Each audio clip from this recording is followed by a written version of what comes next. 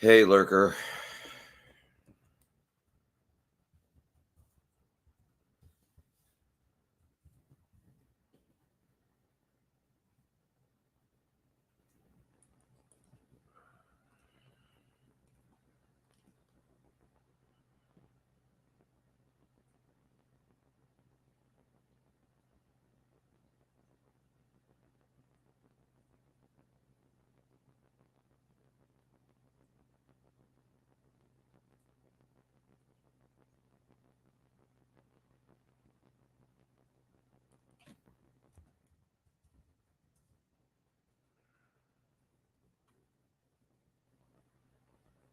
Hey, Ladybug. Morning to you. Oh, you don't know how much I'm stressing.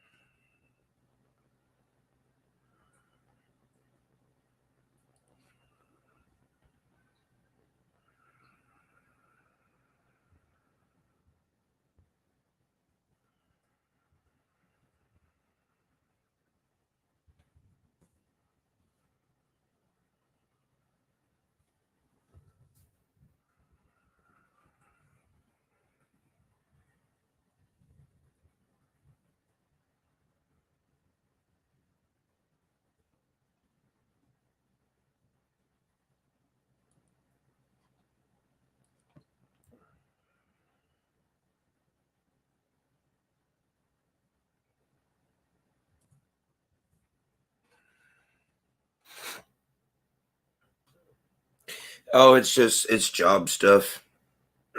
I'm just fed up.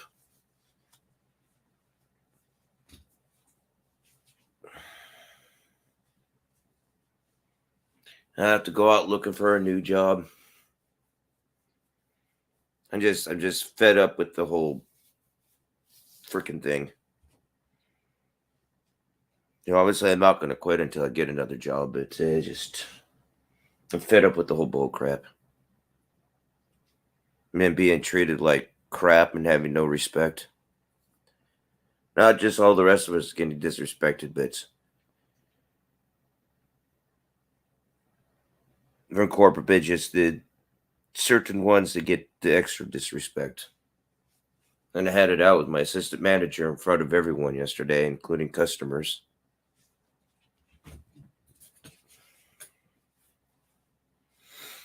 Hey, baby toad.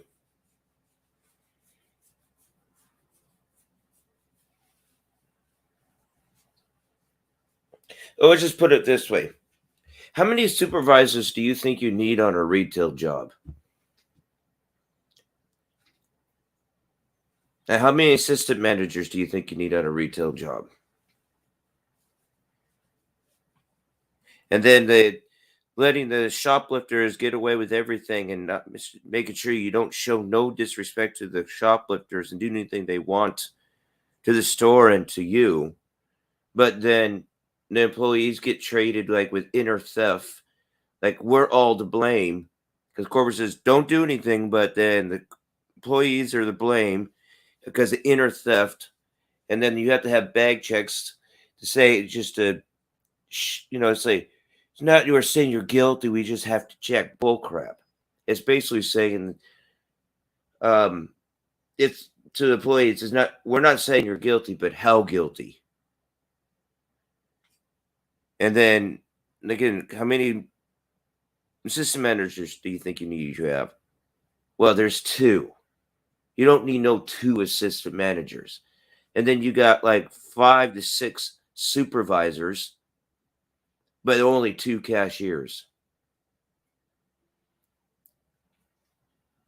And toward the end of closing or whatever, like good 3, 4, whatever, toward out, or just basically after a certain part of the store closes, you only got 2 employees, which you can't keep up with the shoplifters, with the abuse, whatever might go on.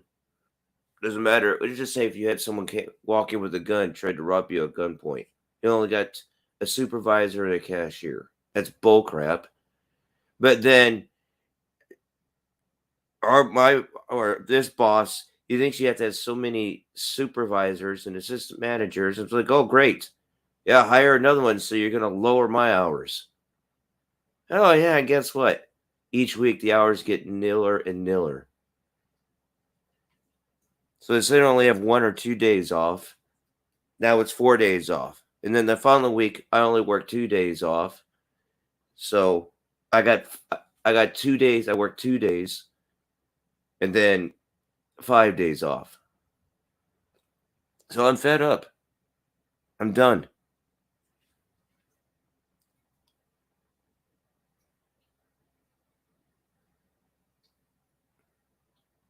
After 3.5 years, and this is the disrespect I get.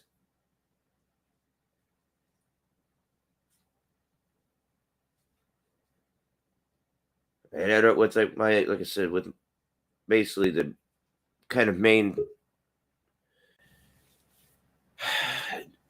assistant manager, and she's not in front of the guest and this and the new person. I said, I don't give a crap. I don't care anymore. And the customer should know the disrespect that is going on around here, what's going on, and how we're being mistreated. Now I only got 2 freaking days. A Sunday, the following week, next week, all I got is a Sunday and a Saturday. That's it. I'm done. And my assistant manager, well, you're going to get this done, that done. It's like, the hell I am. I says, I'll get done what I get done. That's it.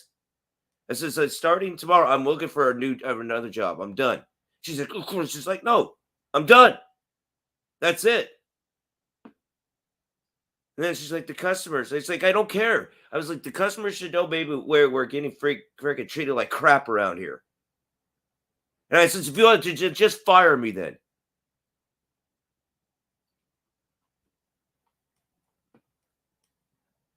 This is bull crap.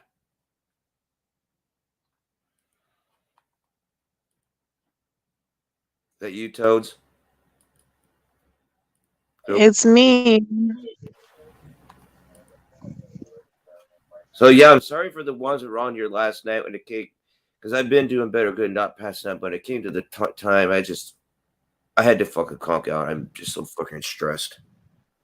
That's fine, Corey. No one's really mad at you for that. But I don't mean, because it's rude. I find it rude, but You are rude all the time. Anyway, what's the difference? I try not to do that, but you're just rude, Corey, all the time. Just that red Corey. I've just been so stressed lately. I don't even know I conk out or pass out until I wake up. I'm like, shit. Yeah, I'll tell you what, because when you eat sugar, it makes you pass out. You had ice cream. Well, that was the night before. I didn't have any ice cream last night. Whatever.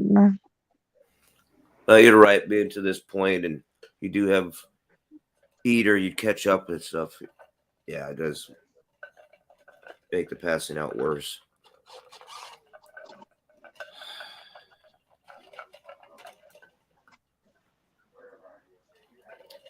I thought it was past beyond this point of this bull crap, but I should have. So wait, what do you want them to do? You want them to give you more days off? No, I want more days. Oh, they're not giving you enough shifts? Hours, more and more. And because every time they hire a new person, I was like, here goes my hours.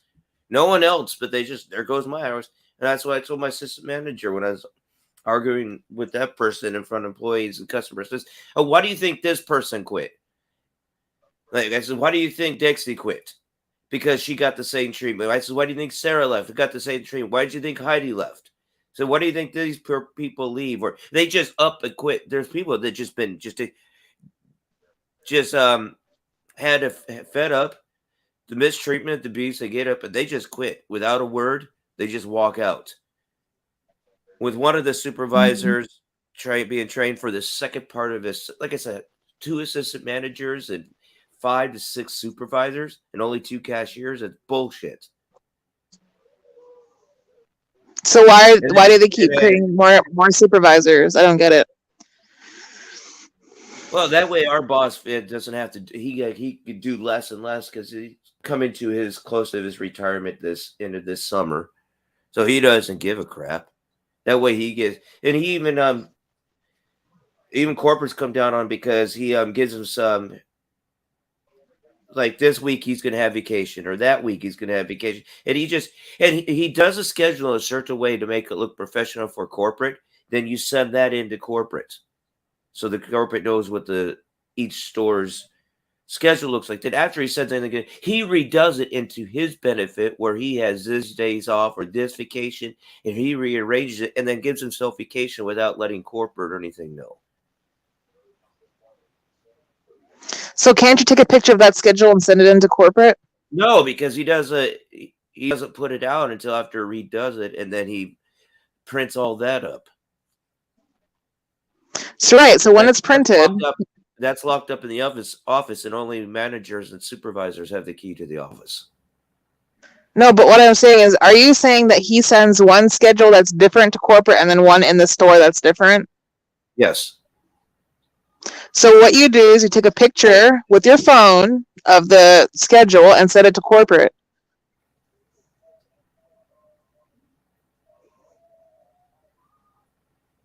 I would have to ask for a fax or whatever.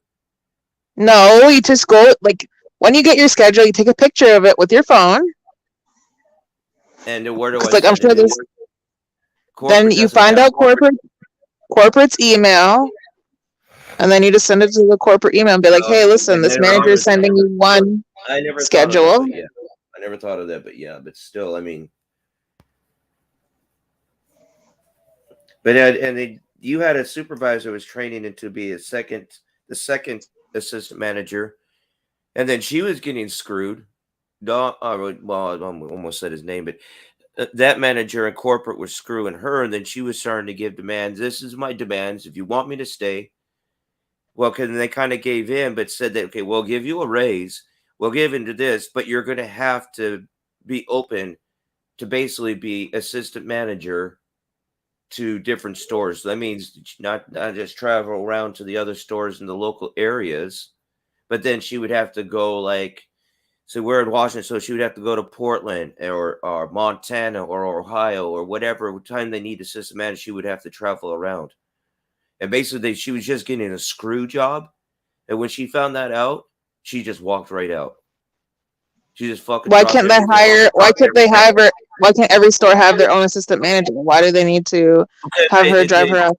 Because this is corporate. They say, okay, we're going to give in your demands, but they put that stipulation knowing that she would quit. So they purposely put that stipulation out knowing she would quit. I said, when I came in the next day and I heard that they told me about it, I told the assistant manager, I says, yeah, why do you think a corporate gave her that stipulation? Because they knew that if they put that up there, she would just walk and quit, because that's what they wanted her to do. They didn't want to fire her, because if they fire her, that she get unemployment. They wanted her to just quit. That way she would not get unemployment. Okay, I got it. Of course, just look for another job and just work there like twice a week. Like, the less you're there, the better. The less you're there, the better it is. Well, no, it's not better on my rent and bills that I have to pay and keep myself. No, well, yeah, once you get another job, the less you're there, the better it is. And then if you don't like your other job, you just pick up more hours there if they want more hours. But that's what I told the because you had a new guy supervisor they just hired. So there's about 6 or 7 now. And because I was like, yeah, that's not even told my boss. So it's so great. Just like you don't have enough supervisors on top of 2 assistant managers, but only 2 cashiers. So now my hours are going to drop. So I get screwed. Of course, the excuse, oh, it's not for punishment. It's for training purposes. Well, my hours shouldn't have to drop because you got the new person to give them more hours for training purpose, because this new person is just a transfer. They work for the same company and at a different store as an assistant manager. They just moved and transferred to this store. Well, they obviously don't need the training hours because I closed with this new person and they're already closing the tills and balancing out the safe. So they don't need training. It's just doing it's just to screw me.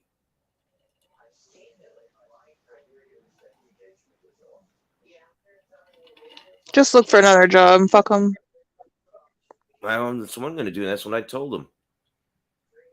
Well, don't tell them. Just do it.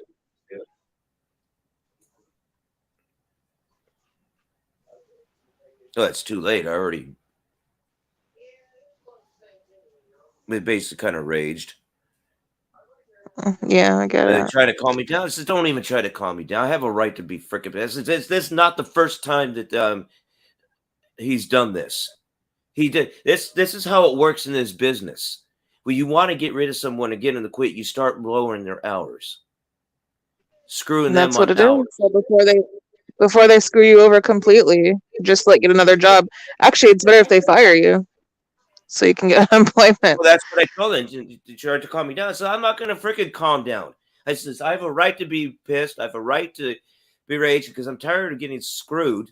I says, what do you think so-and-so quit? This person quit. I said, what do you think Jordan left the way she did? Just got up and walked the screw job that she was getting. And they're just like, well, the guests. We stop with the guessing. They're called customers. And I said, they have a right to know what's going on and how we're getting screwed around here. I said, so don't tell me to calm down, and don't tell me what I need to get done. I'll get done what I get done. And if I don't get it all done, it's not my problem. I said, then just fire me then. I said, where's my final paycheck? They won't give it to you. You cannot just fire me. They want you to leave. My final paycheck. They want you to leave. That's what it is. I'm not going to leave it until I get another job.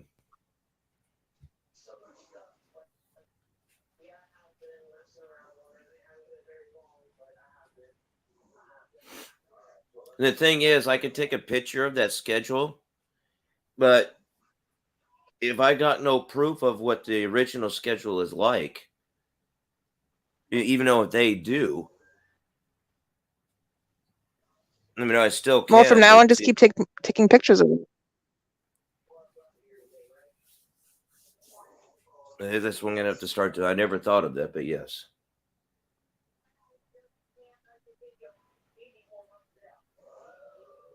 I wasn't even paying attention to chat. Hey, Granny. Derp. Grandmother.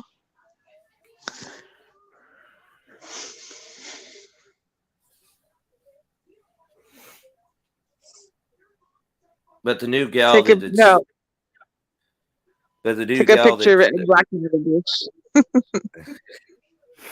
But the new gal there and stuff at closing and stuff, I did apologize to her. I says, I'm sorry, I didn't mean for it to explode on you in front of you like that and stuff, and because you're new and here. But I said, better kind of learn early to what our boss, how he likes to screw people over around here.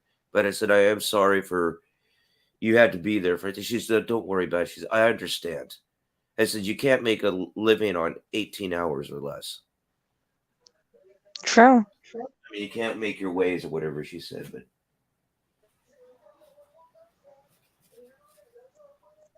true. And the thing is, the longer you're there, the more you should have seniority over the hours. That's actually how it should be. Exactly. The people who've been there the longest get to choose their hours, and then it goes down. It trickles down from there. Oh, it's like this gal. She's been a supervisor there for good 30 or whatever years, and she should have retired. She should have almost 2 years. She should have retired, going on 2 years. but she stays for 2 days a week, closing on 2 days a week, because our boss keeps putting the guilt trip on her not to leave, and not, and she's a sucker enough. She falls for the guilt trips, and she's so freaking stressed out. I mean, her boss is too. He doesn't. Excuse me. He doesn't care how you're feeling or what type of pain you're in or what's going on. You just be there. Like, she up threw her back out once, and she was in so much pain. She was just bent over, her hands on the bottom of her back, and I could hardly move or walk, and puts the guilt trip on there for her to be there. And I was like, I told her, screw it, screw the boss. If you're like that, just call in. Don't even show up. It's like when I first got diagnosed with pancreatitis, you should have saw the freaking pain I was in. Man, even the customer, Corey, you shouldn't be here. You should be in the emergency or in the hospital. I said, yeah, but I was like, that's when I was getting started, and I was trying to prove myself, and there were other complications, and he doesn't care about that, or like, now I got the diabetes. He doesn't give a crap. You can be as shaky as hell, can hardly stand up, and being sick all you want. He doesn't. He just, you should be here. It's like last Friday, I had all this testing and CAT scanning, poke and probing at the hospital, getting this test done, that test done, and I got a text, and he says, "Oh, so and so is out sick. Can you come as soon as possible?" Well, I'm thinking one thing, and knowing this person, they're not sick; they're just hungover. And I says, "No, I told you I'm at the hospital today, getting this test and that test done, and I'm going to get a CAT scan of this. I won't be out until like sometime 5 o'clock this afternoon." Oh, and he's like, "Oh, okay, thanks." And that because I had Friday and Saturday off, and I came in there yesterday, Sunday, and I saw next week's hours, and I only got 2. It's like, you fucking motherfucker. Just because I knew too, because I just couldn't drop in everything and just come in. I said, dude, I told you going to be at the hospital that day. So he doesn't give a crap about the employees or anything. And then if he's in pain or anything else, then, well, he could just take that day off or whatever. And he doesn't do anything because, like I said, he doesn't give a crap because he's retired, I think, toward the end of this summer. But he's always hiding in the office. Always has himself locked in the office and not do anything or doing jack crap. And everyone has to pick up what he's supposed to be doing, or everyone else picks up and has to do for him. What a fucking asshole. Yeah. It's like one of the guys, he's a supervisor, and he got tricked to being a supervisor. He wasn't, when he got hired, he never agreed to it, but he got slid and tricked to being a supervisor. Of course, he's gullible enough, but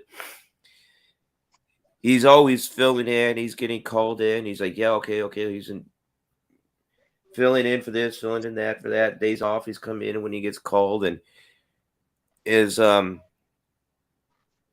daughter or granddaughter or something was going to give birth, and he wanted to be there for that. And he told the other supervisor, and one of the other supervisors, like, no, I got a dinner date, so I can't do it. And then he telling our boss, texting our boss, and our boss says, well, what can I say? You're just going to have to close. You have to just be there. And he want to come in. Bro, I wouldn't show up. I just been like, hey, listen, this is a family emergency. I get the fuck out of here, and then just not show up, and then just deal with the repercussions later.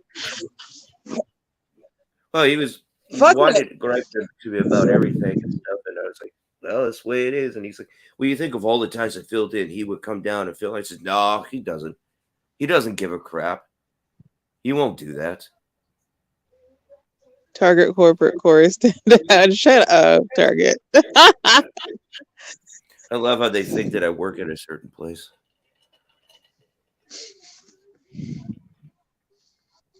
Corey. What? If you just want to take the day off, I would just be like, yo, I'm not coming tomorrow.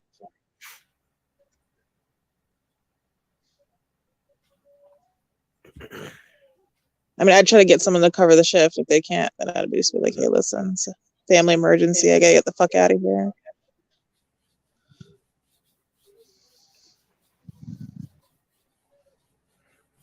But the main assistant manager, she says, well, have you talked to him? She says, before you start doing it, just talk to him. I says, I have. This is not the first or last time he's going to do this. There's nothing to talk about. It's not going to change. Oh, it's for, yeah, I'm sorry. Go ahead. Oh, no, it's just not going to change. There you go. Shut up, Target. He's not going to change until that store's not going to change until that man retires. So I would just like leave the store, work there like 1 day a week. And then when he retires, like try to get more hours with his new management.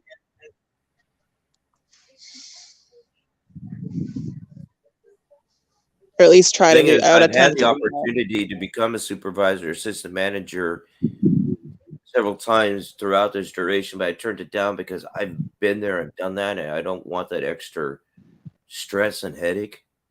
I just give me my hours and position I am. I'm happy where I'm at.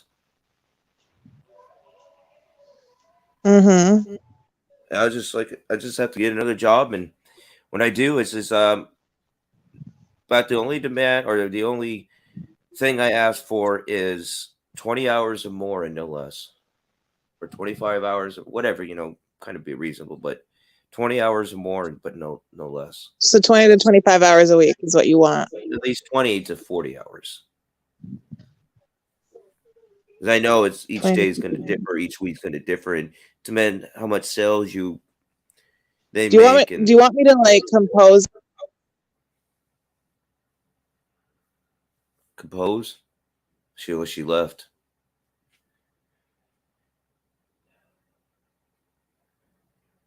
And I know that assistant manager I had it out with, her and I are good. We're on good terms. But there's only so much you can stand. And she doesn't want me to go, but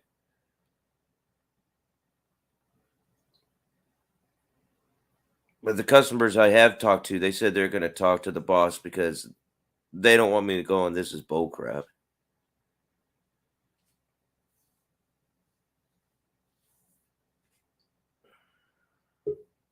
I love how she's like, you want me to go?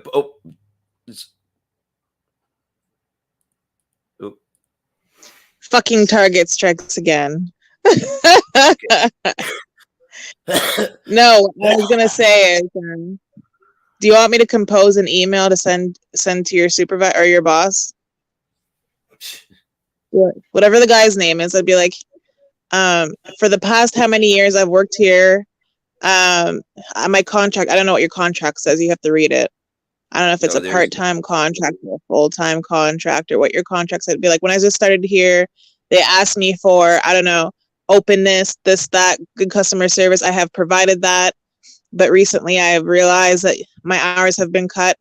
I started here having this many hours and throughout blah, blah, blah in whatever year. And then now I have this many hours and I'm expecting these many hours. Is it possible for you to give me consistent hours of like 20 hours to whatever hours a week? Blah, blah, blah, blah. We could do that. Sure. And you could email it to him.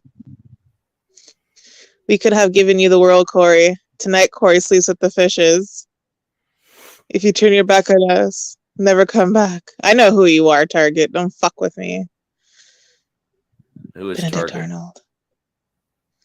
I have a feeling I know who Target is. Who is it? I just have a feeling. I don't know 100%, but I have a feeling I know who it is. Fuck off, Target. Get lost. Well, then put it in private chat who you think it is. Nah, that's okay. I have to see more. Well, still put in the private chat who you think it is now. No, I'm not doing that. I never release who my trolls are or who the trolls are. I see how you are. Well, I can't pin it 100%. I don't accuse people of anything if I don't know 100%. You're not accusing. You're just putting who you think it is. Corey, this is not about me right now. This is about you, okay, honey bunny? Ooh, honey bunny. Yes. Ribbit. That's not a bunny. That's a fucking frog, you retard. I know. That's not fun anymore. You just ruined the whole thing. Yeah, I was giving my inner ribbit. Being called honey bunny.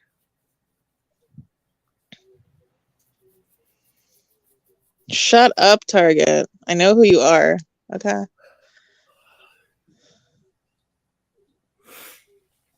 I could work. Try to maybe go where my buddy's working, because where he was The working. Car wash guy. Yeah, he finally quit the car wash because corporate and the stress there is getting even worse where I am right now. And after, I mean, God, he's been there for years upon years. He was a manager, became assistant manager, then because he couldn't handle the stress of a manager anymore. But he's working a place, I think, like 4. Target, I know who you are. Shut up. Yeah, he's like working early evening. Oh, so basically it's like a swing shift, like early evening to early mornings, help unloading trucks. I could probably go work with him, but then I could only do so much certain weight limit because of my shoulders. Well, you'll get stronger though. Yeah, but it's also I have to look in with my shoulder issues with dislocation of shoulders. Yeah. You're not 18 anymore, Corey. You're getting older. But you'll get stronger too, though. Thing is, that means the time if I would do that job, that means no more night casting. That's Probably hardly any okay. more casting. I'm just going to be wanting to sleep all day anyway. That's fine.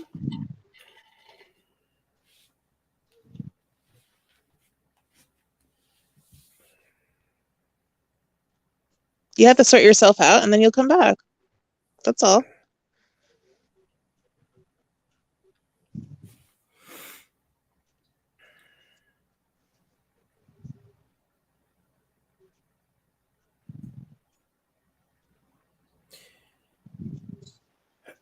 Like I said, I'm not going to quit until I get another job. I'm not going to be, I might be an idiot, but I'm not dumb. Well, here's what you do. Is we'll write the email and maybe it'll change, maybe it won't, but if you do get fired or whatever, then you can show it to the unemployment office and be like, hey, listen, here's the email where I sent it to this guy that's been working there, and he didn't really care, and they weren't giving me a lot of hours, and I got frustrated because I've been there for, I don't know, let's say 2 or 3 years. And I tried to explain to them calmly my frustrations, and they fired me because they didn't want to give me the hours. But at least you have proof that you're trying to get the hours and that you're not trying to, like, feed off the system.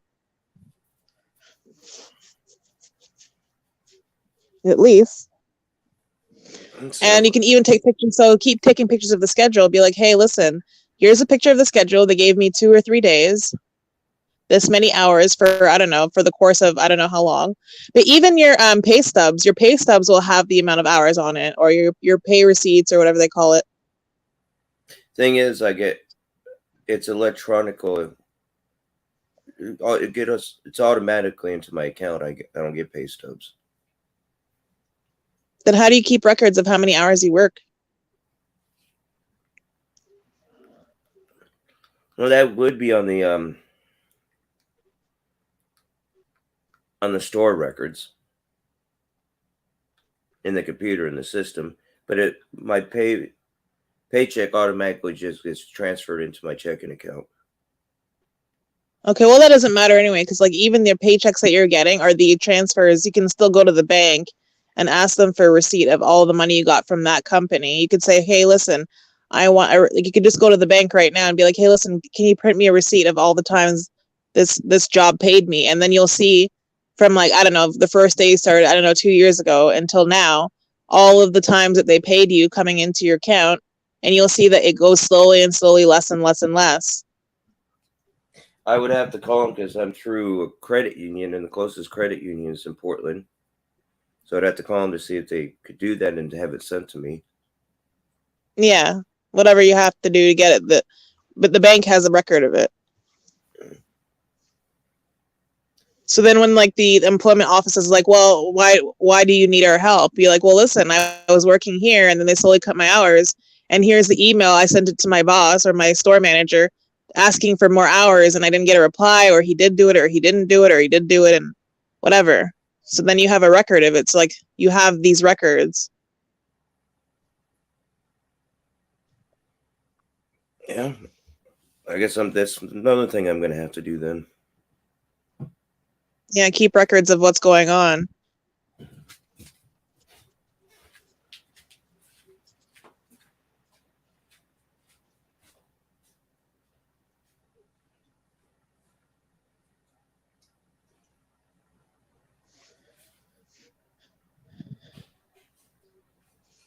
Dun dun dun dun dun.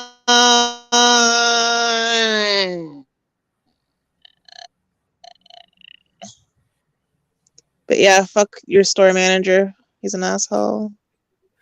Fuck you, Target Corporate. 10% off all women's wear is gone. Forget it. How did I? Stupid Target Corporate.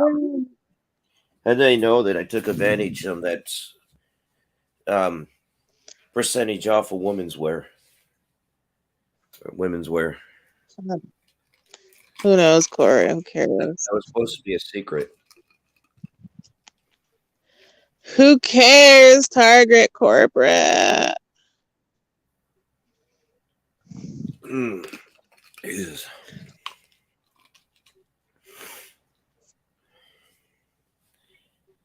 So put in private chat who you think it is. No, because it ruins the fun of it.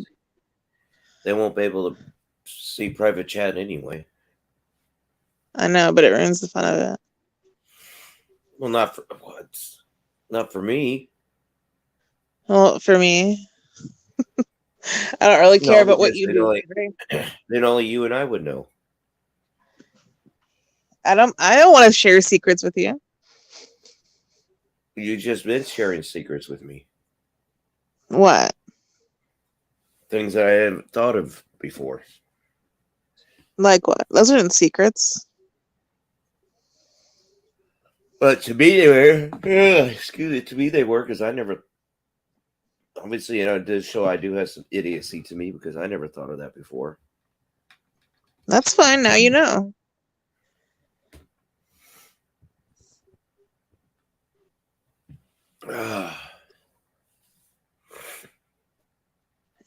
They're great. And allergies and eyes burning, so much fun. Just dunk your hand in the toilet, it'll fix it. Well, then I would be flushed. There you go. See, it fixes it. Ha ha. But I prefer a full house. Oh, you do? Yeah. I can help you out with that. What the fuck? What do you mean? What are you trying to say? We can help. I can help make a full house. How?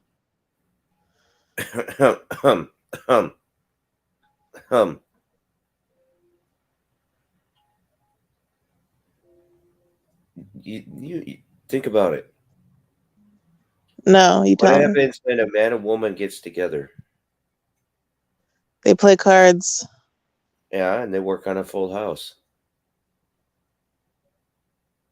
You don't get it. You're too stupid. You don't get it. You don't get it. We can listen to the Garth Brooks song, "Working on a Full House." No, I'm not listening to anything.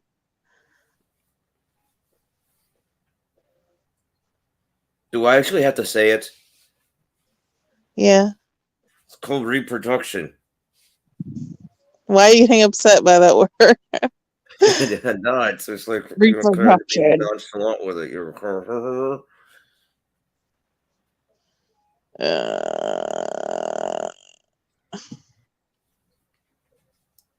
We could breed like rabbits. Yeah. And we could pretend that we're Mexican and breed like rabbits. Ew, Corey, don't be racist. What? That's very racist of you. Wait. And what are the Duggars? The Duggars are white. What is it? Fucking 18 and counting? Like, what the fuck? What? Dungers? The Duggar, like, you know those people that are like Mormon and they keep having kids? Oh, crickets? Oh my gosh, never mind. I was gonna say, how is rabbits being racist?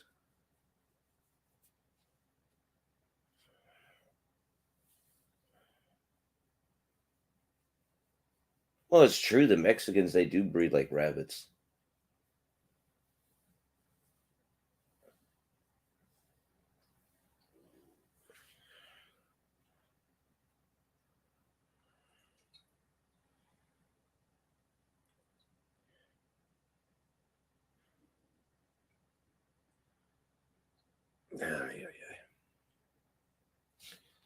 My eyes won't stop burning.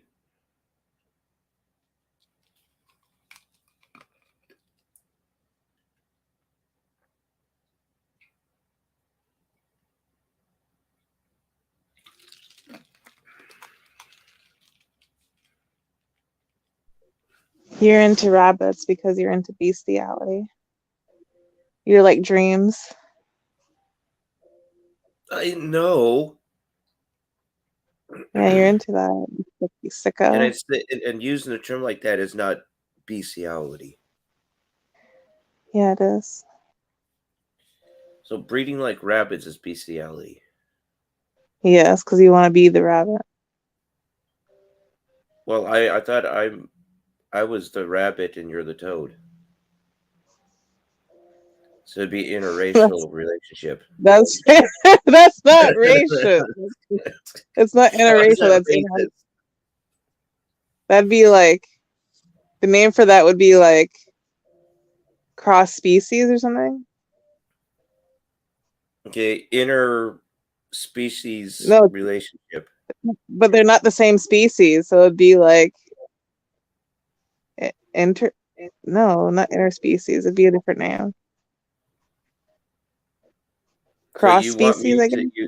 So I be the frog, you be the toad, and then my oh shit, now I forgot what my train of thought. Oh fuck. I just ruined the whole thing. You're old. You're old. Yes. Okay. It's okay. So you don't want my tadpoles go swimming into you? That's not really how it works. The female, she lays the eggs, and then the male, he just like squirts his sperm that looks like fog on top of the eggs.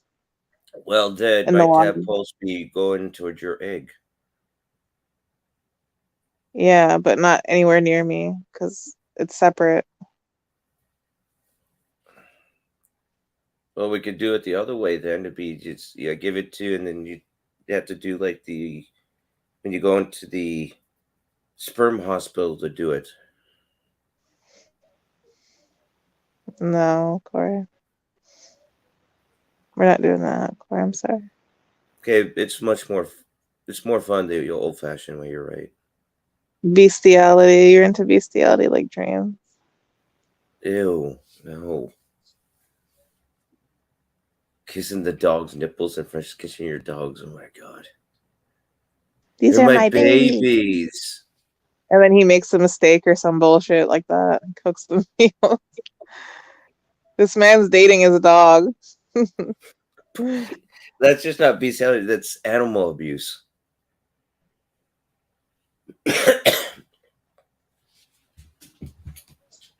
He doesn't know when he does that on cam, he can actually be reported for animal abuse.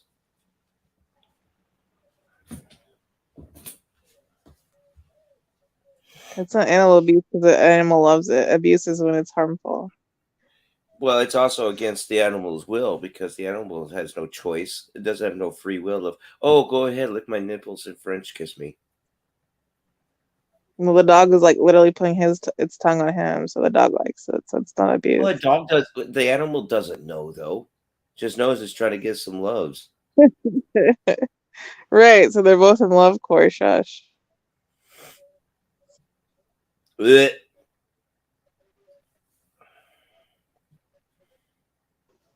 Hey, listen, I'm not saying it's right. Oh no, I guess it might be. It would be better than. God, even the thoughts of it is disgusting enough. Yeah, I'm having trouble getting it out of my mouth. French kissing crimson. You Still, leave that leaves a bitter taste. That leaves a bitter taste. It's just wrong. You leave crim out of this. That's no meth shaming. It's my crim.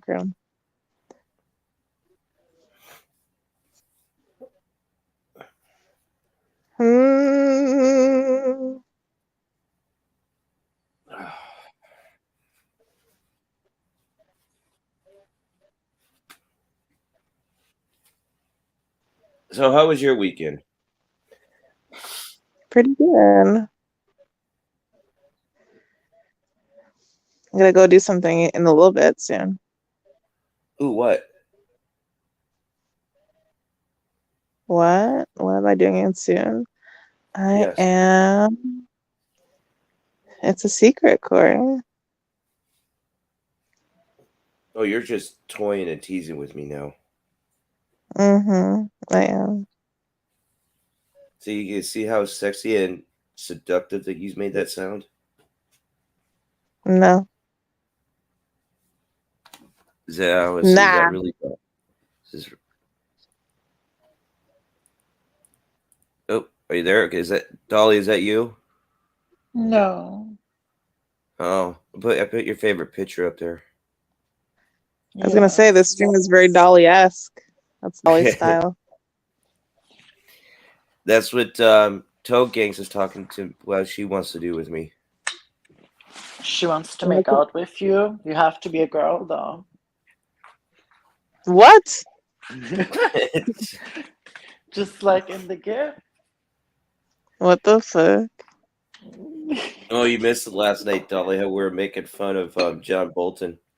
I was playing the clips when you guys were there, and the tour through John Bolton's place, and how much bad and the hardship that it is, and the poor cats. John Bolton. Cats looking at the camera like, "Help me! Help me!" Oh well. That railing of the stairs. I mean, it's not like he looks like a Texas Chainsaw Massacre house in that place. But the railing of the stairs, why does it look like it's made out of bones? It's your bones, Corey. It's like it's not just a small railing up and down those stairs. But it looks very brittle. Like you really don't want to lean against it because you would just fall down the stairs. You try to lean against it, you'd fall up the stairs. And like brittle bones.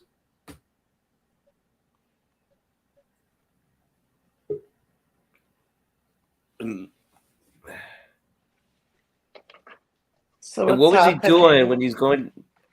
Just him with his shirt off is just too much too. That freaking gut, Jesus! Did you get turned on, Corey? No.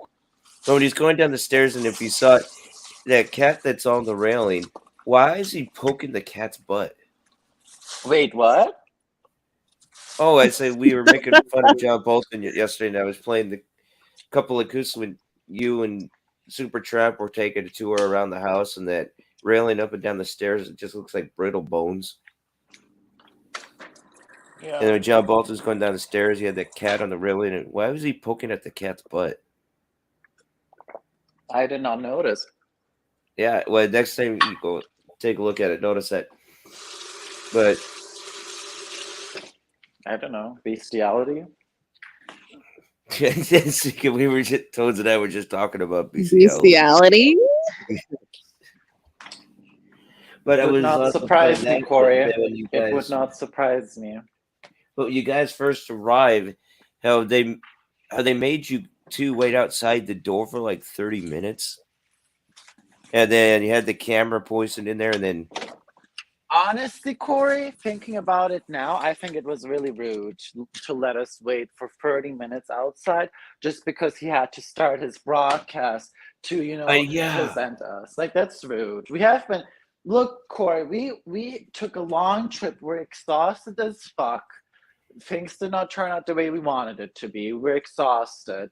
And then to make us wait, I don't know. Like, that's just my opinion. Exactly. I pointed that out too, and then Dad take the camera, put him through the window, and they're messing around with Musa and hit. Oh, wait, I put up on pause in the close up of Musa and his teeth.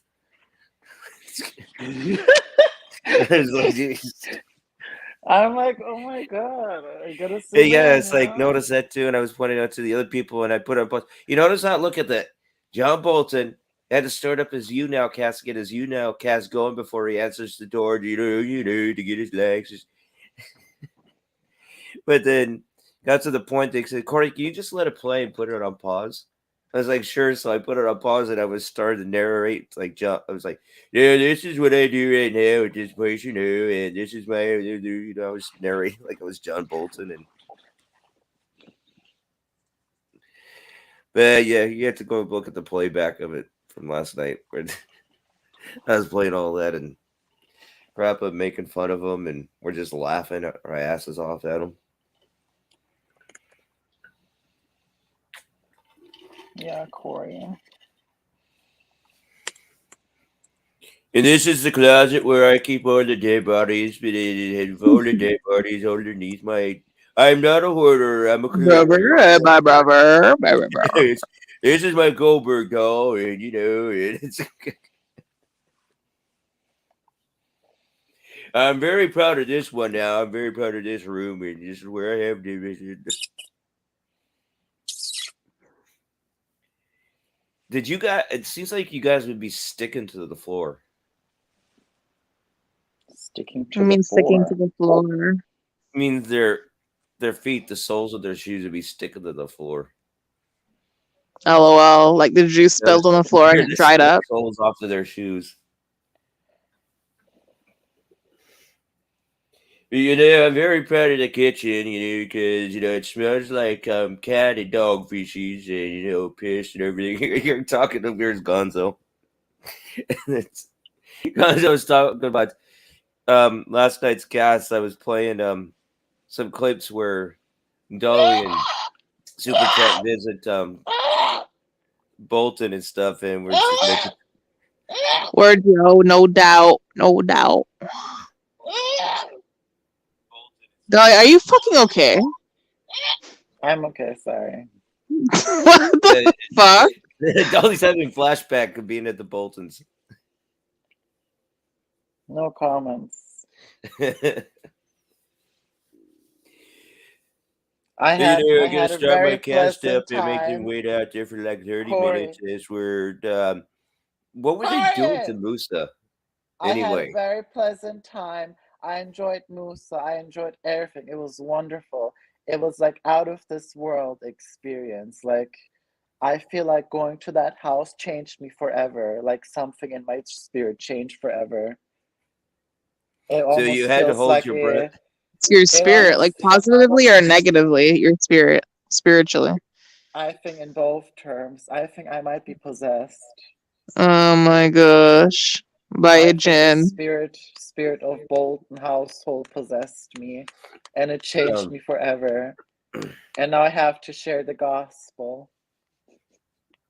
So you can, obviously we know that you can hold your breath for a very long time. I didn't need to hold my breath. I was wearing my hazmat suit, but then they made us take it out. Take it off. You need like a World War II gas mask. And I love how proud that how was Lori in her witchcraft? Yeah, off camera, Lori showed us her witchcraft stuff. And I love how when she's just very proud of her bed bug bites on her arms.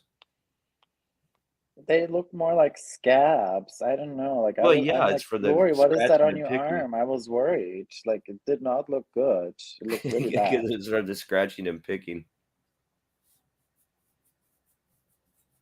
Ouch. Like thinking about it makes me itch already. Like, girl, what is that? Put some lotion on it. It's okay, though. I just spray everything down with bed bug spray, and we just sleep with the dead bed bugs and all that chemicals. Corey, it reminds me. Jay, we saw like a hornet nest, and then JB started poking on it. I think we got it on camera. JB started poking on it, and one of the hornets bit JB or stung JB on his finger or so, and he used the hornet poison to clean off his wound. Like what the fuck? It's okay. I got hornet chemicals to spray. I just spray right off. It's fine. And I'm like, what the fuck, JB? it's like, I think Supertramp has said something about that. You won't hear nothing from Supertramp.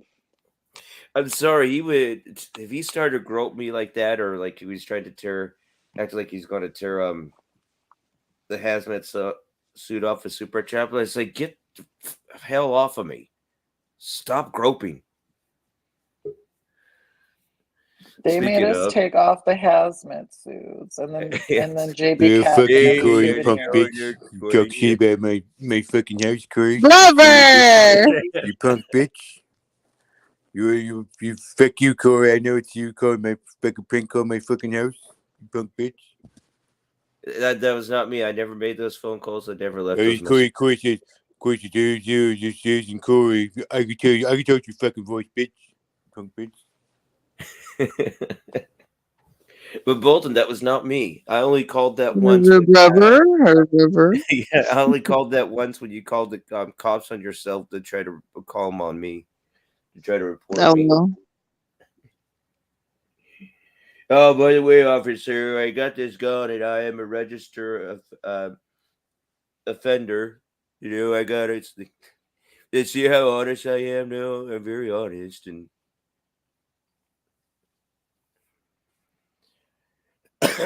remind me, Dolly, you and Tramp ever make it up this way? You come up and knock into my door.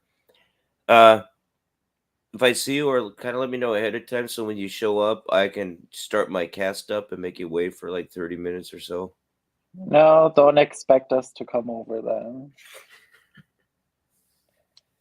Hell no. Not again.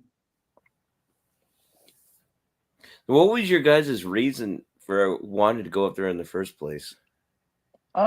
It was Trampy's idea, and he's like, yeah, I'm going to JB. I'm like, yeah, I want to come with, and it might be a good time to come out to JB. So we decided to go, and yeah, it was mainly Tramp's idea. I may have to ask Tramp, what was your motive of wanting to have that idea? That is a good question for him to ask.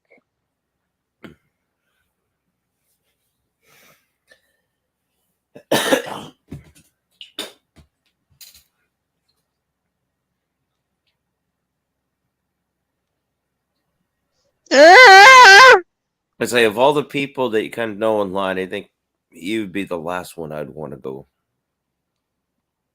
up and see.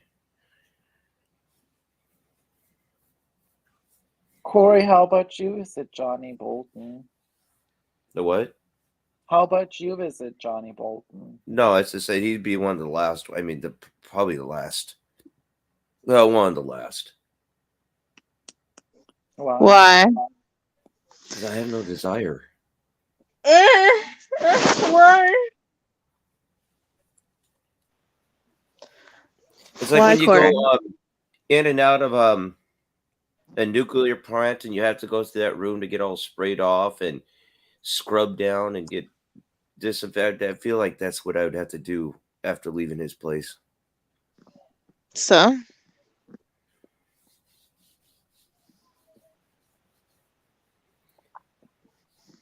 I think it was the movie. Trying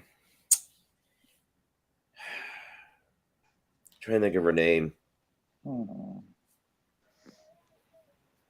Shit, what is her name? She played in Kramer versus Kramer and Devil Wears Prada and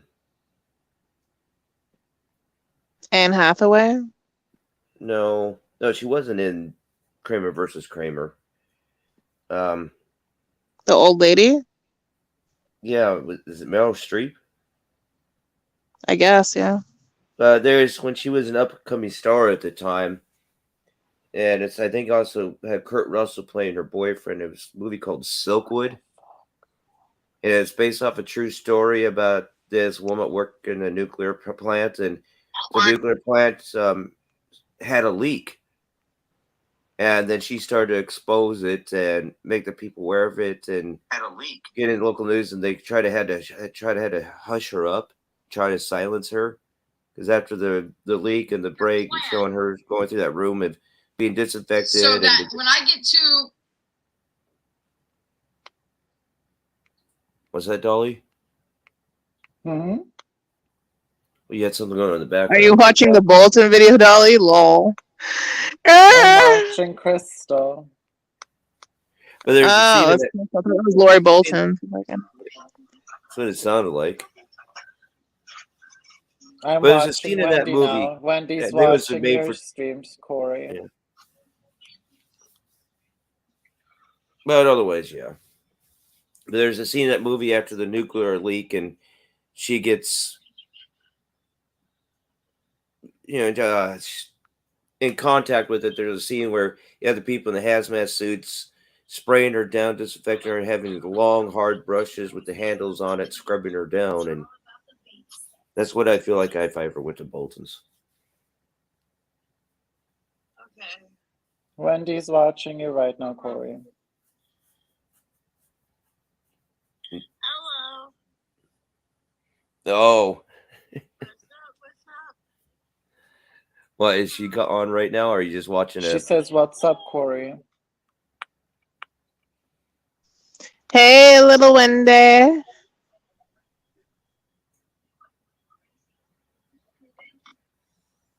Is she live now, or is that a past broadcast? She's live right now. Hello, Wendy. She looks very mad. Oh yeah. Look who her new best friend is. You've made her really upset, Corey, for some reason. Dolly? Now she wants me to join her broadcast. Yeah, but look who her new best friend is. That always a grumpy face.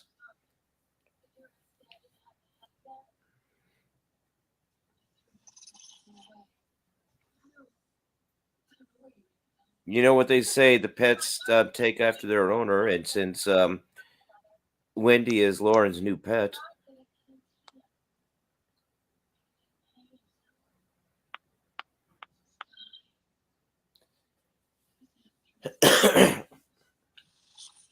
But I still want to know why that railing on this, and the steps look like they're so steep, and that railing is so small. It looks like it's a dollhouse type of thing. That's what I like.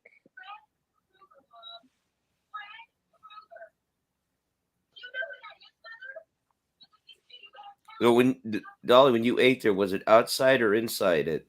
Do they actually have a kitchen table? We ate outside. I was gonna say I don't think there's no way you could eat inside. JB offered me some chicken wings, and I'm like, oh, I'm good. I was already full at that time, so. And we had nice steak outside, which was really funny. And let me guess, it's probably pretty cheap ass gristly fatty steak. No, it was fresh steak. It was really fresh. We got it from the meat market. So it wasn't the type of steak, the more you chew, the bigger it gets in your mouth? It was very fresh. Yeah, I know Corey. the way that sounded, but okay. It was very fresh. It was really good. It was outstanding. JB put in very unique spices on it that come from rare places of the world. So he just took whatever Yeah. grease and shavings off the floor and the counters and used it as spices and seasoning. It comes from very unique places, exotic places in the world. Oh, I bet it does.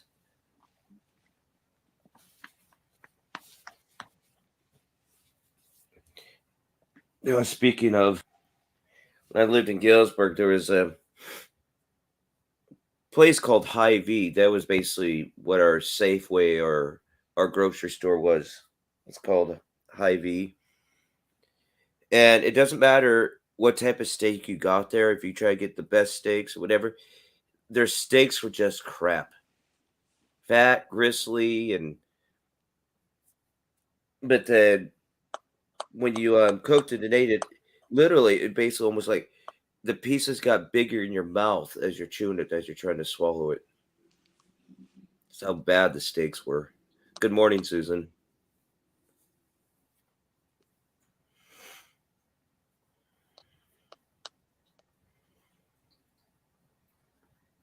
What part is Susan throwing up? I'm talking about John Bolton's place. Or very exotic, rare meats that John Bolton serves.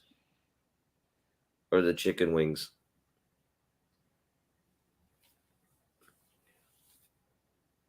And let me guess, did John Bolton barbecue with his shirt off?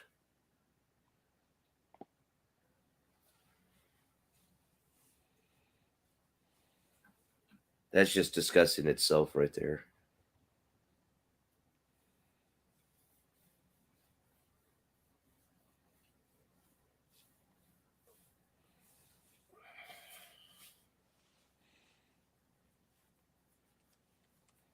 You don't have work today, Corey?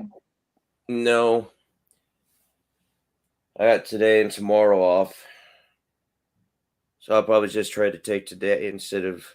Actually, I should go out, do some job searching, but I'll probably just take today and just try to relax and just gather things and be cool because I got to go out. Because I got a follow up appointment with my doctor tomorrow afternoon, so I might as well just do everything tomorrow. Mm-hmm. Why are you looking for a new job? I've had enough of this place. After 3.5 years and the disrespect and the bull crap and the slapping in the face that you get. Yeah. Like I said, the longer you're there, the more you think that you have seniority and you shouldn't be getting pushed back on hours.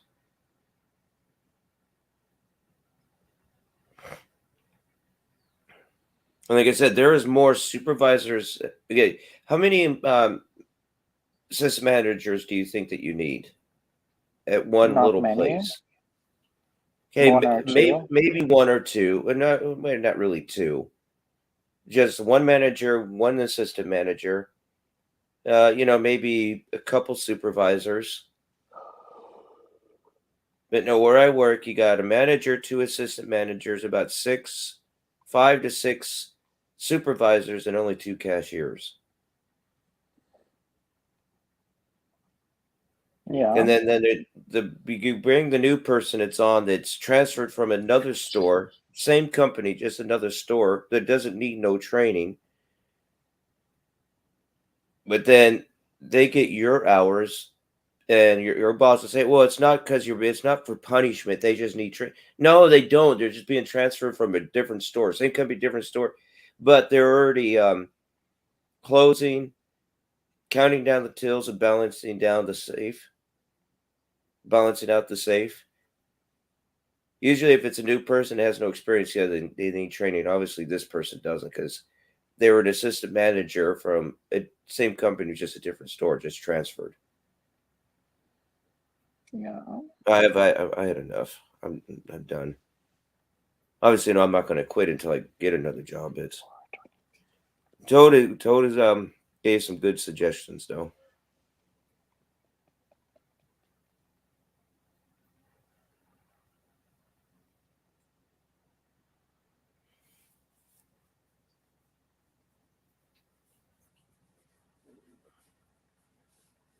But no, I just basically had it out yesterday. And the assistant manager that I had it out with, we really get along. We click.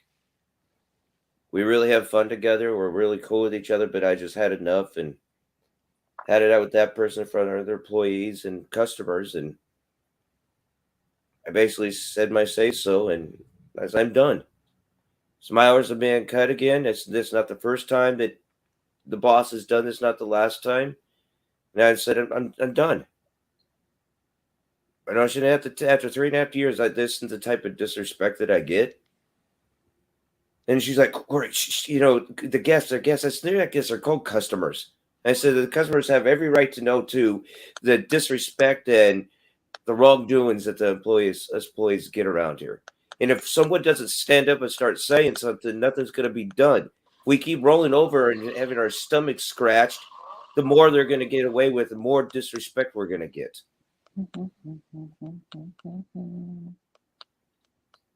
And then, of course, some stuff needed to be done, and of course, you're going to get this done. You're going to get that done. I said, no, because I'm good at getting shit done. Once I get going, I get shit done. I get more shit done there than I do in my own place. And I says, no. I says, I'll get done with what I get done with. No, you're going to get this and that. I says, no. I says, I'm done. I'm fed up. I'll get done with what I get done. If I don't, it's not my problem. You deal with it. Why should I have to work my ass off when I've already had proven myself? I've been here 3.5 years, and then I keep getting screwed over. That's like, I never said fuck that, but I said basically that's what I said.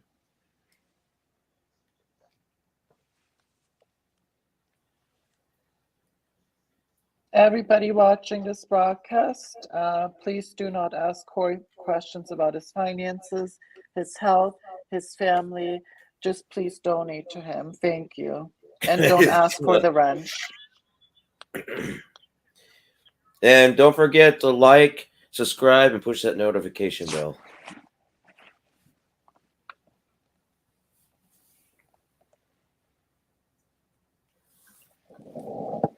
Also donate to Corey's Cash App. Yes. Scat Fun, Corey. Corey, you like scat fun.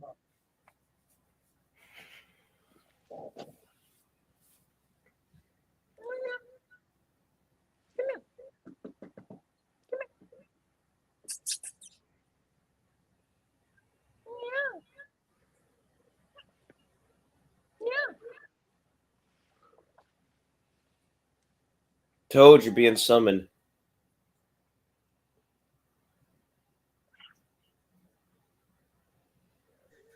Who am I being summoned by? Dolly. Hey, darling. Dolly's going. Hey, Meow. Susie. Meow. Meow. Aw.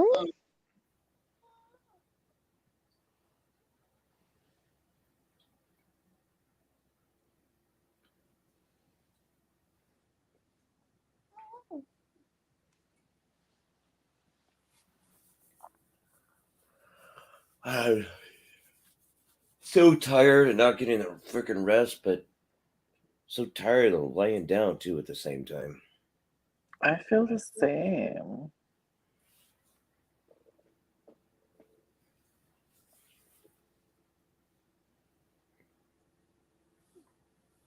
And stress rest and stress sleep is not the same because you just wake up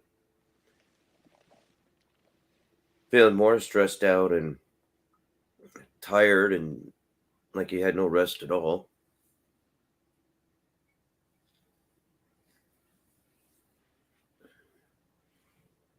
Hey, Ladybug. Good morning. And your eyes are burning constantly, and that doesn't help.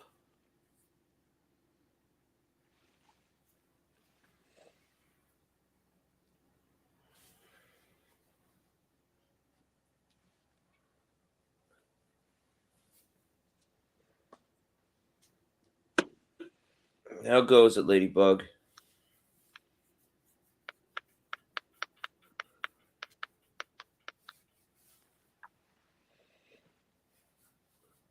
Okay, Toads, you really gotta keep it down over there and stop jabbering because you're just going off and talking a little too much.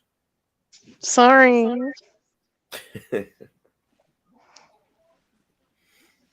Corey is so stupid and dumb.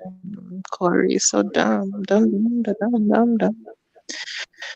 Well, how about Dumb, dumb, what happened to me being a little bunny rabbit? That was one time.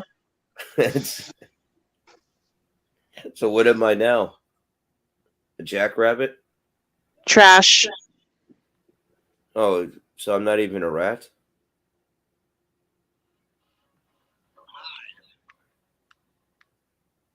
Am I the good trash or the trash you just throw away? Or am I the trash that you want to hoard?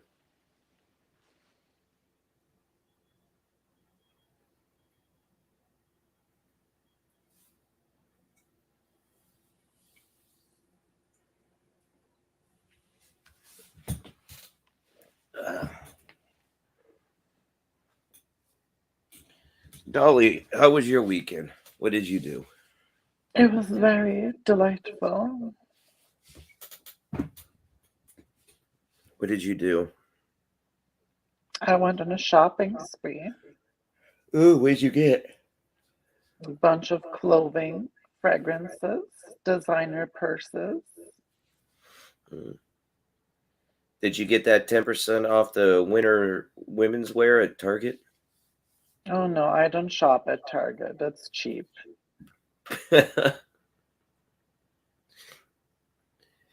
So I guess if that's where I work, you're calling me cheap.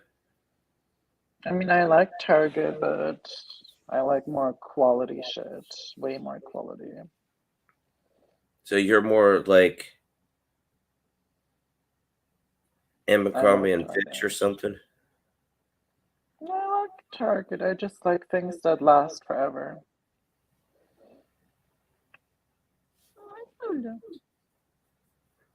So you're more of a Gucci person? Yes, sir. So you're paying high prices for a brand name?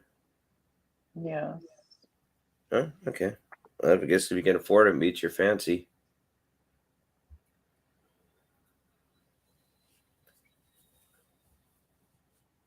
Ladybug is so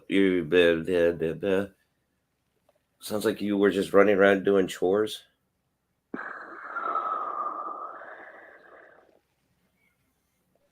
George. I bought my favorite fragrance yesterday. Ooh, what's that? Not telling because people might copy me. Nobody's gonna copy you, Dolly. Like, who the fuck do you think you are? Yeah. Huh? People copy me. Stop. Okay, Jen. Who's copying? Yeah. Because I'm gonna want to copy you, Dolly.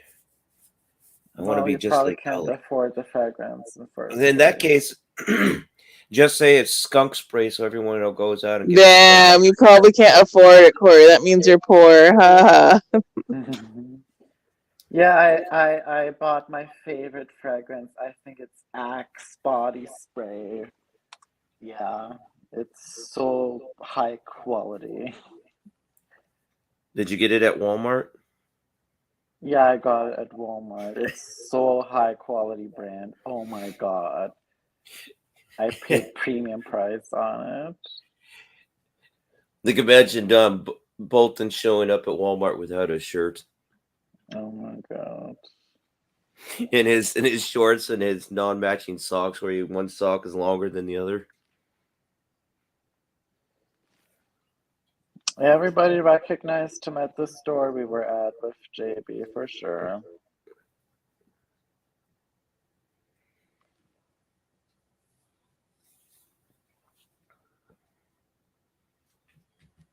He was the celebrity of the town. Everybody knew him. That's what you guys you were saying before. And John Bolton's he probably has his head so high and cocky because he actually probably does believe he's the celebrity of his town. Everybody knew him. They're like, oh, Bolton. He's the town mayor. Mhm. Yeah, well, he's built for it. You know, this is what I did do. I promised this community this, and this is what I want to do, the changes, and and I was on Dr. Phil and stuff. I approve this message.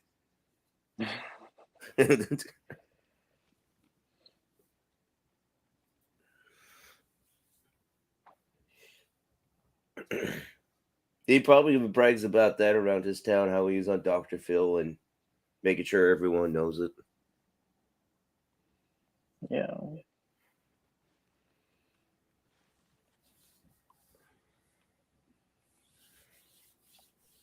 I'm not gonna let this debate be dictated by facts. I'm rich.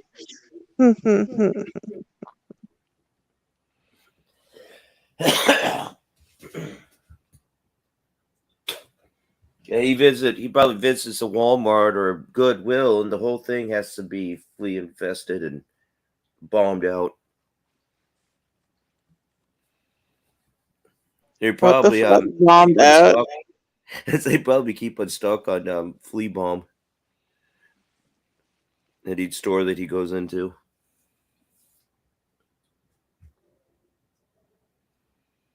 Is that true, Dolly? You only buy made in Taiwan? No, I only buy made in China. It's the best quality ever. It's made in China. I buy It comes only at from Walmart. China. Walmart has high quality clothing, okay? It's high It's the quality highest quality designer. Chinese clothing you can get. It's designer.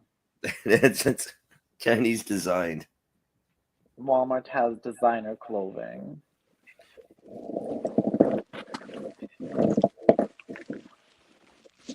Only rich people shop at Walmart.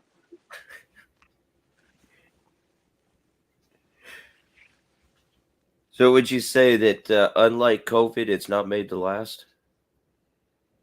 It lasts forever.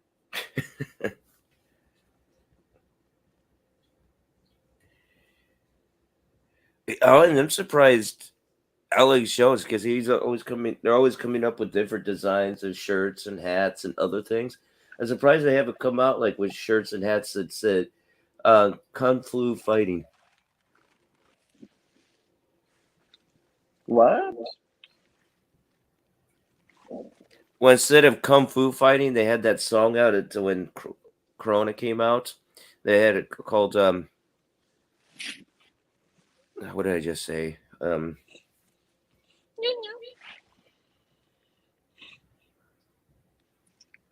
Shit, now I lost track.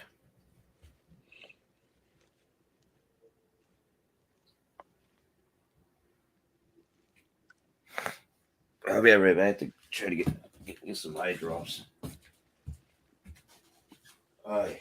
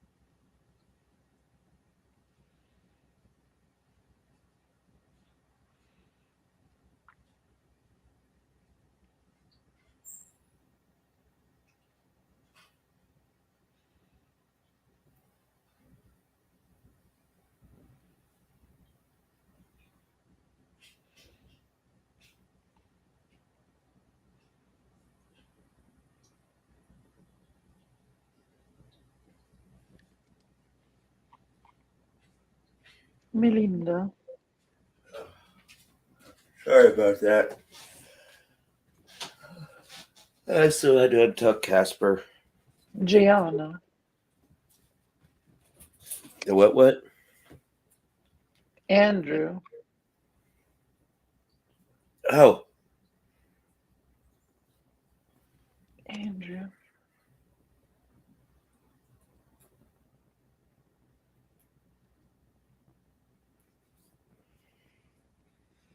okay. You know your allergies are really bad when eye drops sting. That's what they're supposed to do. Oh, my allergies right now this year is freaking ridiculous. Yeah.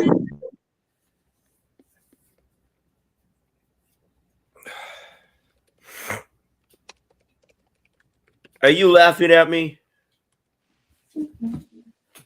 They're all gonna laugh at you. all gonna laugh at you. Now, do you prefer the original on that or the remake, or have you not seen both? Whereas there's more than I one prefer remake. the times you get laughed at, Corey. There's been a few remakes before this last one. Basically, you got that one. You got Carrie 2, The Rage, which is basically a remake. It's supposed to be just Carrie's half sister because after brings that the father left, and that's why the mother becomes so bitter and Bible thumper and stuff, and then of course that power of kinesis there is supposed to be passed on through the father's side, and that's another reason that the mother becomes so wacko. But yeah, the Rage 2 or Carrie Rage 2, Carrie 2 Rage, whatever. Supposed to be Carrie's half sister, so it's supposed to be same father, just a different mother, and basically it's a remake. That's what it is. They just call it part 2. 23. Then you had a TV version, which is okay, little different take on it. And then you had the theatrical version remake.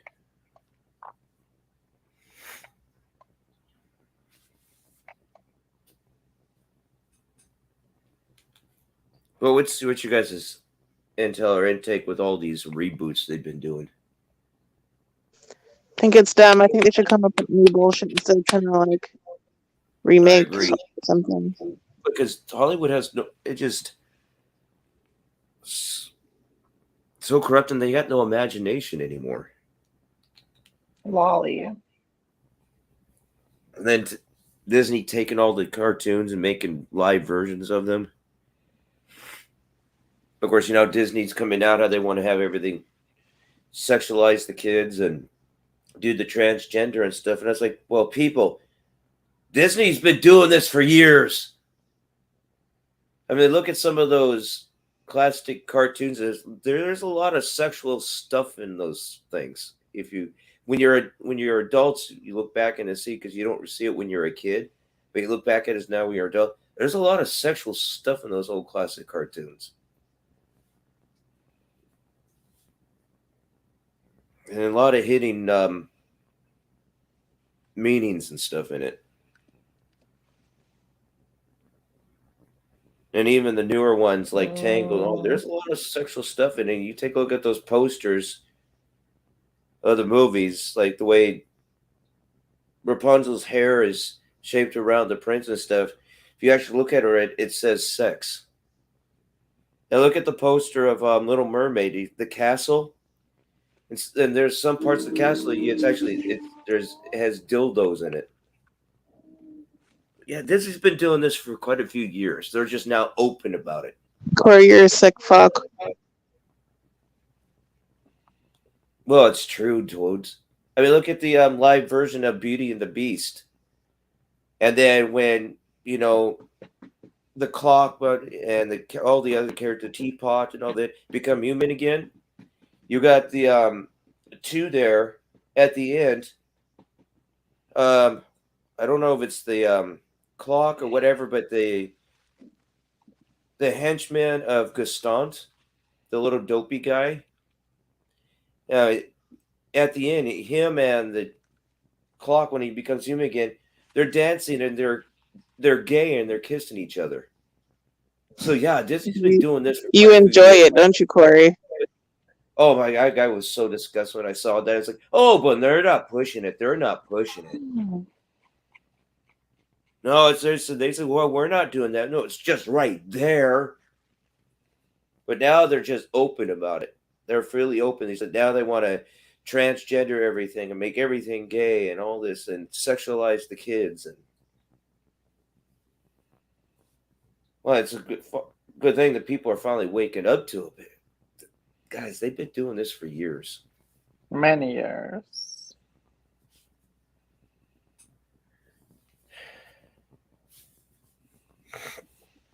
I forget which. I don't know if it's of a short cartoon or one of Disney's, animated movies. But there's like this. You have this squirrel taking this. I don't know if it's like a sock, and this turtle on its back, and using the stomach of the turtle like a washboard, and the water in this sock, and the turtle's. It's like a 69 position, and the turtle's taking the sock of the water and using the turtle's stomach as a washboard, but it actually looks like the squirrel is giving the turtle a blowjob, and the turtle is laughing and giggling, and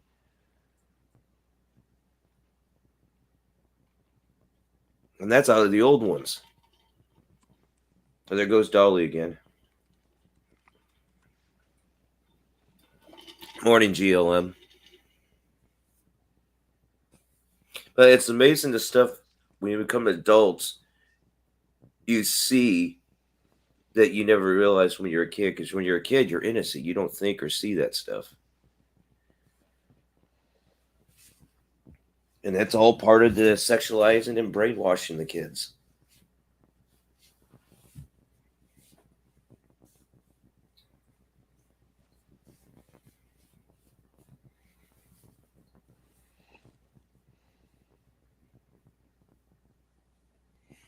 I remember my Hillary years ago was going around preaching that, telling the people that they're not your kids, they're our kids.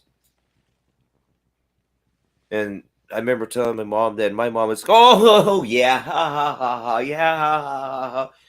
Well, look what they're doing now.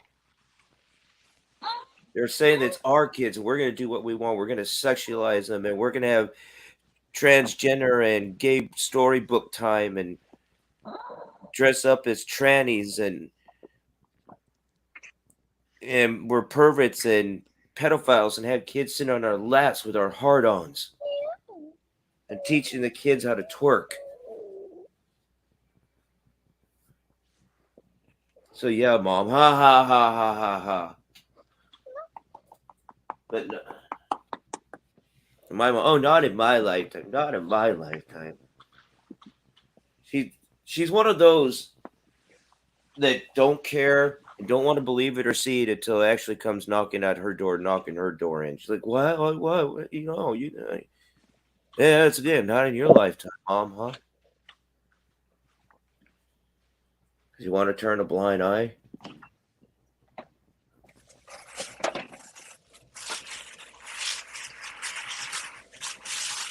Eyes wide shut.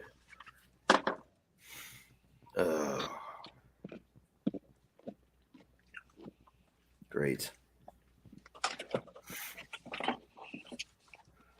Life is tough, Corey. And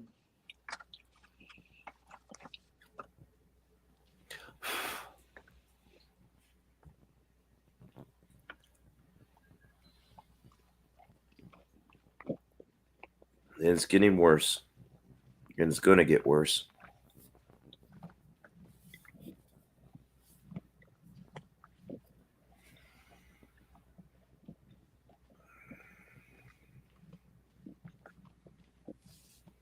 Fruta Mafia wants to turn to Brown Eye.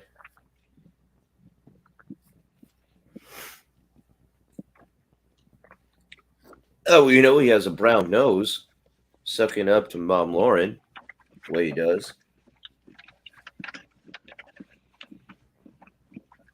And Wendy, her nose is even browner. Whose nose? Wendy's. No. Yeah, the way she sucks up to Lauren more than Mafia does.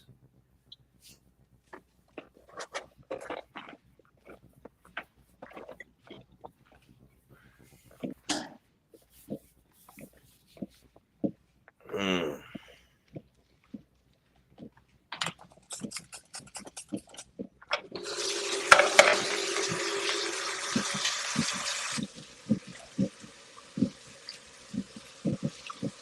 What are you making over there? I'm washing my hands. No, sounds like you were washing and or cutting something up.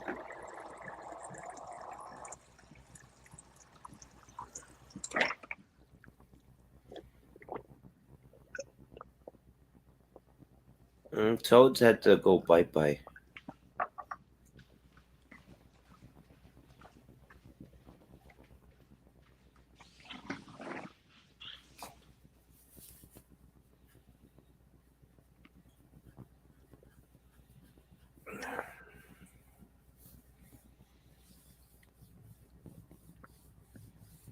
Okay, this is going to be a fun morning.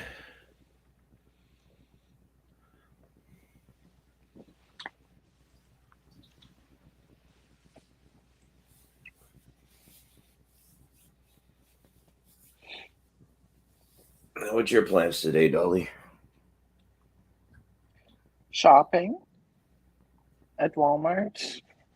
Yeah, I'm going to Walmart. Designer purses, designer clothing.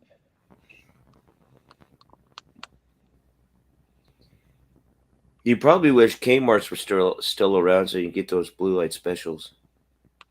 Yes, I don't even need specials. I'm so rich. I'm just buying them. Designer clothing at Walmart.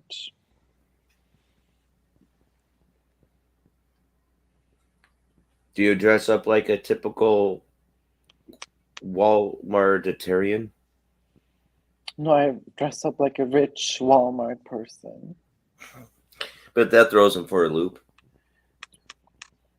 Walmart people are rich.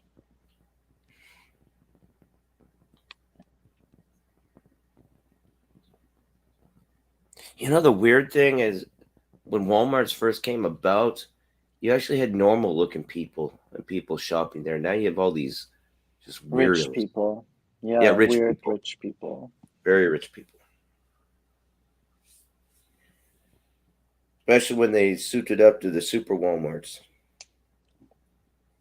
And Sam's Club. Hmm. Sam Clubs is only for VIPs, though. Yeah.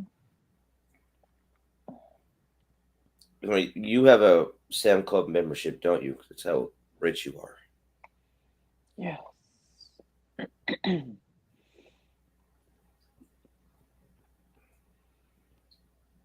Like you're so rich, you have a Costco membership. Yes. You can go around and shop at Costco and stream it live like Crystal does.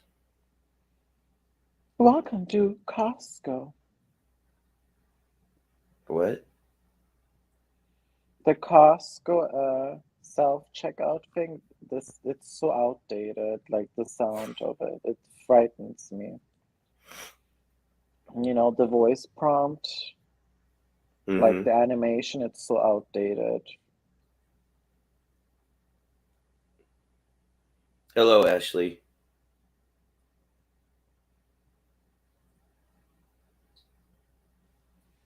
Yeah, Welcome Ashley, to Costco. Ashley, I'm sorry for passing out. I mean, when I get to that point, I got to get in the habit of just shutting it all down. But I just get to those points, I can't help it anymore. There's times I don't even know I'm I'm kind of aware, but I don't even know I fully pass out that way until I wake up. I'm like, oh crap, I did it again.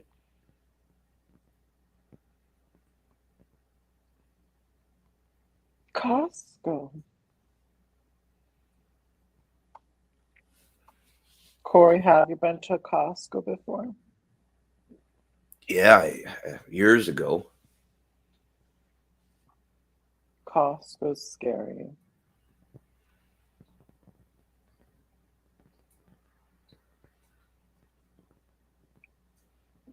Sure,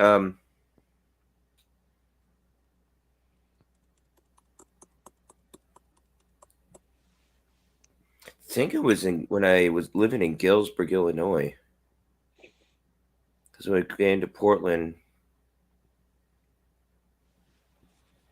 no, maybe it was also Portland. My dad got his membership, and then I finally signed myself up for one. But I just can't. Well, I never kept up with it. Yeah. Oh. Hey, G Wiz. Good morning. Not my type.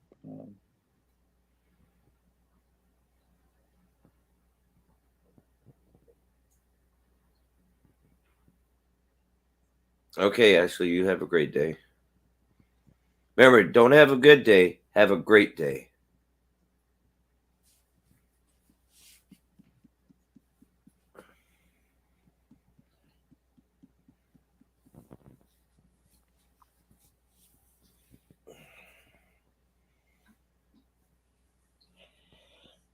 Oh, and I need to pass more gas. Or go poops or something. Mm-hmm.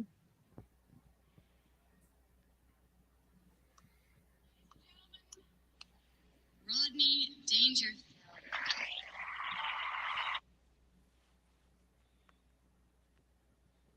What was that? Nothing.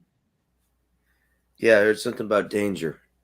And it's a great story, although I never got all the way finished Oh, through it's the story Crystal? because I told her if we're going to do this on air, I don't want to know the story ahead of time. I want to hear the story for the first time as you're telling me that because I want to be able to react authentically. And she said, okay. So I asked her about it today, and she mentioned something. She has a boat. Who is she talking to? Before I get into this story about the boat, Are you watching a replay or live? When people say, then they don't get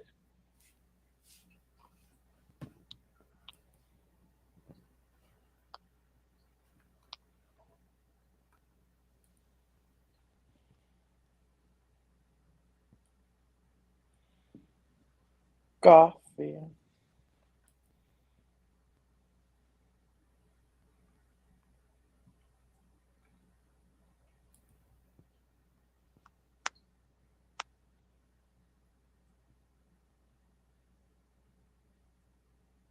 So the thing about Crystal, when she gets on, she can talk.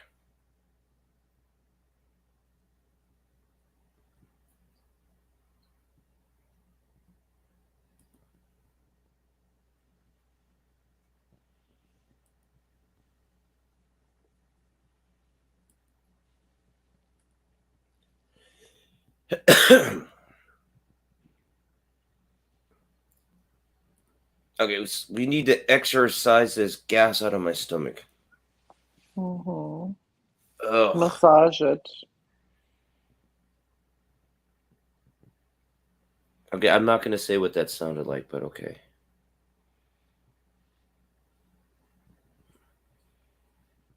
Krista would know a thing or two about massaging it.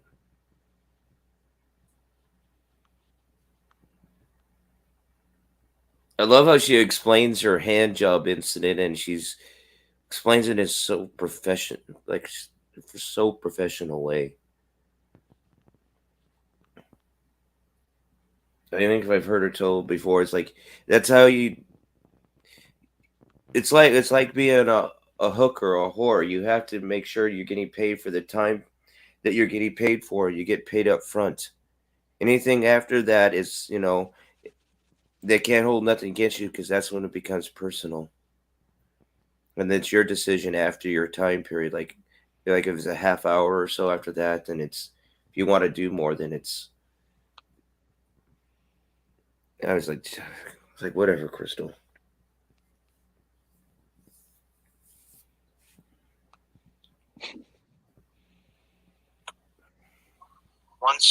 Once they find Once they what?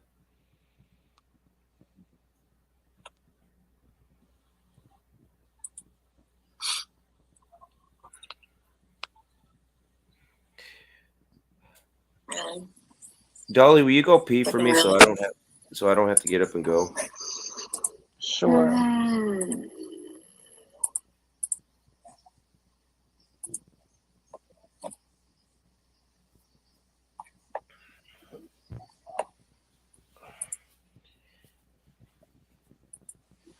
The boy has some freaking issue, y'all. I mean, some mother issue. That's Crimson.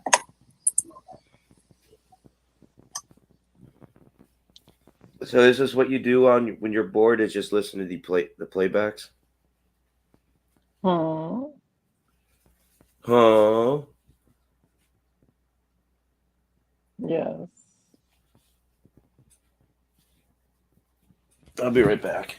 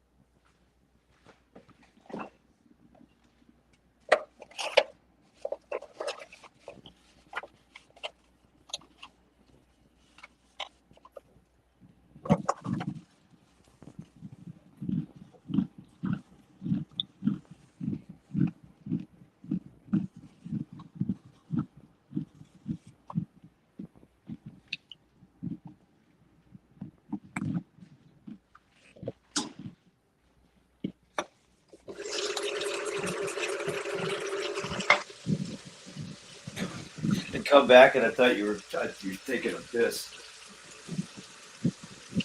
I was like, Yeah. Dolly. Oh, fur.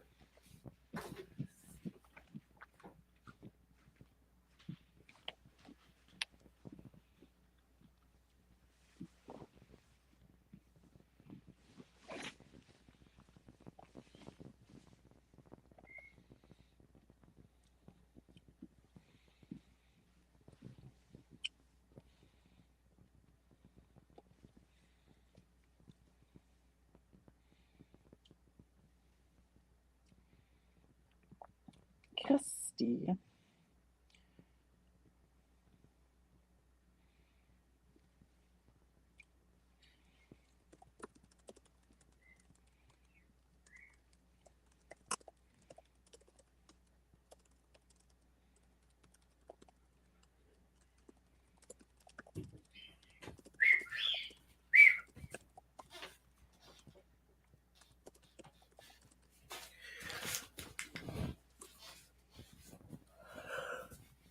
Hey, good gosh.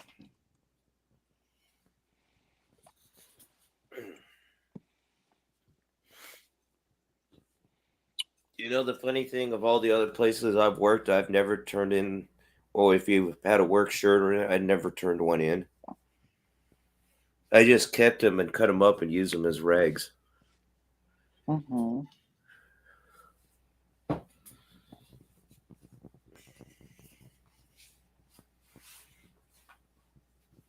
But like, what are they gonna do? Fire me? Yeah, Corey. It's like I don't work for you people anymore.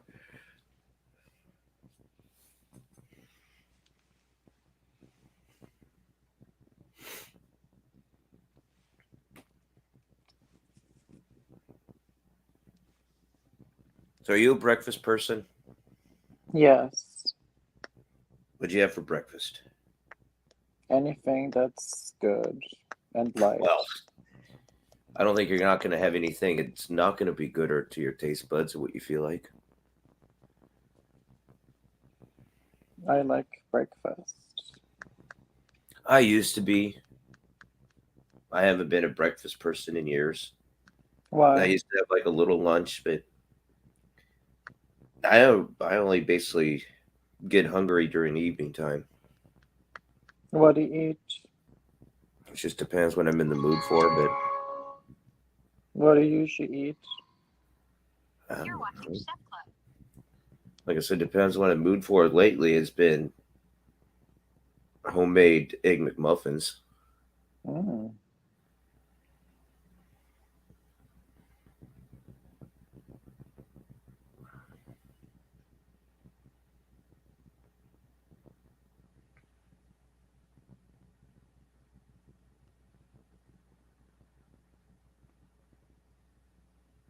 I need to start well, if I can and afford it, start carrying more fruits. If I do need something in the morning, it has to be something light, very light. Mm-hmm.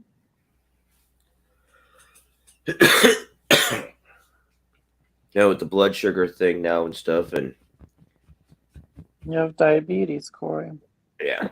But if it's higher than it should be and stuff, then you can't eat, even though if you are hungry, you can't. And then when it comes to the time that you can eat and if you're hungry, then that's all you want to do is just eat because you're so hungry. But then you can't because you have to watch how much you eat.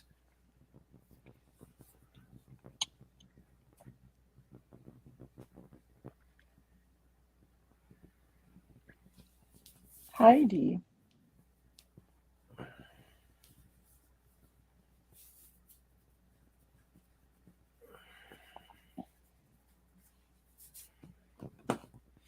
So have you seen that new Batman movie? No. It's okay. Basically, it seems I like it's only a watch prequel. This Community. That's my movie. Which one? This Community. Oh, This is my movie night. Daily entertainment by dumb fucks. it's okay. I thought there was too much like of a carbon copy of the Christian Bale Batman. But I was like, why doesn't he have the trinkets and the toys and other things? And then it kind of was dawning on me as I was watching it. Have you seen that the series Gotham? Yeah. Well, the way that ends, it kind of picks up where that one leaves off, but it's basically also a prequel to the Christian Bale Batman ones because instead of him swinging around and going around the city, they finally bring out the Batmobile, his Bat bike. But it's kind of like a prequel to that because he's not advanced. Batman's not advanced in that as the other ones. So it's basically him getting his start on his vigilante, his crime fighting. And it does along the way, he shows some of the mistakes that he makes because he's learning as he's going too at the same time. And then toward the end, he realizes that he needs to upgrade and up his crime fighting style. Good night, Corey. What? Good night, Corey. You're going Betty by? I need to go shopping. Why is that good night? I don't know. Okay, take us shopping with you. Yeah. Once again, everybody watching this broadcast, be sure to subscribe to Corey. Do not ask him any personal questions about his finances, his health, and his family. Just donate to him and everything will be okay. Thank you. Yes, push that like button, subscribe, and push that notification bell. But yeah, in this Batman movie, they have him with the camera angles and lightings to make him have him looking like the Christian Bale, like a younger version in the bat suit. And he talks like Christian Bale when he's Batman. So I was like, oh, it's just like, basically it's picking up where Gotham left off, but it's a prequel to the other Batmans, because that's basically when he's kind of just getting along and getting started, and he's learning it as he's going. And so it's when Bruce Wayne is obviously younger and kind of getting it up and going. But it was okay.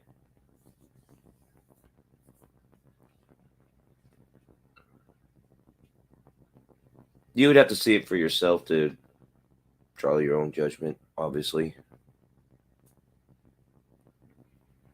I'm thinking that there's supposed to be another version of a Batman coming out.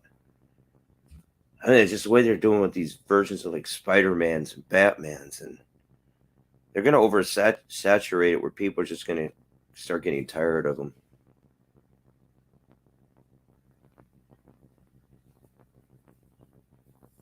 Like I said, I mean, I could kind of give you my opinion and insight. It's okay. I'm not going to say it's great. I'm not going to say it's bad. You just have to draw your own conclusion.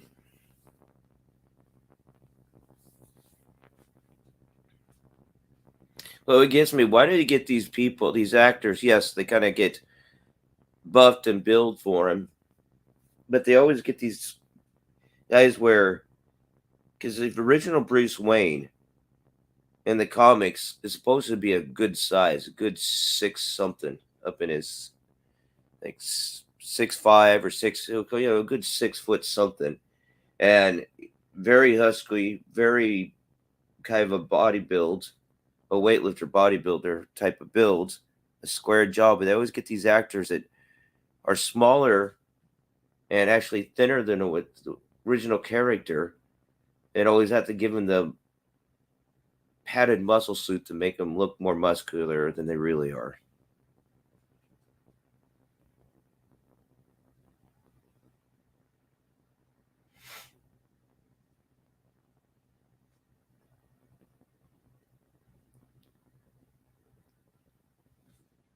And I think they're basically done with the Robin character. I don't think you'll ever see them bringing out Robin ever again.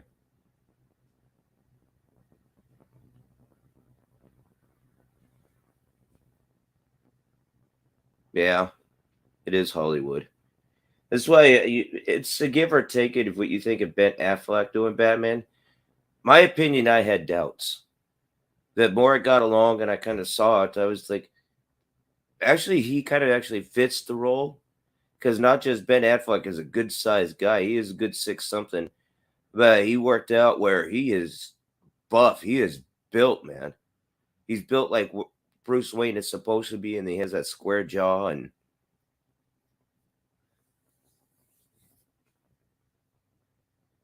I think the design of the bat suit is a little better than the others.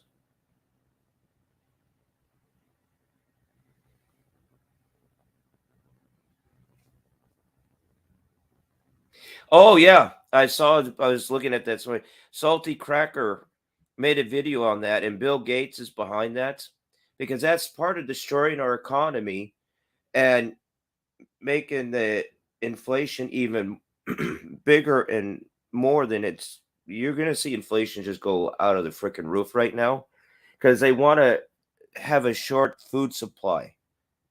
They don't want to have people have food, because the more they do this, the more control they have over people, the more control over the food, destroying the farms and the food factories. Now people are going to be going to the government to be for the see the government loves the corrupt government loves doing the chaos and the destruction, and then they come in as the saviors, and then we have to depend on them. Then that way they get more control over us, and of course we're going to allow it, and we're going to go to them for Soylent Green.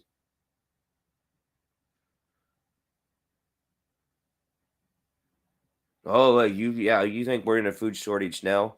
Maybe it's a good thing where I have myself pretty well. I only eat one meal a day. I've been like that for years. I'm not a breakfast person, not really a lunch person. I basically just eat whatever during the evening, and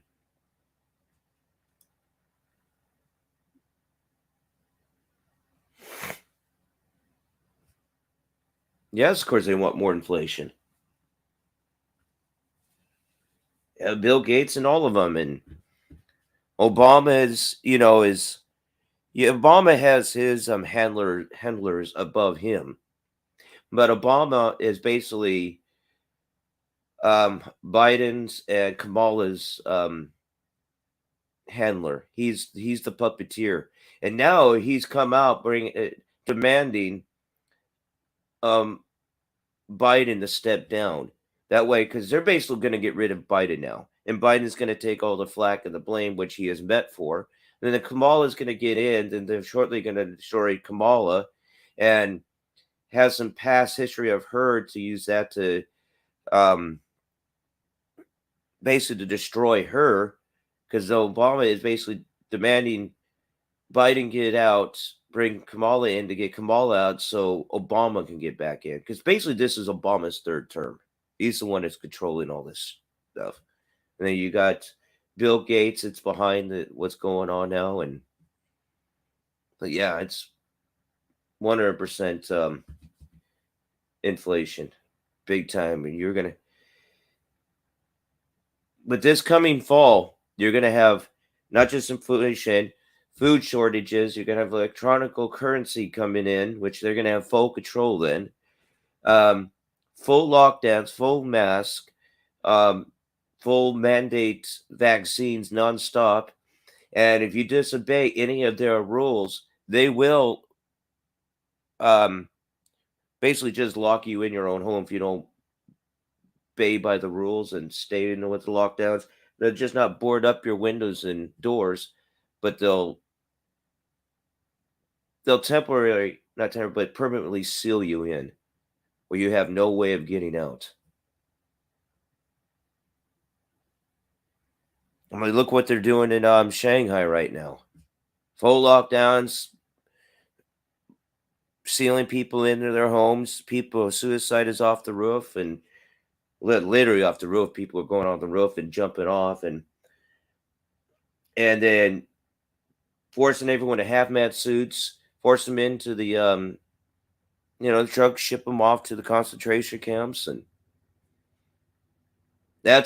you don't think that's coming, yeah? Just because you say we're America, look what's been going on. That the first 2 years was just the first wave. That was just the test run. Well, if we still have a chance, but we need to stand up now and be more vigilant than ever. Speaking of, there's a big military helicopter going above me.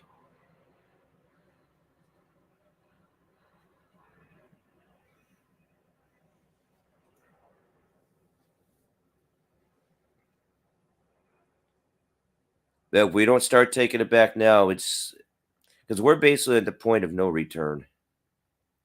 We still have a chance, but that's getting very nil. There's a lot of waking up, but we need the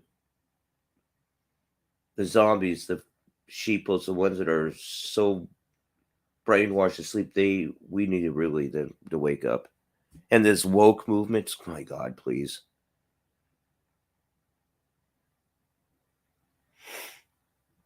First was the Me Too movement, and then this movement and that movement. Now they changed the wording around to woke.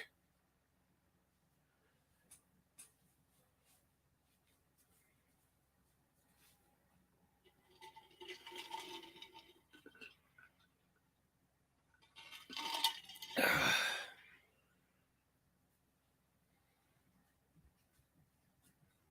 you do have some people standing up. If you guys don't know who Tina Forty is, she's very popular and she's running against AOC to get AOC out there. And you got other Republicans and people standing up and trying to take the local stand in their local areas in their community, or try to take some spots in the Senate. And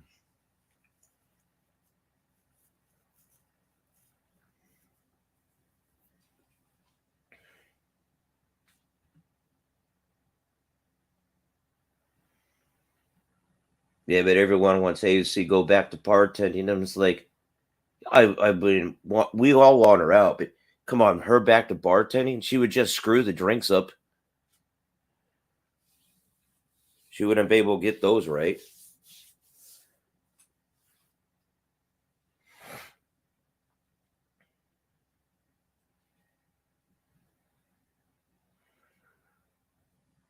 It's basically getting to that point of no return too late, but there is still a chance.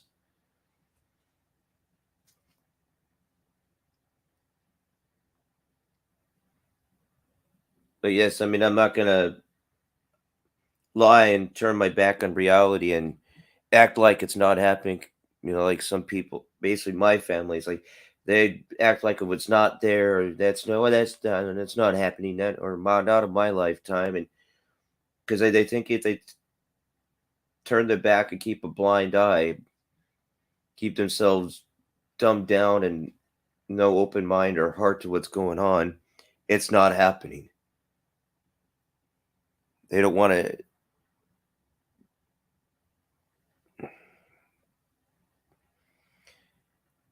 We just not be mentally, but I've got to be mentally and physically prepared.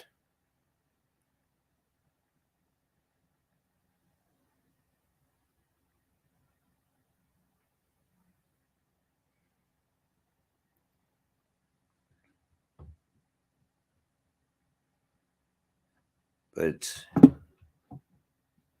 we're basically to the point of no return, but there is still a chance.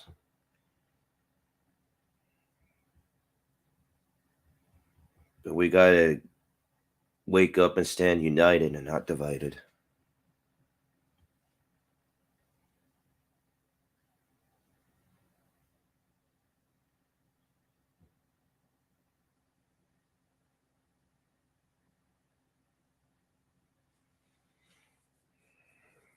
The thing is, too, and I kind of agree with you there, Wiz. What was I going to say? I distracted myself. Shit.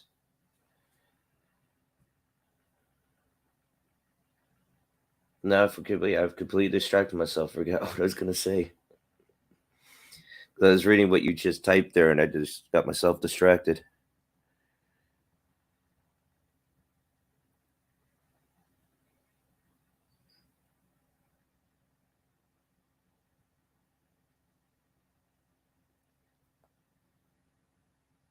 It was something along those lines, but now I can't think of what it was. I should have said it first and then replied to your comment. Oh, that's what I was going to say. Better not distract myself. Thing is, people are going on, oh, wait till the next election. Wait till the next election. We'll change this around. But the thing is, are we going to be there? Are we going to have that opportunity? Because they're already pushing the electronical and the mail-in voting in again. And now you got all the distractions. But people are going, wait till the next election. Wait till the term election. Why do we have to wait? We have every right to impeach these people right now. We got basically all the evidence is there. I mean, it's not even hidden, it's all there. We can impeach these people now, try them, find them, and lock them up for good. But people, when Trump was in there, oh, no one was afraid. Oh, impeach him. Obama was in there. Oh my God! Oh, don't say impeach. No. They were so afraid. Trump gets in. No one was afraid of saying impeach him. Now, when you got this regime in, why is everyone so afraid about impeaching them? We have every right to impeach these son of a bitches and get them out of there right now. Fire them all. They work for us. We don't work for them. We should not live in fear. Because that's what they prey on the fear to make you bow down. We have every right to impeach these son of a bitches right now and get them out. Just get rid of all of them, fire, and just put all fresh in. But everyone is so afraid when it comes this type of thing, like Obama and the Bushes and the Clintons, and of course Clinton was impeached, but basically, but when it comes to why is everyone so afraid of impeachment? Why do we have to live in fear and say, oh, wait till the next election? Wait, we'll get them out of there. No, we don't have to. That's what our forefathers written into the Bill of Rights and Constitution, so we can get rid of this tyranny. Because they knew this tyranny was going to come back again. This is the government that our forefathers warned us about. So we have every right to get them out there, impeach them, and try and find them and give them their just cause. Everyone's so afraid.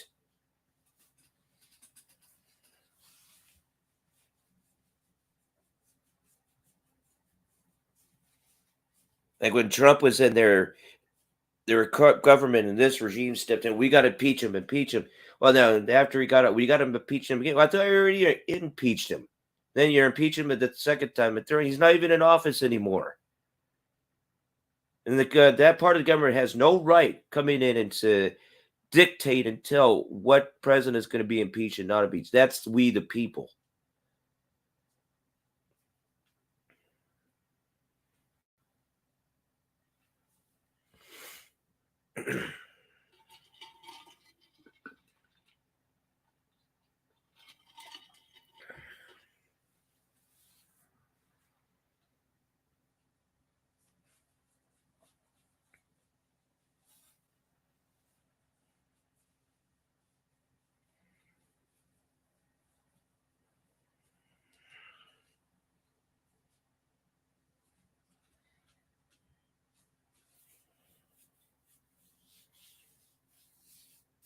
I don't know. I don't get it.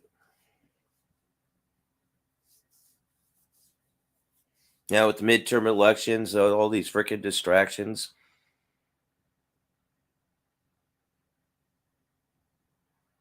And Biden and his regime and what's going on, pushing the war in Russia, and then people are seeing the truth behind that and waking up to it. And now we have to have another distraction. Let's get the Johnny Depp and the Heard thing going. It's a big kangaroo circus if you've ever seen one. But is that the only acting job that these people can get anymore? Put up a fake, phony trial? Big distraction trial? Seriously, Depp and Heard, that's the only acting jobs you guys can get right now? And everyone can see it's just the kangaroo circus and the act behind it. They're actors, for crying out loud.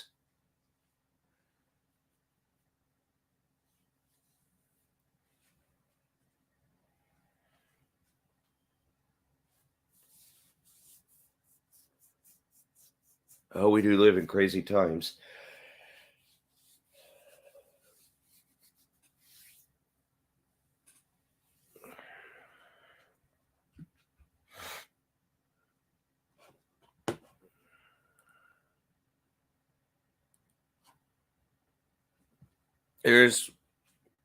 I do kind of disagree with Alex Jones. It goes on that we live in crazy times, but he says, what a great time to be alive.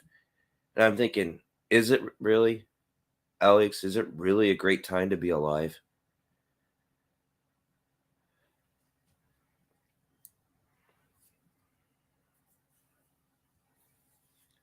I'm not saying suicide or anything, but is it really a great time that we have to go through this and the better it or make it worse? And are we going to make it a better future for the future generations and the kids? Or are we just going to let it all crashing down? Because once it fully comes crashing down, it's not going to be easy cleanup. It's going to be taking years and generations to get back to where we were.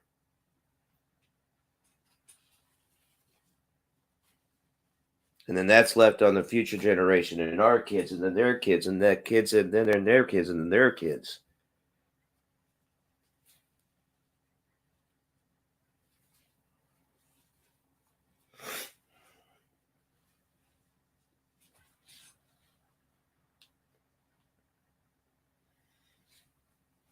I really never knew Alex Jones in the 90s. I never got introduced to him until in probably let me think here. I think I got introduced to him around 2008, 2009. But I never knew of Alex Jones in the 90s. I knew of Rush Limbaugh, but I never, at that time, never listened to him.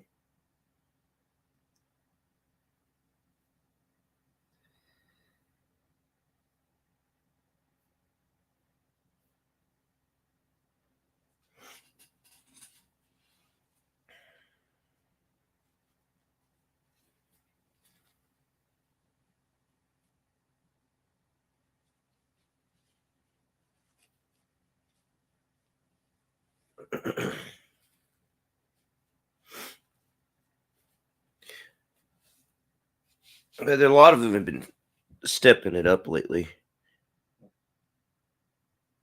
Not just Alex Jones, but yeah, and he's basically right on basically almost everything. But Joe Rogan's been stepping it up. Ben Shapiro, Glenn Beck has been stepping it up big time since Glenn Beck and Alex Jones buried the hatchet. And if you don't know that, when Joe Rogan invited Alex Jones and Glenn Beck to his place because Rogan is like, we got to clean this plate, man. You guys got to bury the hatchet and get along. This feud between you guys is not helping at all. And we just like, these two really got to make it work. So Joe Rogan actually invited both of them to his house, and they spent the day, had dinner and all that together, got talking, and finally Jones and Beck buried the hatchets, and Beck was starting to see that Alex Jones, he's right on basically almost everything here. And that's when, after that, Glenn Beck really started to step it up. And I was like, because he was good on Fox News, and then he left Fox News, got his own little radio show, and then he just became wishy-washy and, just like backpedaling on everything. But I've now been listening to him. It's like he's stepping it up. I was like, okay, I think I could become fan of The Blaze and Glenn Beck again.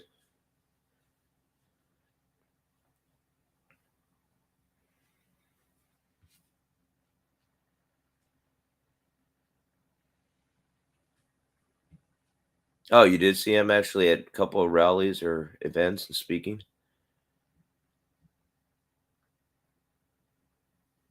Like I said, I never really listened to Rush Limbaugh. I caught some, catch some of his stuff on YouTube here and there. But as the years went by and toward the end, you could see Rush Limbaugh, he was not feeling that well. You could see that he was just things at time, and whatever illness that he had, it was starting to catch up with him in the weight that he was losing. Oh, I like Glenn Beck when he was with Fox News. When he left in his radio show, I just lost interest in it. But now, since him and Alex buried the hatchet, he's been stepping it up a lot. And I mean, I don't fully listen or watch Glenn Beck, but I do catch some of his stuff here and there.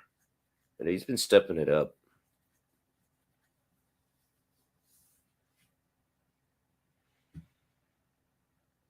But there's a lot of things Glenn Beck screwed up on, but probably screwed people on. But let's say, hope it. He's starting to see the light and some of the air of his arrogance at the time. So hopefully.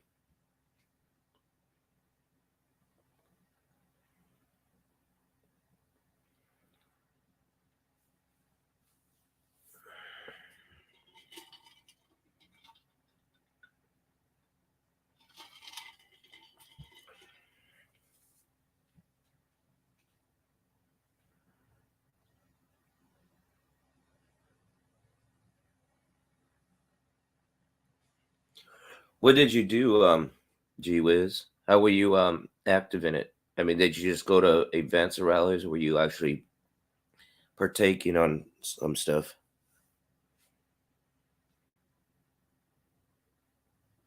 Oh, okay.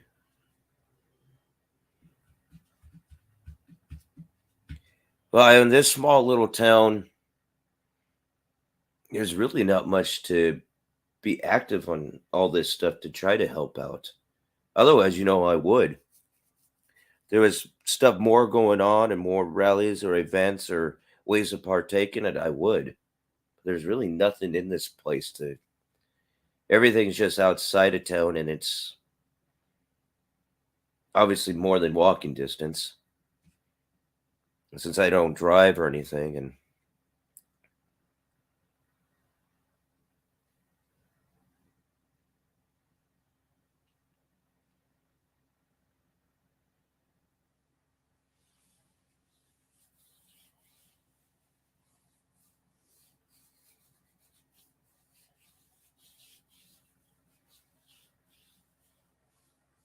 I could always probably go police department, which the police department with me, it's about like 2 or 3 blocks away.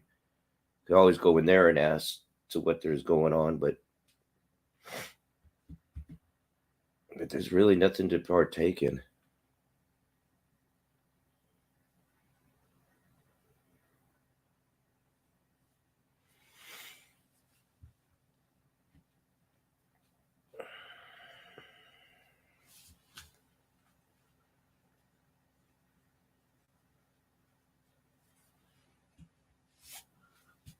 If I may ask, what is LB?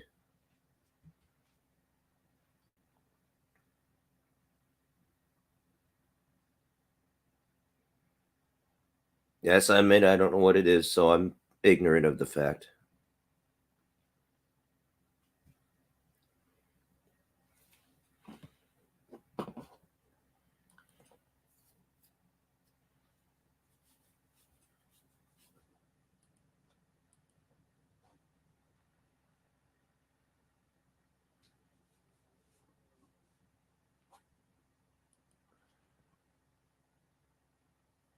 Oh, okay.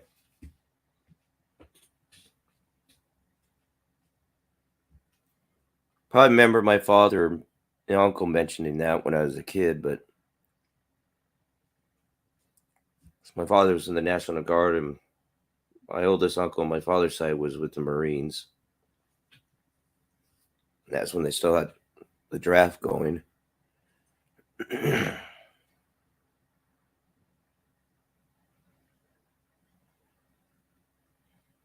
And my father got really so close to getting sent to Vietnam, because that's during the time when he got drafted and he chose the God,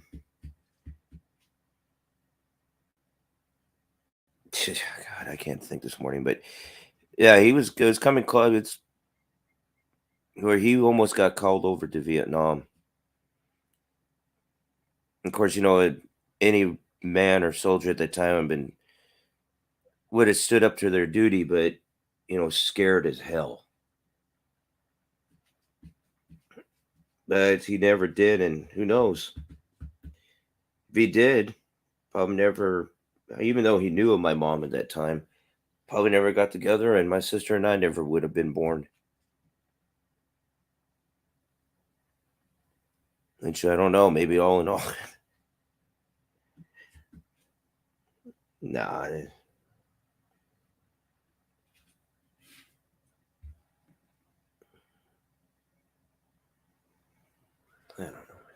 I just don't know anymore.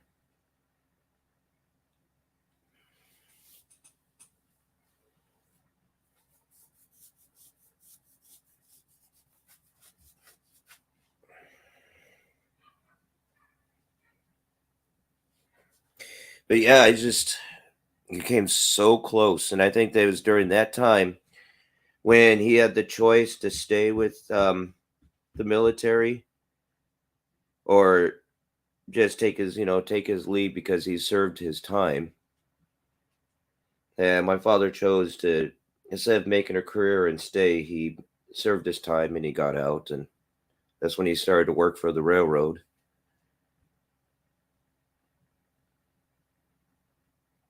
Which I think I probably would have done the same thing. It would have been nice to make it a career, but then if you would have chose it, you would have been sent over to Vietnam.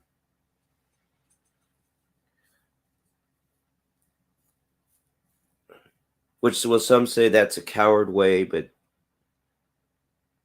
I wouldn't say a coward way. I was just saying that I served my time. And of course, he didn't want to make it a career anyway.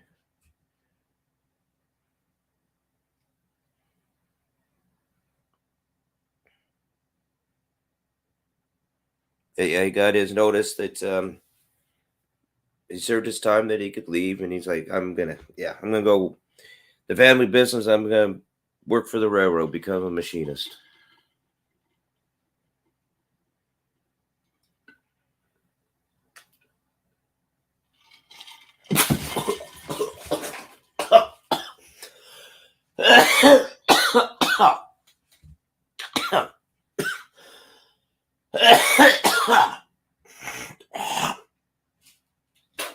Oh, don't you love when you swallow wrong?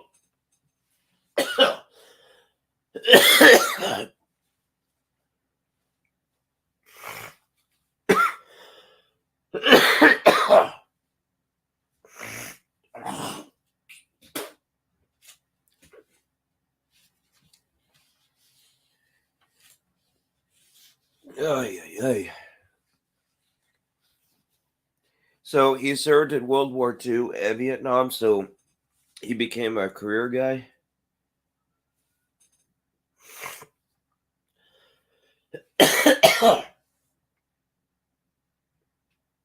Oh, okay, I see what you're saying. Oh. At least my computer screen got a nice wiping down.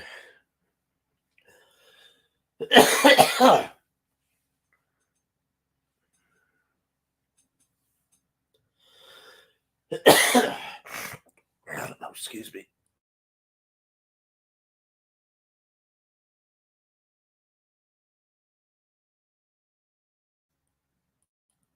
Oh.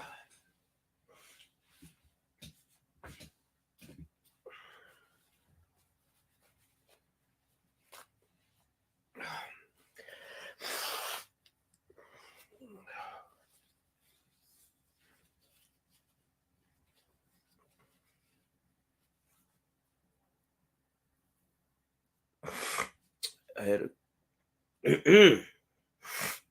have a cousin who served in the Army as an Apache helicopter machinist. He retired a few years ago.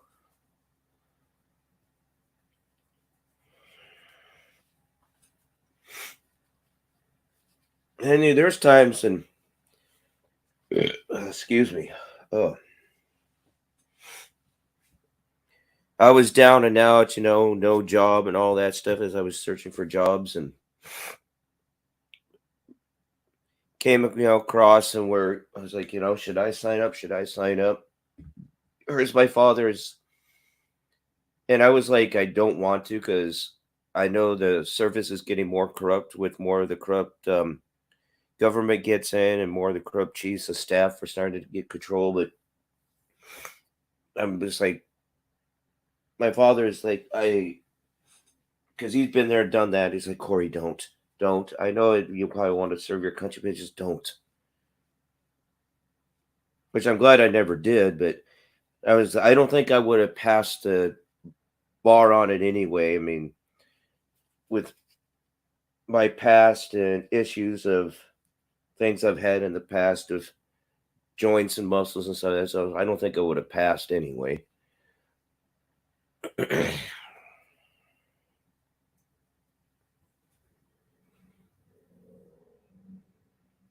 Oh yeah. And they were that time, that was like in the early 2000s and stuff, when I was thinking, because you knew they were doing that stuff back then.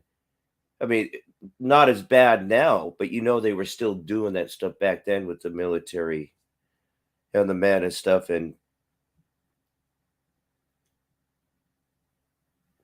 I mean, I would say it probably was maybe as bad, but it's more prevalent now, more open about it to what the corruption and everything is going on in the military.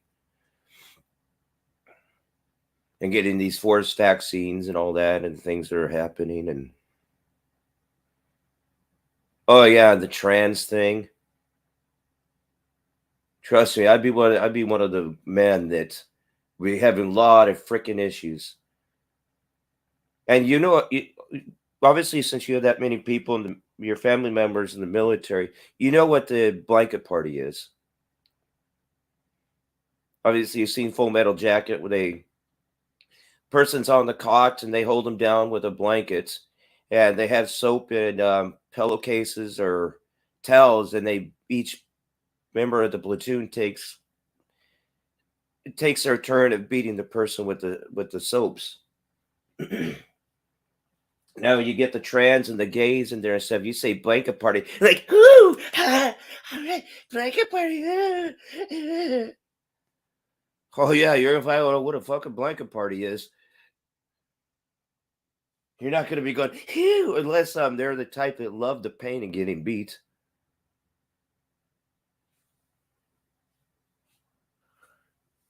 And you probably have the ones that do enjoy the pain and like being beat and actually get turned on by it.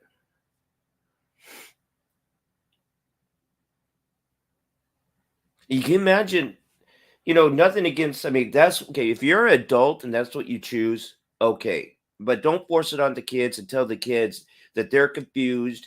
Teach them about sexuality. Stick a dildos up their butt and being homosexual and trans, and that you're not a boy, you're a girl. You're not a girl, you're a boy, and just confuse them even more.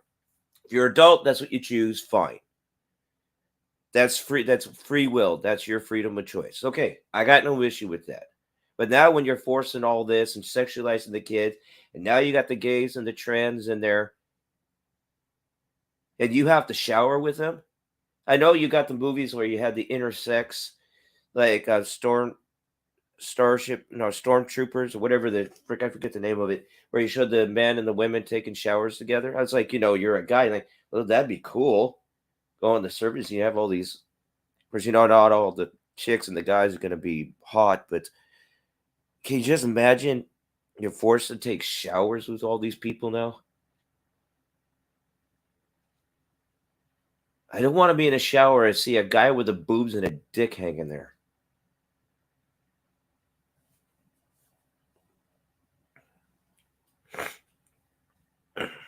And anymore, I mean, when you're young, you shower with girls. But now it's like you're growing up. Like, seriously, I don't want to be forced to,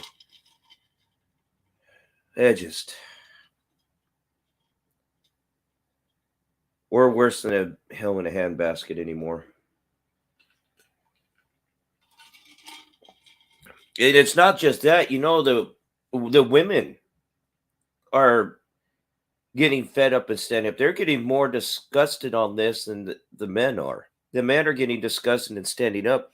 But you notice the moms and the women, they're getting more disgusted anymore than the men are.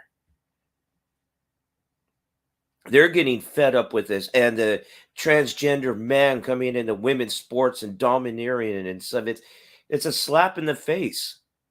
It's an insult to these women, these athletes, to real women.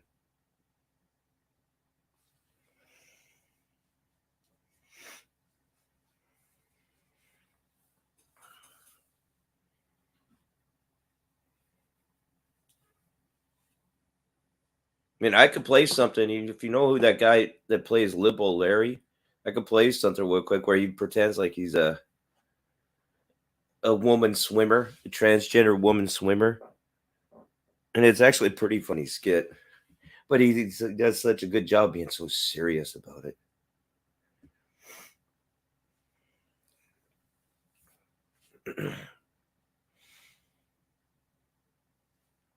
I'm basically talking to myself right now, so I'm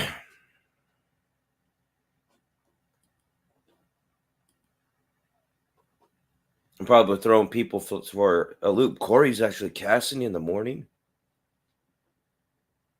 Yeah, I just got to the point. I woke up and it's like I just can't go back to bed and sleep right now. Too freaking stressed and too much going on. It's just.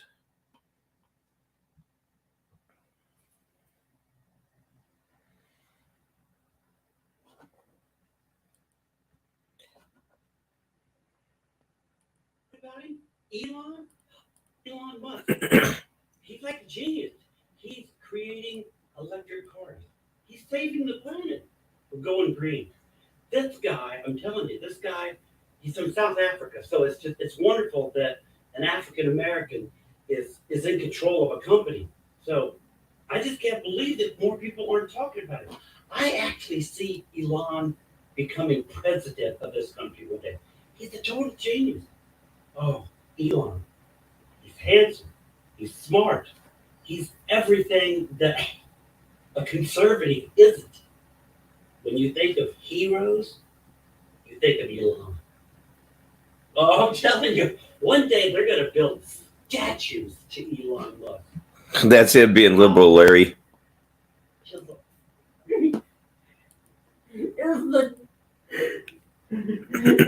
Musk is the devil. He's trying to bring back freedom. They're telling him Twitter. They're going to do it. They're going to let him have Twitter. That's just going to destroy democracy when people are allowed to say what they think. We need control. We need to stop disinformation, misinformation, whatever it's called. I'm always confused when they say disinformation or misinformation. But I know it's all coming from that Elon Musk. He's a devil. He's just a devil. We have to stop him. He must be stopped. I don't want to live in Elon Musk's world. I love this guy, man. He's.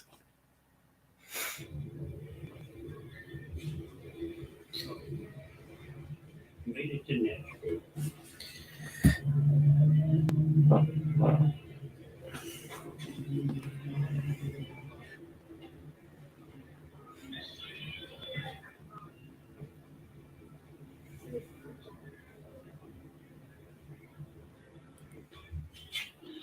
I know we're supposed to be like at the club and getting ready for the show, but we're at Green Hills Mall because somebody has phone problems.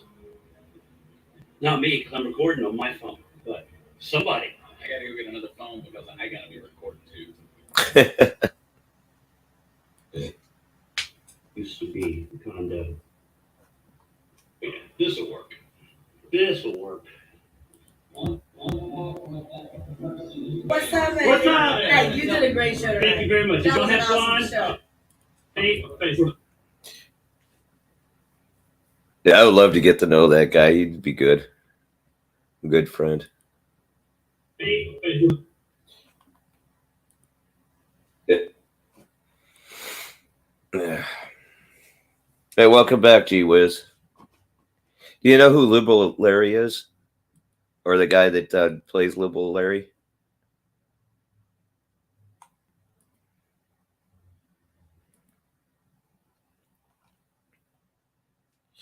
His name is he has two channels on YouTube. One is Liberal Larry, and his real name, or what he goes, his other channel is Steve Obviously, he has a fake middle name, but Steve Mudflap McGrew. But his real name is actually Steve. But he also does his character liberal Larry, where he's actually making fun of the liberals, mocking them. You know who Elisa Jordana is and the Kermit and Friends thing?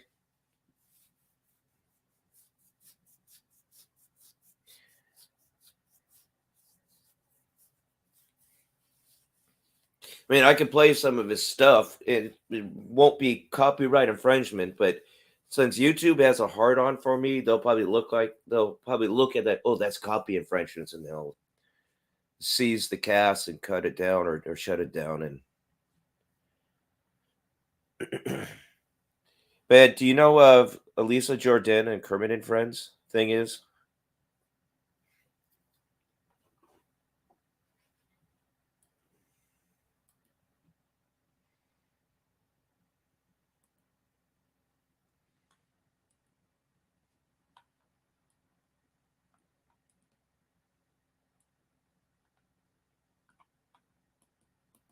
I'll put this channel into chat.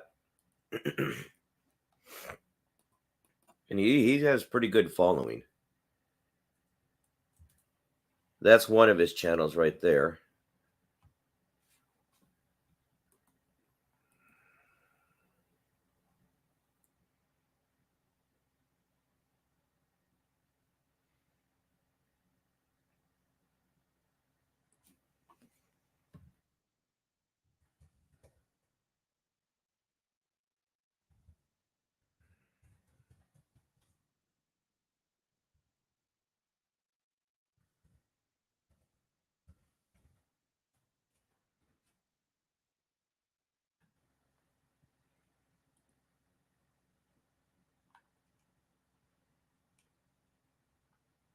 Oh, you might do everything on that one channel.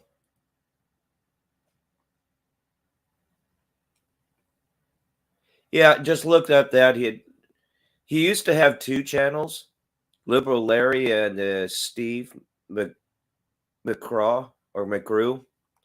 That looks like he just does everything on that one channel now. So you catch him when he's being himself, and then when he's doing Liberal Larry.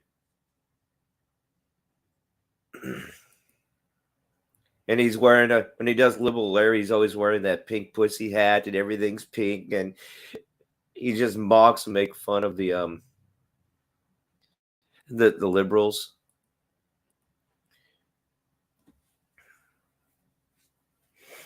But yeah, he does everything on that one channel now. He used to be two different, but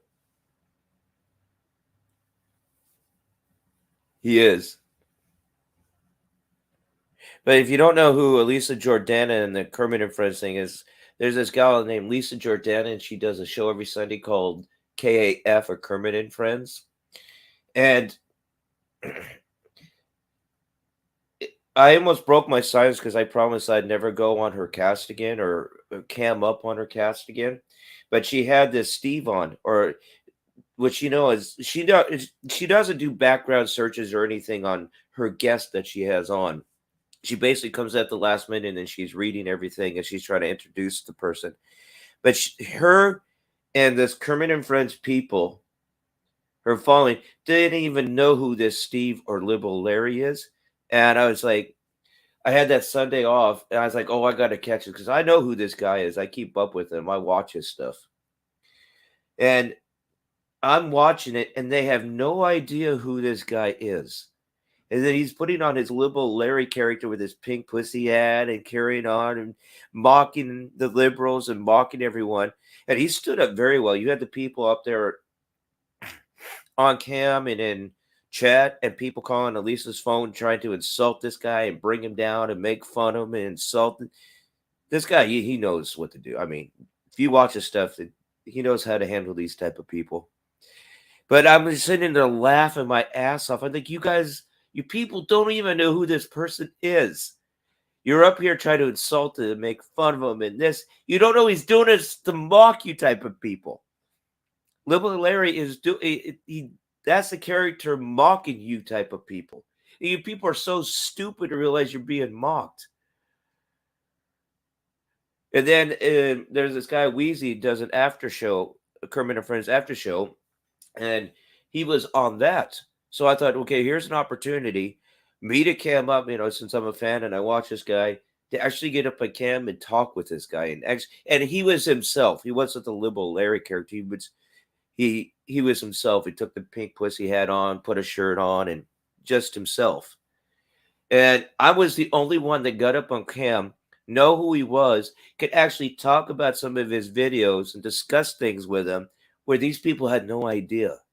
And I was asking about this video. I said, how about the one when you have the Trump banisters or the Trump stuff up on the lawn and the other things, and then it was like a electrocution and stuff. He says, oh gosh, yeah, that one. I was mentioning other things, and I actually got to meet the guy.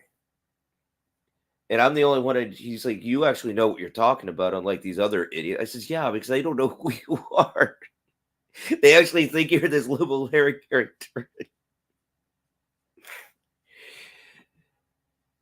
But he's never been back since. And he was in Elisa Jordana's Discord for a while, but he left. He's like, I can't handle these people. Of course, he has too much going on, too much on his plate to deal with all these idiots. The Wits. Oh, and the Dumpster, yeah. Wits and Dumpster Rick, I know them. They're okay. I got no issues with them. Dumpster Rick and Wits, they're cool. But since they're more part of the Wendy thing, they have nothing to do with me anymore. Yeah, T-Bob, I can't stand him either. I love to see this Steve or Liberal Larry go against T-Bob. Steve and Liberal Larry would own him. T-Bob being he knows that is that the Steve guy, I don't blame him because he's actually dealing with real stuff and important stuff and what's going on instead of being on here like me and the rest of us and dealing with this crap. He actually has a life. I'm not saying you don't, G, but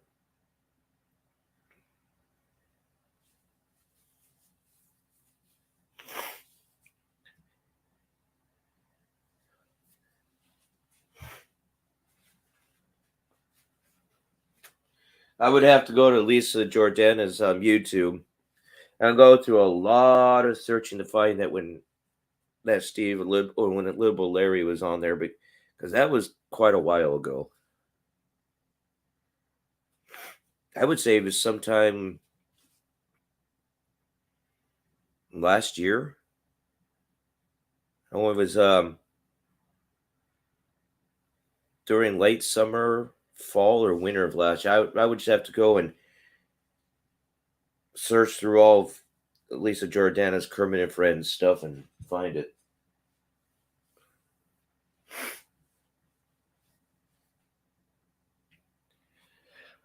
I kind of knew about T-Bob, and I forgot about him because I remember I kind of saw him when he had this bedroom and all this American flag stuff on his background, his wall, posted up like wallpaper. And then I forgot all about him because he kind of makes some sense. I kind of agree with some of the stuff he's saying, but then he just got off into these tangents. I was like, he's fucking weird. And I forgot about it until he came across in this Kermit and Friends with Lisa Jordana, and I was like, well, he kind of makes sense, but he's like, and then people started to post some of his old pictures or videos of him with that bedroom and the American flag all over his wall, like wallpaper. Oh, that's him?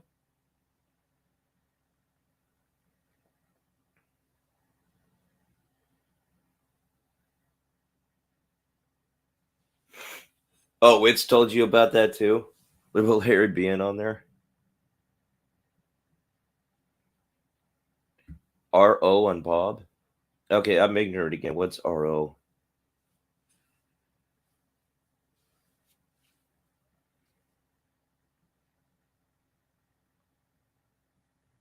I know, I think And Lisa finally banned him from Kermit and Friends. I'm not sure. I just check out her Discord every once in a while because nothing really goes on over there except the same old crap over and over and over, and trying to regurgitate the same old crap to make it like it's new, like mainstream news does. But I think that she finally banned. And Lisa does not kick or ban anyone. She doesn't. But I kind of gather she basically came to the point she just kicked and banned T-Bob from her Discord.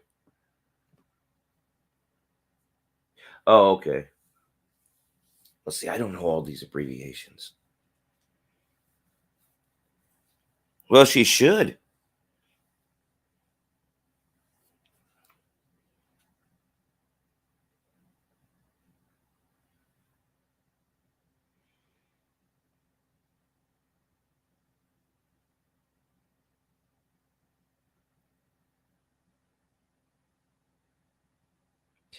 Yeah, he can, but T-Bob just started his own Discord and he invited everyone in. He even invited me in, and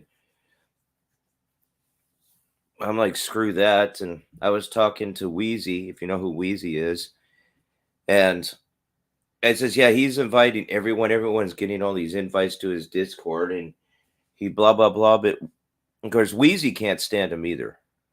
Wheezy's just downright just appalled by him. But Wheezy's like, well, he's just looking for friends, Corey. And I just told Wheezy, oh, he can go look somewhere else.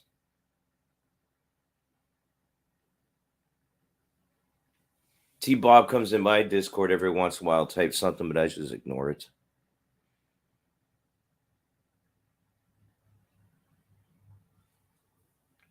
But basically, that's my reaction of T-Bob looking for friends, and then he can go look somewhere else.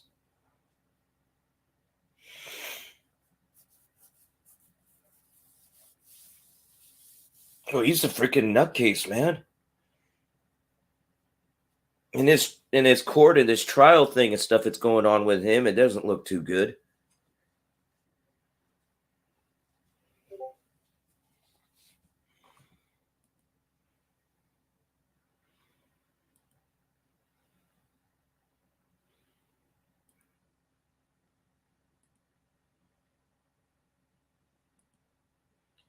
I have that on mute. Why am I still getting a bloop from that channel?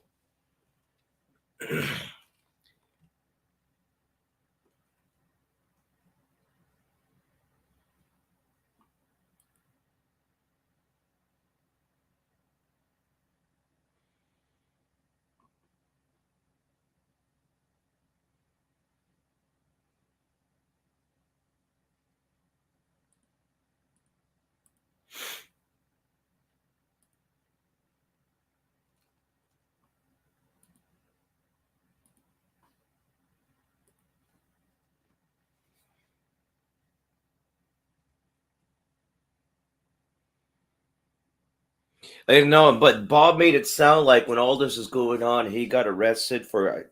So obviously, you know what's going on and why he got arrested, and it's not the first time he got arrested for something like this. But excuse me. But Bob, when he got arrested, made it sound like, oh, he had this perfect judge, and the judge sees all the crap and the lies that's being upon Bob, what Bob is going on, and how the judge is going to get him public defenders and a lawyer and all this great stuff, and now they don't want nothing to do with him. Guys should just be locked up. Yeah, that's the thing. When that was going on that day, I kind of had it going, but not going. But I was like, why is it on a Zoom call? Why is he not actually going into the court and actually a court hearing, whatever? Why is it on Zoom? And then they had trouble getting the sound going, and the defenders and the lawyers showing up, and then T-Bob is sitting there in the same red shirt that he got arrested in that night, having his coffee mug with his pinky up, by the way, drinking from his coffee mug with his pinky up. And we know he had beer in it because he's not going to sit there on a Zoom call. He's going to be sober and straight up and kind of looking halfway decent. But with his beer mug with beer in it, with his pinky up, cleaning his ears, taking his teeth out, putting chew in his mouth. And let's see, dude. He is a pathological liar. But I was like, why is this on a Zoom call in the first place?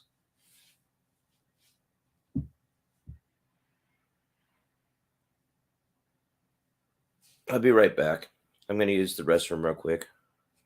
And put myself on mute so Castor starts chirping. It won't be interfering. So I'll be right back.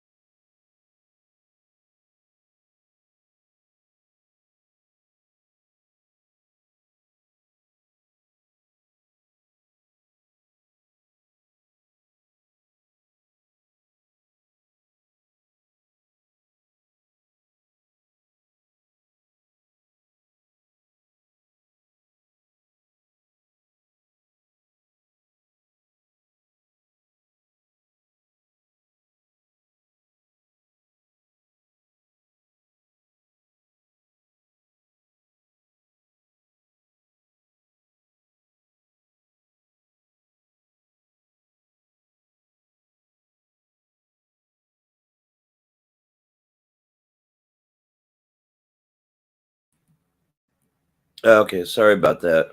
I'm back. Well, Bob always looks like an idiot.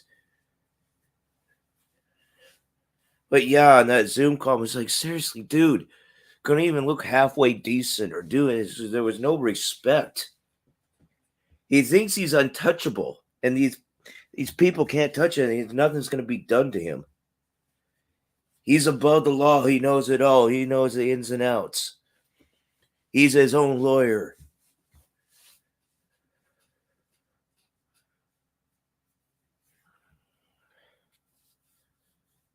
Hey, Susie Q. Oh, we're just discussing this and that and that and this. Nothing particular. Just whatever subject we're talking about into whatever other subject it's going to carry on to the next subject. And how you doing this morning? Or probably afternoon for you. We were just talking about the T-Bob thing and how just messed up he is, and just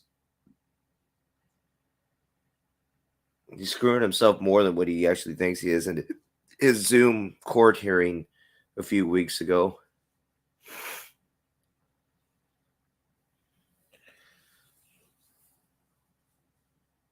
So how was your weekend, Susie?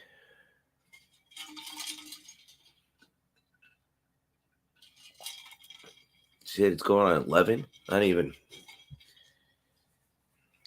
Not paying attention to the time. I didn't even realize what's going on noon here.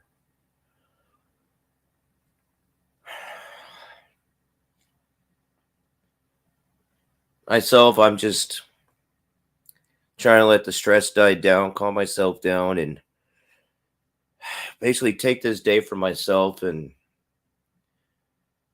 start searching for a new job tomorrow.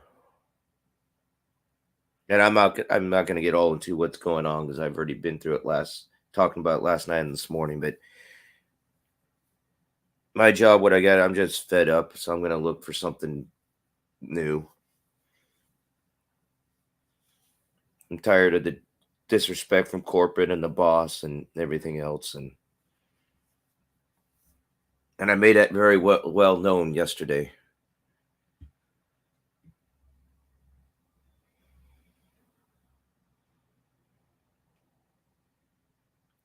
No, he's not in jail yet, which he should be.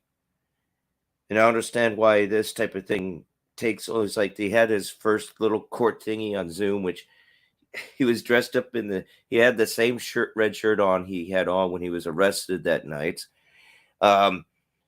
He had a coffee mug, sipping on or drinking from that with his pinky up. Of all things, he had to have his pinky up when he's drinking from, and he had beer in it, his cheap ass beer.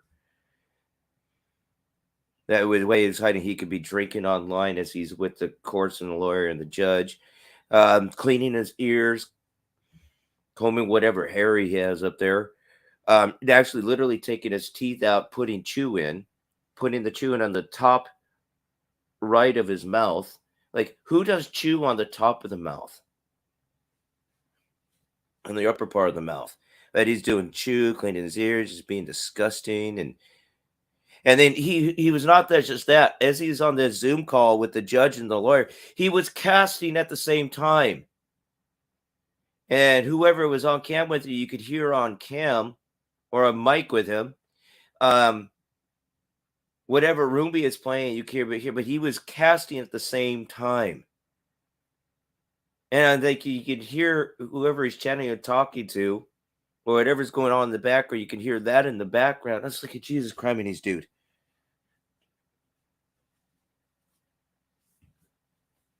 He thinks that he's above them. He's above them, and he's there. He doesn't give a crap. It's like nothing's going to happen to me. It's, dude, seriously.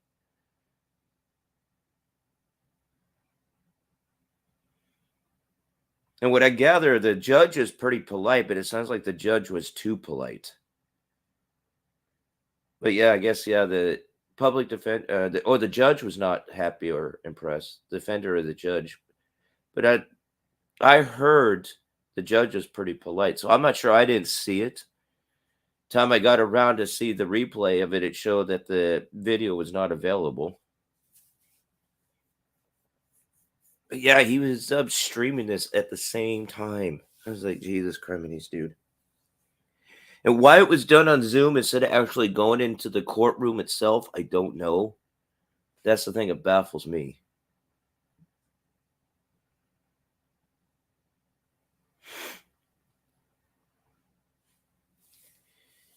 But I guess they got another one coming up in a few months.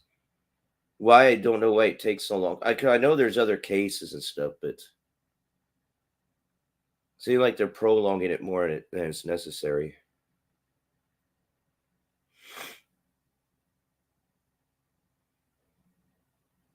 Show the COVID thing. Come on. And wait till that one starts up again. And the other bioweapons they're going to bring out and the other diseases, it's going to be worse and more everything. And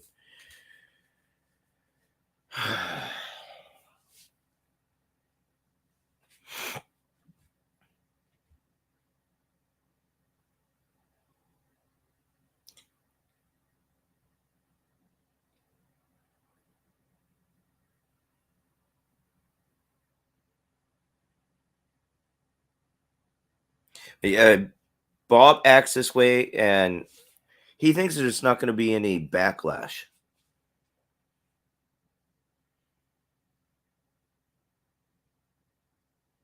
It is bullshit.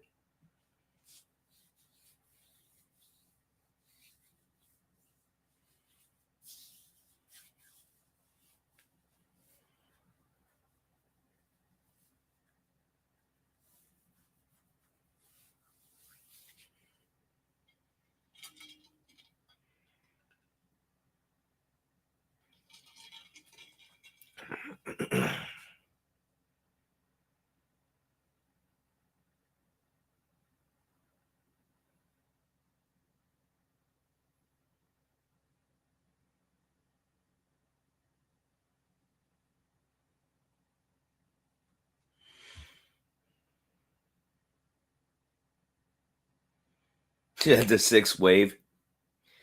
No, the past 2 years or year and a half was just the first wave. Wait till the second wave hits. That was just the test run.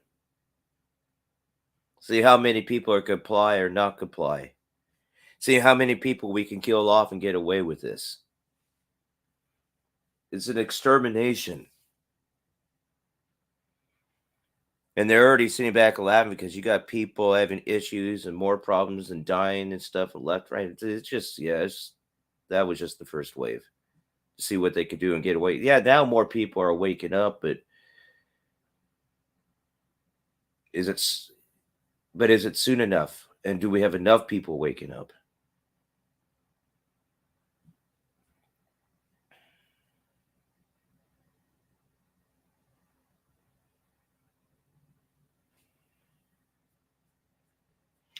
You're pure blood?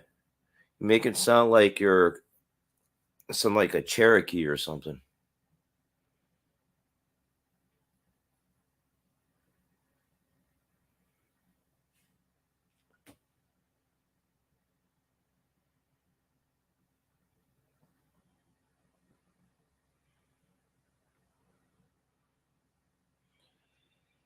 Unfortunately, you got more people waking up, or the libtards or the sheeple. You got some of them starting to wake up, but not enough of them. You do have more people waking up, but you still got too much of the woke ones. They actually think they could take waking up, turn it into woke, to make it sound we're awoke.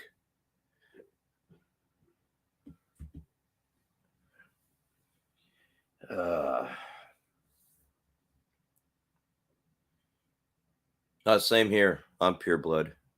All true blood.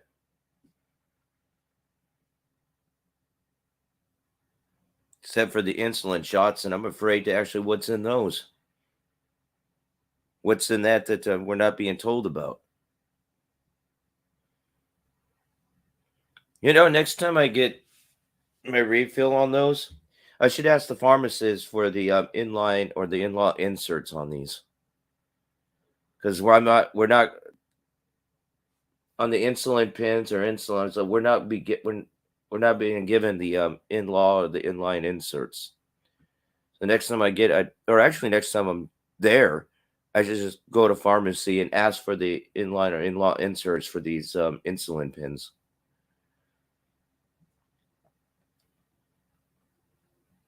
Because who knows what's in this stuff anymore? What am I juicing myself up with these insulin shots?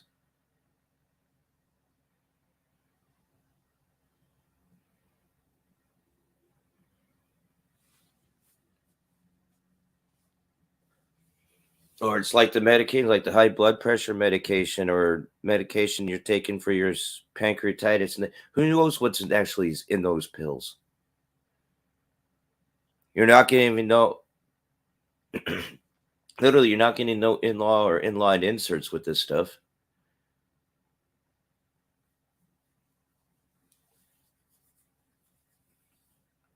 The next time I'm there, I just have to go walk up to the pharmacy and ask, okay, I want the in-law and inline inserts for this, and that.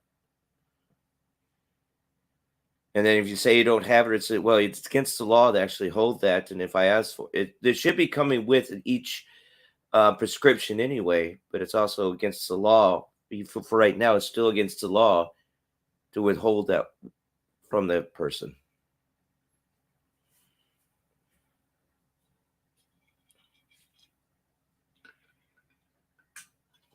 It's like when people get these jabs and the shots and the vaccines and this shot and that shot, people don't know what that is anymore. And before they get the shots, they're throwing all that away in the garbage. Because it used to be the inline or in-law inserts when the vaccines, the COVID shots came out. It was a blank page, just a big blank white piece of paper. That's it. Now that people are waking up, they're actually coming out with it and giving all the side effects and what it can cause: the heart failure, kidney shutdown, pancreas shutdown, liver shutdown, heart failure, heart attacks, and diabetes, and it basically also putting the AIDS virus in it. And they're actually putting all that now on there since people are waking up.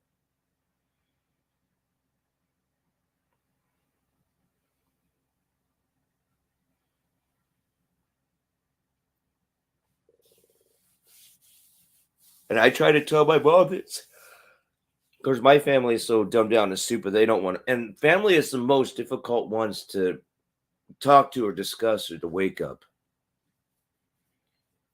And my sister, I know she got the jabs, and her husband, and I know my mother got them too and stuff. And I tried to warn my mother before, but she didn't want to listen. But now she's having more issues than ever.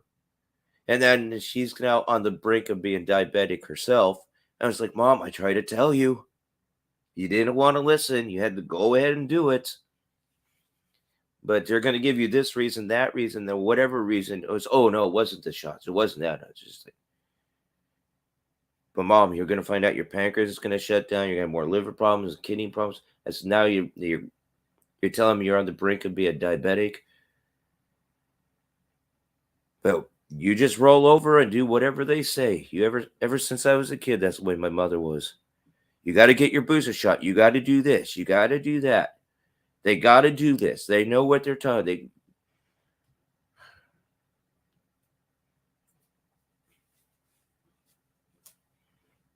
Yeah, I remember that was back when they called them booster shots, because you actually had to bend over the stool and have the jab in your butt. I'm going against my father's will on that, because my father knew there was more going on than what meets the eye here. And I remember in junior high, they were forcing us to get the flu shot and all that stuff in the library, and not even getting permission from the parents. All of a sudden, they were just doing this, and I refused. And I said, because there's something wrong with this. I'm like, not getting the parents' consent, the parental permission. They were just doing and telling the kids, you have to have this done. You have to have this done. So whatever period, we were being, when was our term, forced to go to the library and get the jab in our arm. And I refused. This is junior high. And so I knew I was kind of awake back then, but not as awake as I am now. But I refused. They took me to the principal's office. And principal is trying to put this fear into me and tell me I have to do it. And she says, be a good boy and obey and just do it. She's like, Papa says, no. He says, well, I'm going to call your father then. I says, go ahead. Of course, he's at work and stuff. And I says, go ahead. He'll come down here and agree with me and stand up for me. So go ahead, call him. Of course, the principal never called him. And then principal finally gave up. And I never got the jab in the arm. Because I knew there's something that's not right about this. Why are you forcing us and not letting the parents know? And then telling us not to let the parents know and don't tell the parents.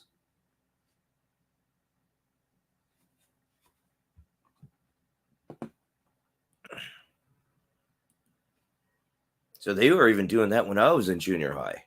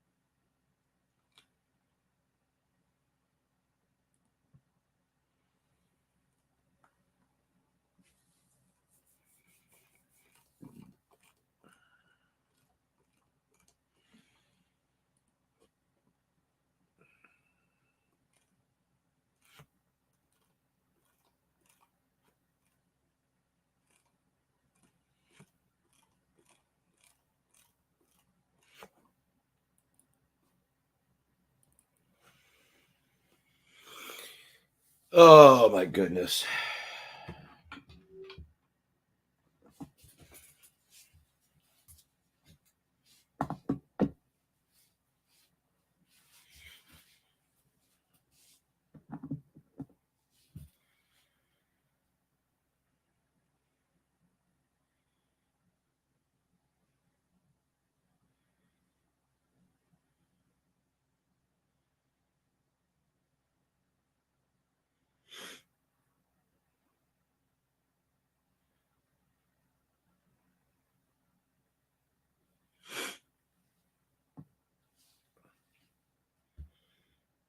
Susie, if you're still there, or both of you, G Wiz and Susie, if you're there, what's going on today with you guys?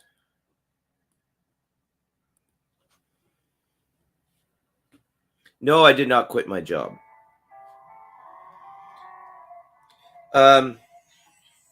Basically how it went down is they got this new transfer, this gal. And of course, they have a manager, 2 assistant managers, 5 to 6 supervisors, and 2 cashiers, which that seems like bullcrap. You don't need that many supervisors or 2 assistant managers. And I knew when and the thing is, this person doesn't even need training. Usually when they hire a new person, they need training. Some of your hours, or like my hours, might go down a little bit, which I understand because they need the training, but it doesn't make fully sense where you have to back those people that's been there longer, why you have to back their hours down to give that person more hours to train. Doesn't make fully sense. But this person is a transfer from obviously the same company, but just a different store, which they were assistant manager over there. So they all got all the training of what to do, of if you got a till, it needs to be counted, or when they close the tills, closing the till and balancing out the safe and all that. This person has all the training. So there's no reason to back down the hours and give that person more hours as an excuse for training time. And I was like, oh, great. Yeah. So that means my hours are going to be cut down. Oh, no. But when they do, this is not the first time the boss has done this. It's not going to be the last time. So I know my hours are getting diddly down, which I'm like, okay, it's 20 or more, about 20 or 18 hours. It's even 18 hours is pushing it because like, you can't survive off of 18 hours a week. But I finally had enough of keeping my mouth shut because I'm down to 4 days off this week. So, and then next week, I'm only working 2 days, a Sunday and a Saturday. Rest of the week I have off. And I was like, this is bull crap.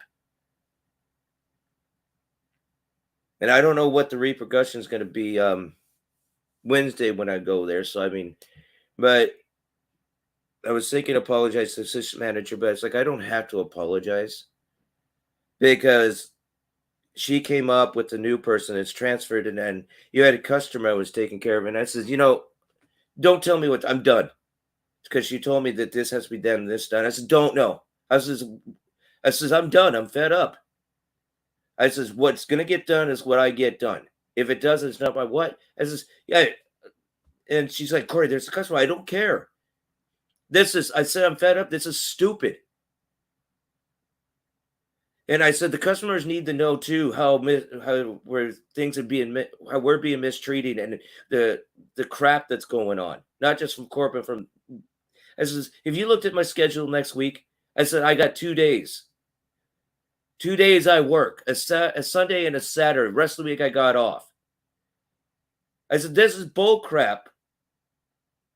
I said, starting tomorrow, obviously I never said I quit. I feel that I said I'm not quitting, but I never said that. But obviously, I went throughout the day. I calmed myself down. I said, starting tomorrow, I'm looking for another job. I never said a new job. I just said another job. But I said, I'm bad because this is not the first time that the boss has done it. And she's like, customer, I said, I don't care. The guests, they're not guests, they're customers. But I let myself calm down a little bit, took care of the customer. I apologize. I says, I'm sorry, sir. It's just getting to the point. I understand. He says, they're actually cutting my hours down too where I work. So he says, I understand. But I said, I'm sorry. I should be going off like this right now, but enough is enough. It's like something has to be said. If we're here to just roll over and get scratched on the stomach and nothing being said, this abuse is going to keep going. But he's like, no, you're fine. I understand. Because he's like, my hours are being cut. He obviously works more like not retail, but a higher end job. But he's like, no, my hours are being cut too, so I understand. But I just told this system, I says,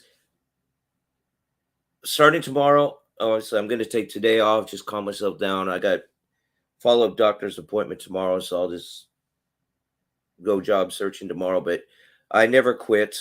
I'm not going to quit until I get another job, but maybe even two jobs. But I was like, I'm sorry. I said, this is not the first time the boss has done it. It's not the last time. I said, why do you think Dixie quit? Dixie got the same treatment. I said, why do you think Sarah quit? Because Sarah got the same treatment. I said, why do you think Haley quit? Because Haley got the same treatment. I said, Todd is on the brink of, even though he works 1 day a week, the crap that he's getting, he's ready just to call it. I said, I've been here 3 years. And each time this happens, I get cut like this. I said, this is, I'm done. I'm fed up.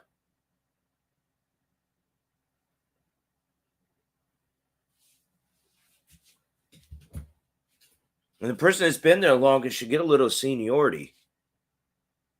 But each time they get a new person, I can understand maybe a little bit it's a new person, they need training, but it's a transfer. She was assistant manager at the same company at a different store. She doesn't need no training.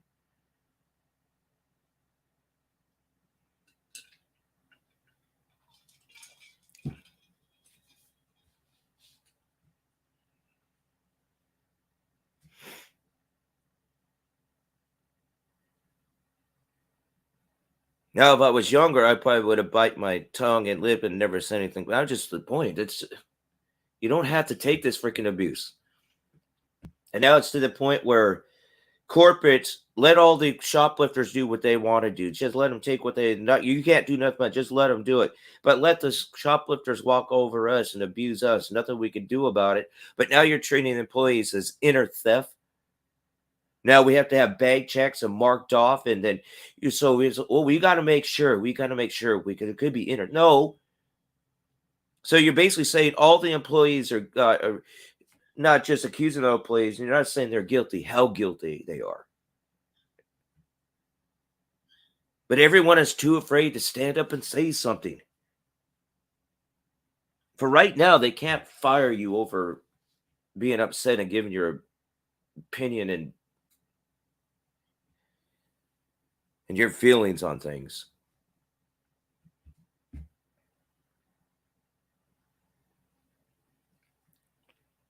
But with the new girl that transferred, at the end of the day, when came to closing time, I did apologize to her. I said, I'm sorry for earlier.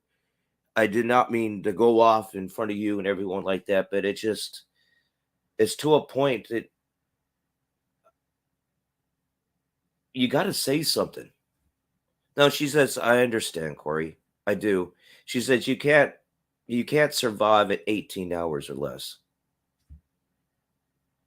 But I said, well, thank you, but I do apologize. Because this is the first time her and I actually met since she got there and stuff. And I was like, but still, I apologize. I did not mean going off, and that's the first impression that you got. And she's, no, I understand. It's because you can't survive on that.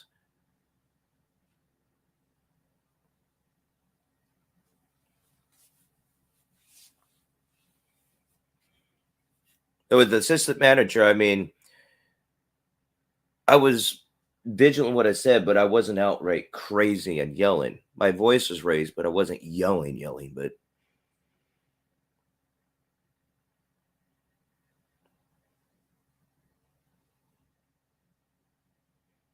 but she's like, well, I'm going to say boss, because I'm trying not to put names out.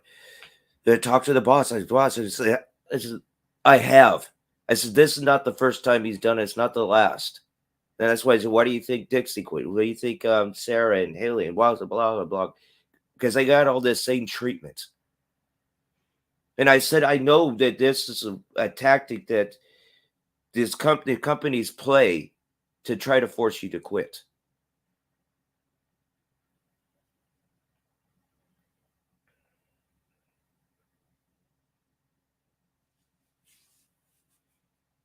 But I never said I quit or I'm looking for. I said, that's it. I'm looking for another job.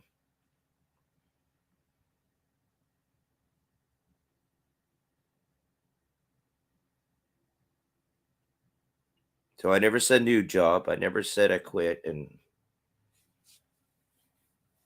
But they could take that any way they want and reverse it and make it sound like you said something when you didn't.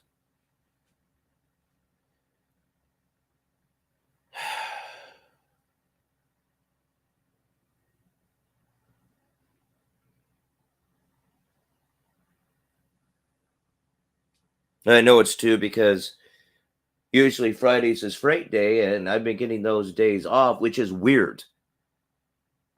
Because I'm the only one in the section of the freight that needs to be done. I'm the only one that actually gets anything done and gets everything all out. Where the gal that supposedly doesn't do jack crap, doesn't hardly get anything done. Then when you show up to relieve that shift, oh, it's been so crazy. You can see I haven't got anything done, and it's yeah. No, you don't dox that person. You just dox the person that's actually working their ass off.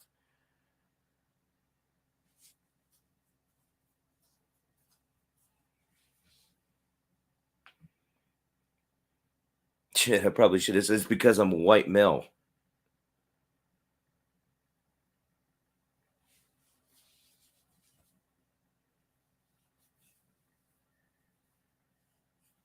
It's like you got other employees. They are fed up, and you got the circle where everyone, the employees, they gripe to another employee, and the employee gripes to this employee, and we're all griping to each other. Well, griping to each other is not going to do nothing. We got to start standing up and saying something. Or is this going to continue? We're going to keep getting screwed and slapped in the face and the disrespect. Grabbing to each other, yes, we get it off their chest, but it's not going to do nothing.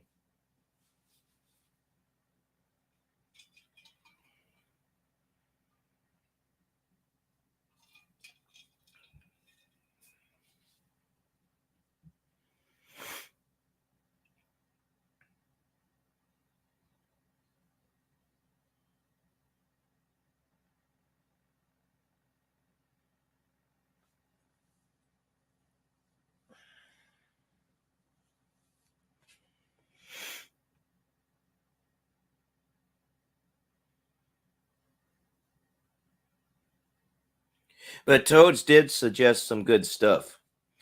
And because our boss, here's, if you got, oh shoot, who's all in here? Just another person. So I don't know if it's Susie Q or Wiz or a lurker. So no use to keep going on and repeating myself. But Toads made some good suggestions.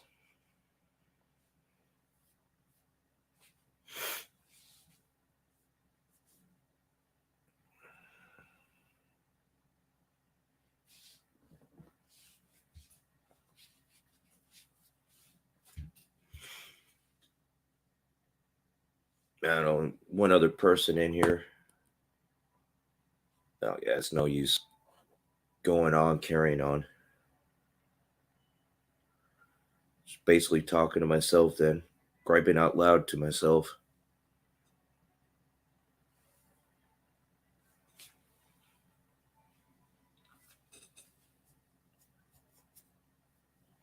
Yeah, but this is, it's just bull crap.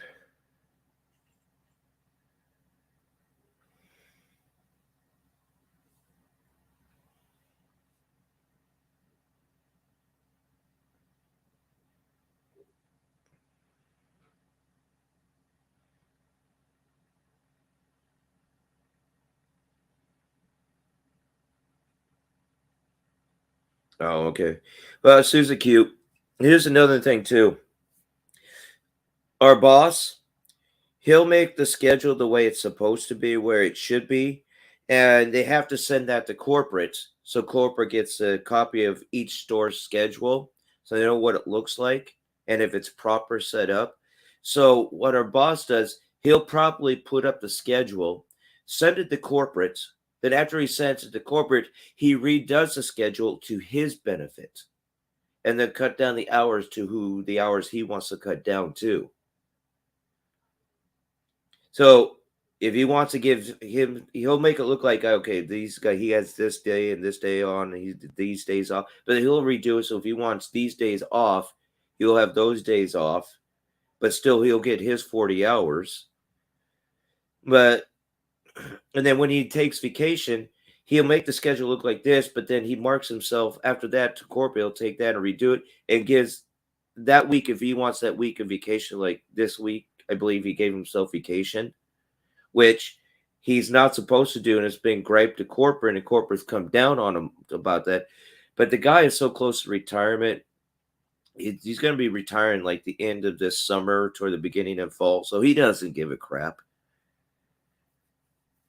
Which I never thought of, but Baby Toast suggested, start taking pictures of the schedule, get a corporate's email, and start emailing them the schedule and showing what's going on, and then how you're getting screwed on hours. Which I never thought of. Why I never thought of that before, but that's a good point. And she thought of, making a letter. And she's probably sounds like she's willing to help me out with a letter to send to corporate. This is what's going on. This is how I'm getting screwed. And I would like, enforce, kind of demand, but obviously not demand, that I like 20 hours or more and no less. And this is what's going on. Here's the copy of this, and then send it to corporate. Which I don't know why. Obviously, obviously it comes down, I'm not thinking, but I was like, damn, girl, I never thought of that. There's a couple good points.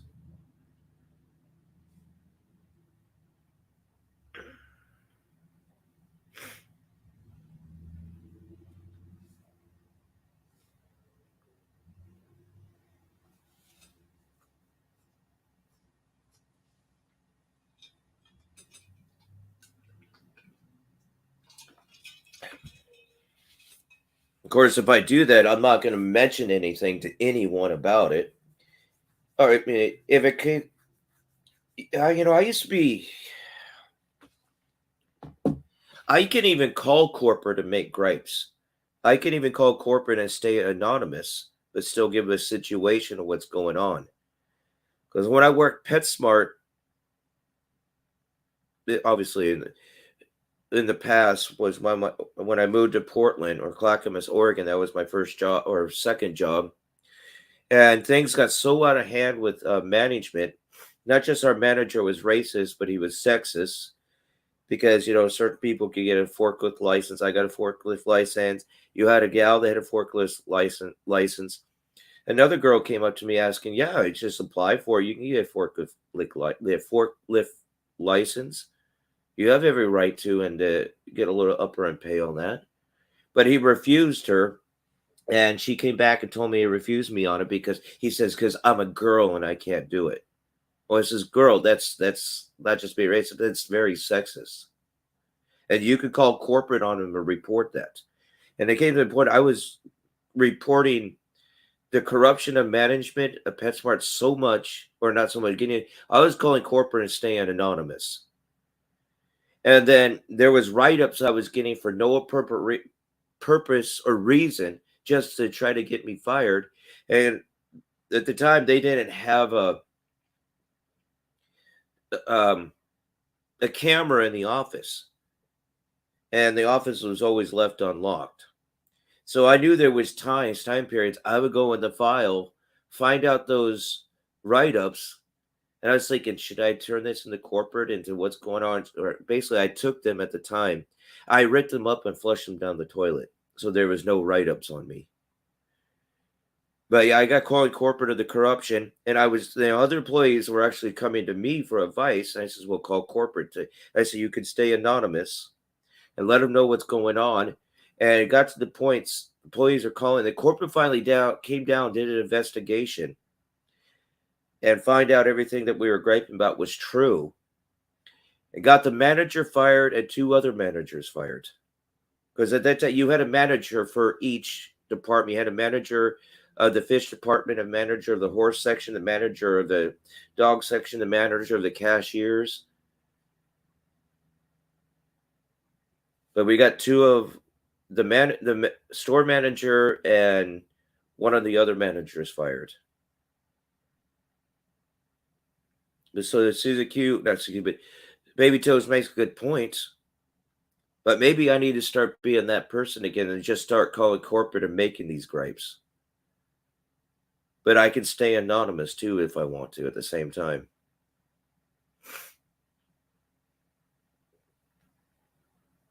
Maybe I need to start, start becoming that person again. I could just look at the company up, punch it up, and find out corporate number and start making these gripes. That way I'm protecting my butt.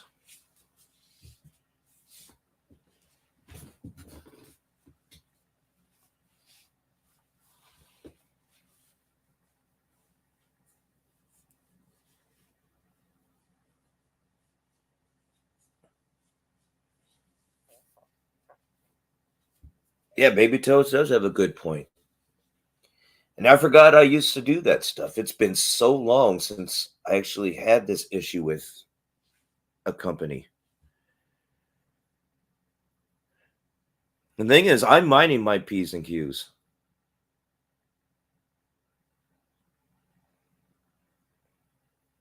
I used to be a big flirt and hit on everyone. It's like, I was, of course, obviously, I'm grown up now, but I mind my P's and Q's. I go in there, do my hours, I do my work, I get shit done, and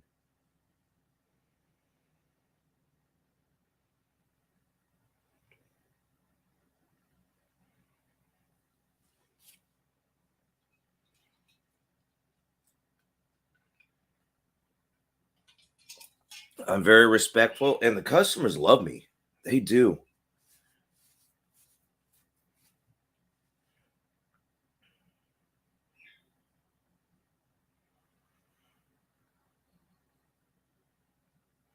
I even had the customers coming in and The only time that they'll come in the shop is when I'm there.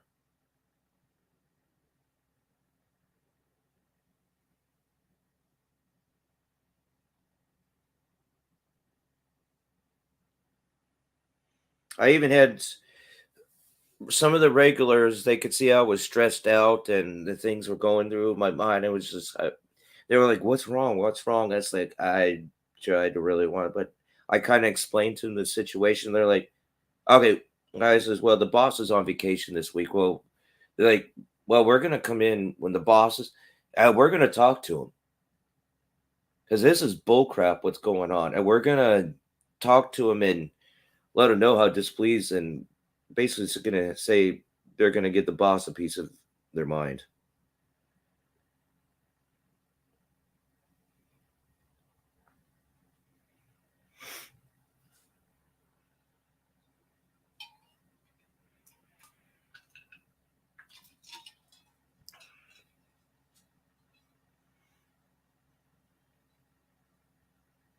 But like I said, I was thinking of apologizing to the assistant manager, but I wasn't that outrageous, and I shouldn't have to apologize for being fed up.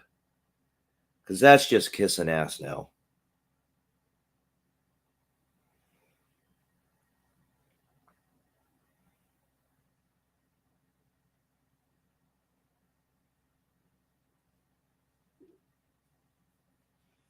And I've never believed or I've never kissed ass to keep a job. And I shouldn't have to start now.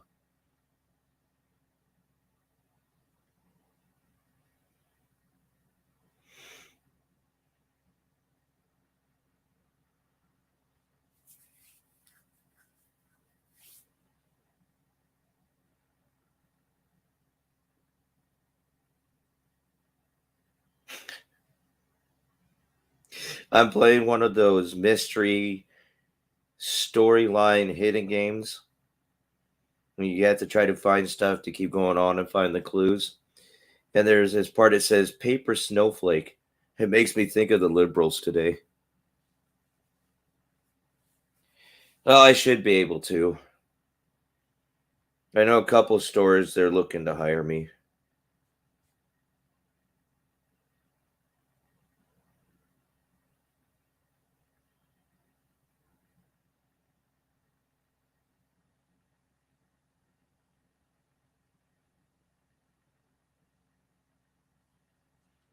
And over that little bit, I don't think they're going to fire me over, because that means the boss is going to have to hire someone. He hates hiring.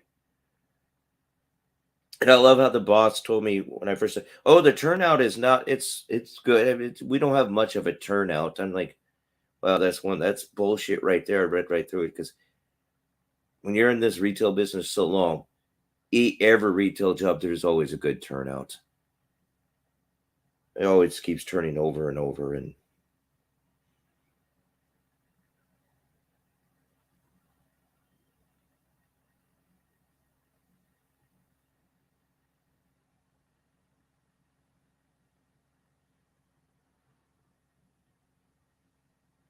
it's like, come on. I mean, he sees my resume and my background. I've been in retail for how long? And you're trying to call me with that one? Been in this play too long. I know when you're trying to bullshit. I mean, I can get people buy more stuff than it's necessary, more accessories than it's necessary.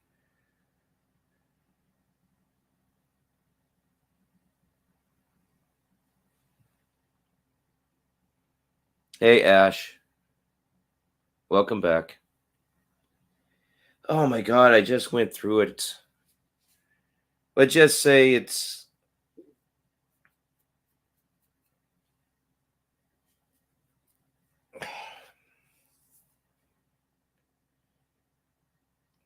Let's say frustrating. But I just went through it. I'm not going to go through it all again. Yeah, I just look back at the replay.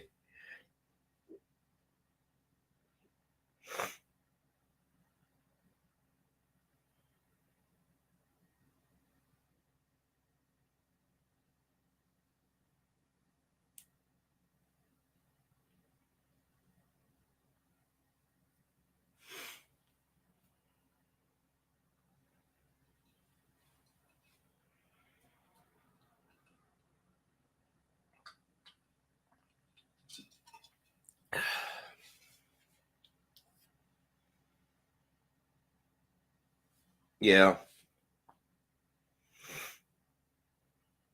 They don't give a crap about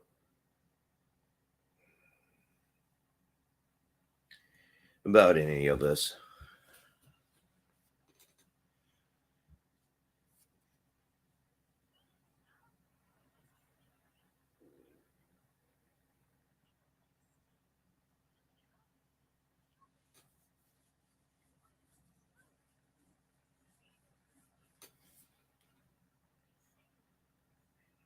And the reason that the store closes at a certain time now, because, well, you had an employee there, and well, she's no longer with us. She passed away here about a year or slightly over a year ago. And the store used to close later, but the reason that closes sooner now, because she kept griping and sending letters and griping to corporate that with all the tweakers and the homeless and the nasties that come in, it's not that she was feeling, about fearing for her life, but she now has to worry about the lies and the other employees. It's like, we can't do this. And she got it where now the store closes sooner than it used to be. But she just kept writing corporate, griping. And they finally changed it. And I guess that's what I'm going to have to start doing. And she was very boisterous. She had no shame. She just let the boss right now know what it was this. And she let corporate know. Boss tries to always put the guilt trip. And she even had it out with the boss. I mean, I don't know how many times in front of customers. Worse than I did that with the assistant manager. And then she's like, the boss is like, she's like, no. The boss is trying to put together. She's, this is not what I signed up for. I did not sign up for this. And no, I'm going to be leaving at this. No.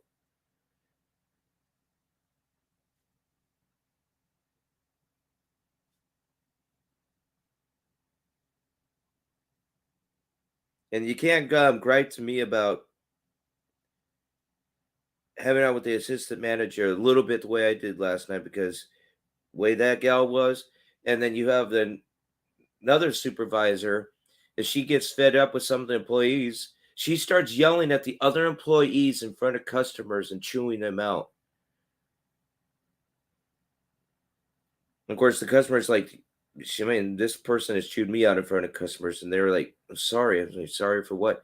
She should not be chewing you out that way in front of customers. They're at issue. She needs to pull you toward the back or something and have a talk. She does not to be, she should not be yelling at the other employees in front of customers that way.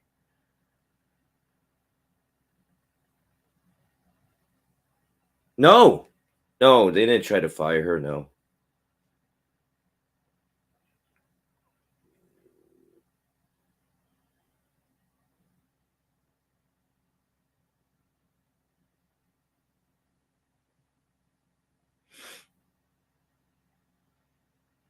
She was there too long and had too much pull.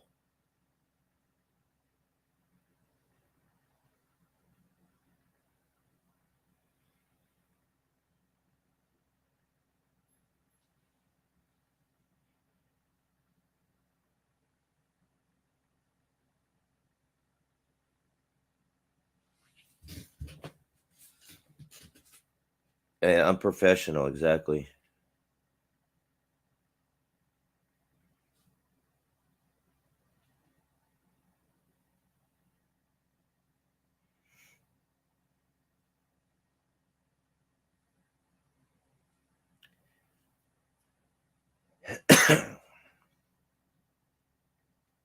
But we shouldn't have to be worried about getting doxxed or written up or fired for standing up for ourselves. And that's all I was doing. I'm just standing up for myself.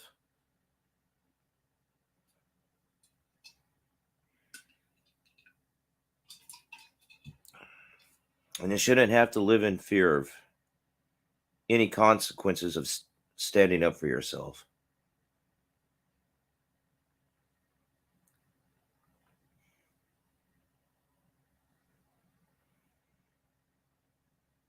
It's like you had this gal, and she was next in line being treated. And she was a supervisor, but then being trained for assistant manager, and she was getting fed up. I mean, she was. I just did not notice it. Everyone else knows. Well, the only one that basically stood up and spoke up for her, how she was being mistreated and the abuse that she was being under. And I made it known to the manager and other places, this is bullcrap. And it came to the point that she was basically ready to leave. The assistant manager was, because it was the assistant manager that hired her, and they became pretty good friends. And she was like begging her, don't leave, please, please, and she's like, okay. But then the assistant manager, okay, how about you make a list to what your needs are, your demands, give it to the boss and give it to corporate and see what they do. So she gave a list of her demands, and this is what my needs and my demands are if you want me to stay. So corporate is going to give in to the demands, but there's always a but. You have to be open. If you want to be assistant manager, we'll give you a raise, we'll meet your demands, but you have to be open. If other stores need you, you have to travel and go to these stores. If it's Portland, Vancouver, if it's Seattle, even if it's in Montana or Ohio or whatever they need assistant manager, that you got to be willing to travel and go to these places. So that's when that person, and then I had that day off. I never heard about it until the next day when I worked. Like, so-and-so, she left. What? Yeah, well, she gave her list, and then the corporate's going to give, but they gave her a stipulation. I was like, and she didn't even say it. The boss told her. She looked at the boss, I guess, never said a word, just dropped everything and walked out the front door. Well, I don't blame her. That's bullshit. That's bullcrap. That's the only reason corporate gave that stipulation, gave in to her. But there's the stipulation. The only reason they did that because they know that she would quit. Was like, okay, we get her. We're gonna do this, give this stipulation, but now she's gonna quit. That way, she quits instead of firing her. Now she can't get unemployment. When I say, and the assistant manager told me about this, I don't freaking blame her. Look what you guys put her through, but corporate now is giving this stipulation that she has to travel over when they need assistant manager. That's bullcrap.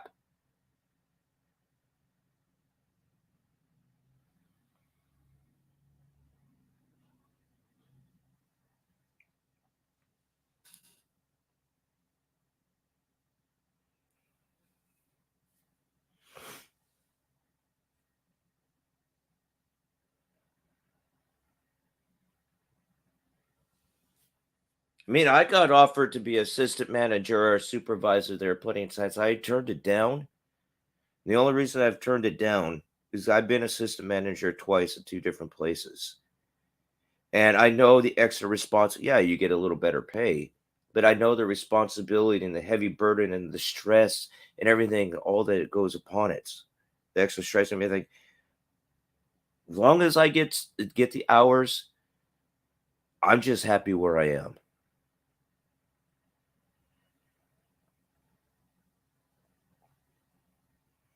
That's the only reason I turn, because I know the extra stress and the burden and stuff it puts on you.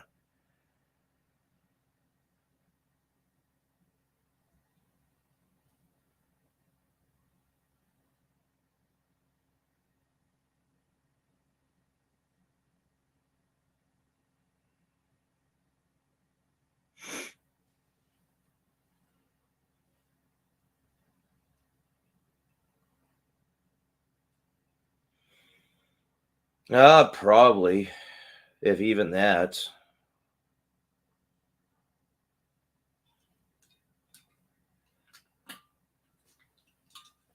Probably $5 more, or a little, I don't know anymore.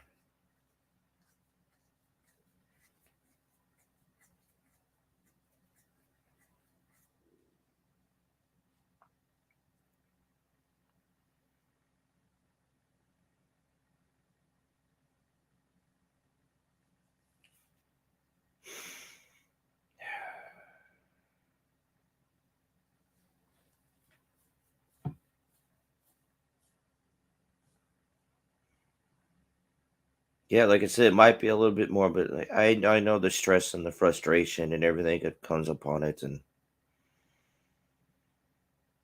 I'm not asking for much. I'm just happy where I am. I'm just asking for hours, and don't screw me on hours the way they're screwing. That's not much to ask.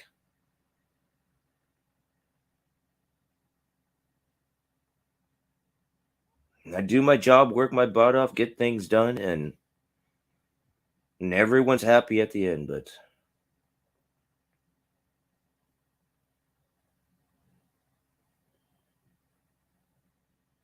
what video game?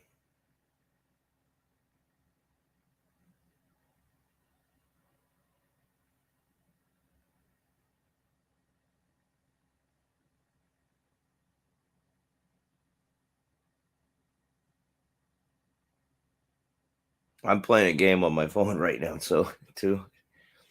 Like I said, it's one of those murder mystery hunting games where it has a storyline and it's take place like the 1930s or 40s, but it's a murder mystery game like Clue, but then you're sent to like where you have to search for all these things and clues and stuff, and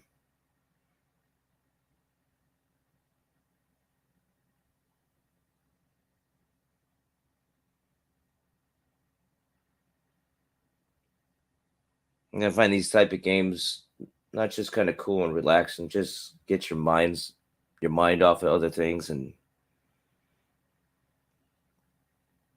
where you actually have to still use your mind and everything, but just get your mind off of stuff.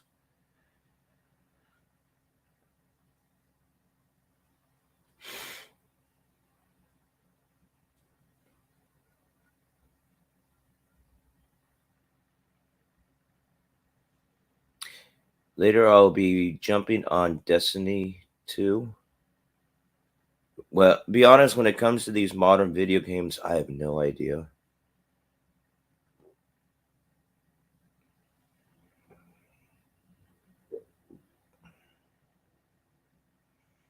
There we go. Is there a radio? I know I just saw a radio.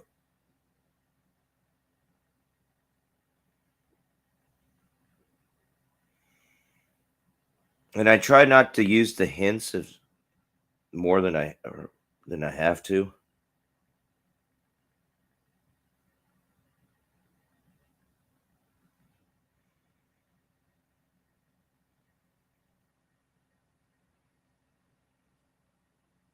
And when all your hints are used up, you have to keep playing ads to get the free bar back, if I guess you want to say. But you give me video games, you give me the old Nintendo or well, Atari. I remember that when that first came out. Genesis or especially old Nintendo, yeah. My game is on, but when it comes to this new game stuff, it's sorry, it's not me.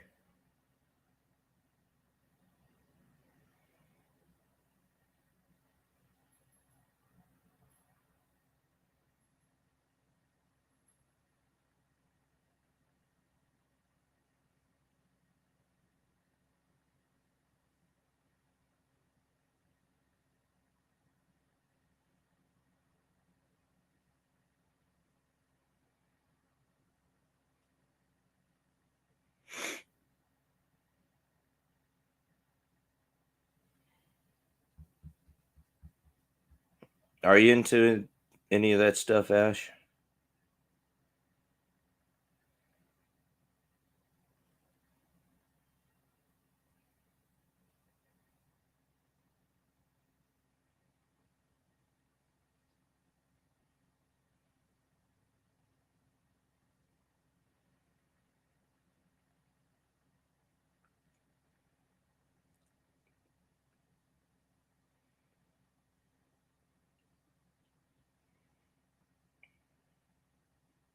Now I have to watch videos to add energy to the bar. That, or I could go to Energy and buy energy. Why should I put? I'm not gonna put no money out for these little games. I'll just go through all the freaking ads and add energy to the bar.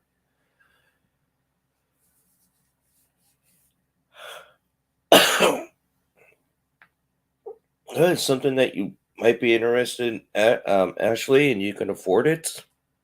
Give it a try. I'd say start off slowly and work up. See if it's your thing before you start spending all the money into it. I'll be right back.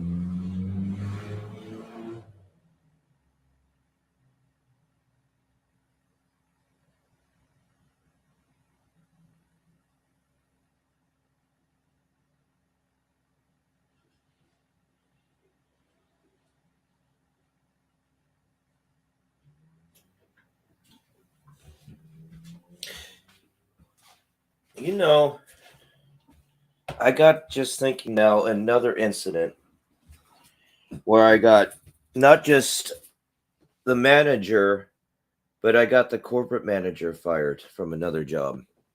I forgot about. I was working Burlington Coat Factory at the time, and things got awry, and then I got tired. I seen the corruption, the fed up and stuff, and started to call corporates, and then employees were doing the same thing. So it's like PetSmart, talk to employees. It's up to you, but this is what I suggest. They got calling corporate, and I was griping to the manager about certain situations and stuff, and if we can work things out and get things worked out. But calling corporate came down, tried to do a little investigation, and the manager, we were starting to lock horns, go head to head a little bit. Not much too out of the wild, but it was getting to that point. And then they had a meeting me with in the office, and I was telling the corporate manager the situation, this and that. But then the corporate manager says, well, it's the manager. Whatever the manager says, that's how it goes. That's how it went down. I was like, what? Well, whatever the manager says, and what they're saying, and that's how it went down, and that's how it's going to go down.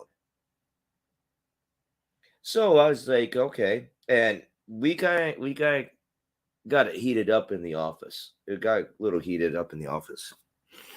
So I'm like, okay, so I'll just make more gripes to corporate and told them the situation, and this is what the corporate manager said.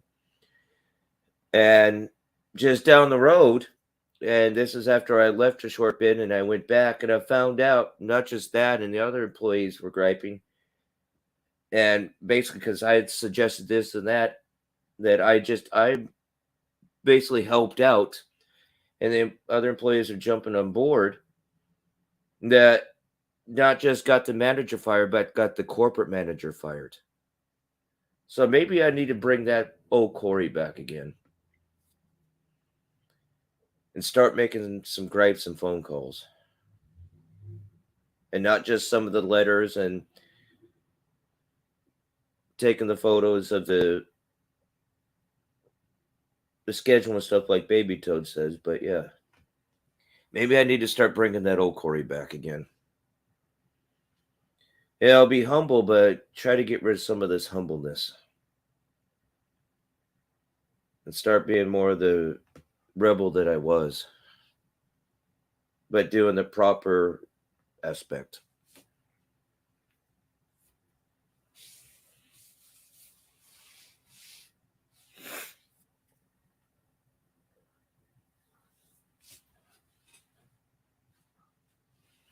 Let them know that they're bring the old Corey back and let them know you're dealing with the wrong guy now.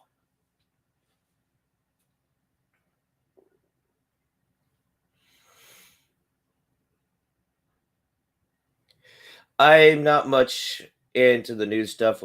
I admit I do got weaknesses on like the Flash and Supergirl and the Legends Tomorrow. I just watch just to pass the time. Superman and Lois I like. Batwoman is another one. It's okay, but I just watch that to pass the time. Mandalorian, okay, I enjoy it, but I don't know if I want to support Disney obviously anymore. The Book of Boba Fett, and there's some others.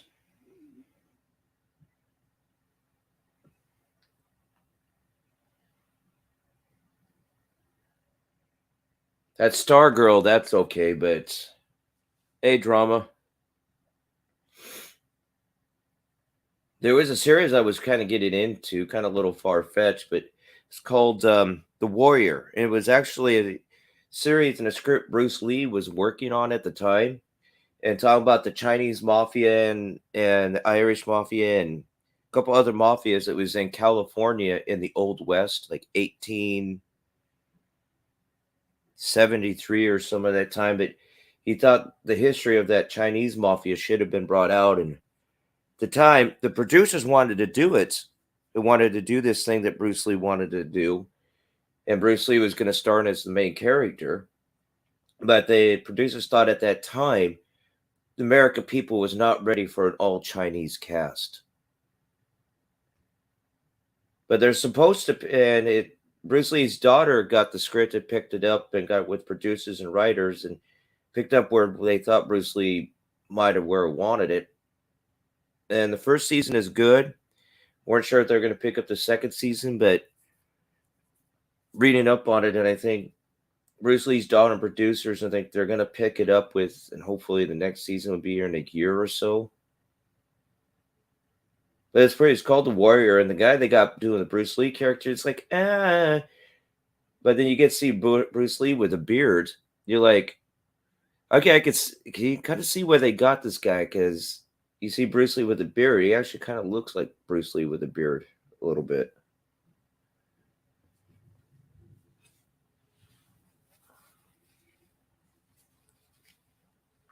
Thing is, they got a lot of the F word in it, and I don't think in that time period the F word was even around in the Old West. And I'm not sure Bruce Lee would be all up into the F word into that. But as far as the series, it's a pretty good series.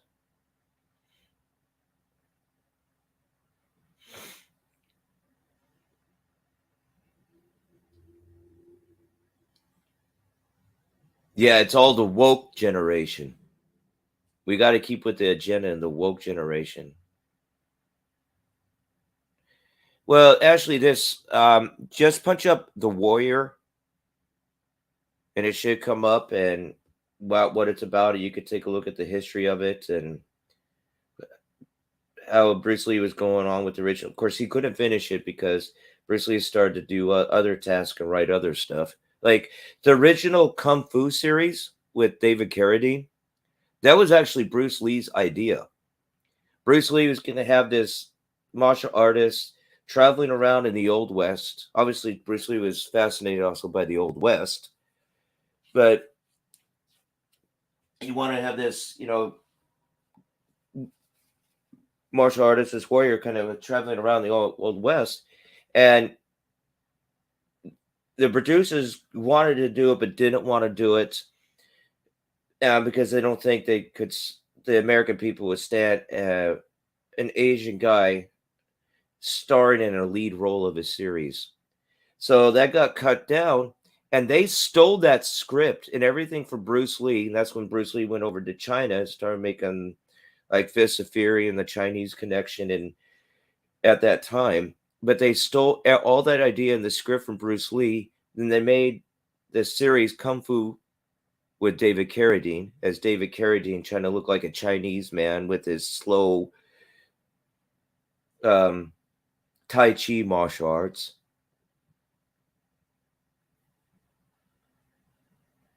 You can imagine that Bruce Lee is pretty furious and pissed, which I don't blame him. They stole all that. Yeah, be like water. The water can crash or it can flow. Be water. Water, you put water in a cup, becomes the cup. Put water in a tea kettle, becomes the kettle. Water can crash or it can flow. Become water, my friend.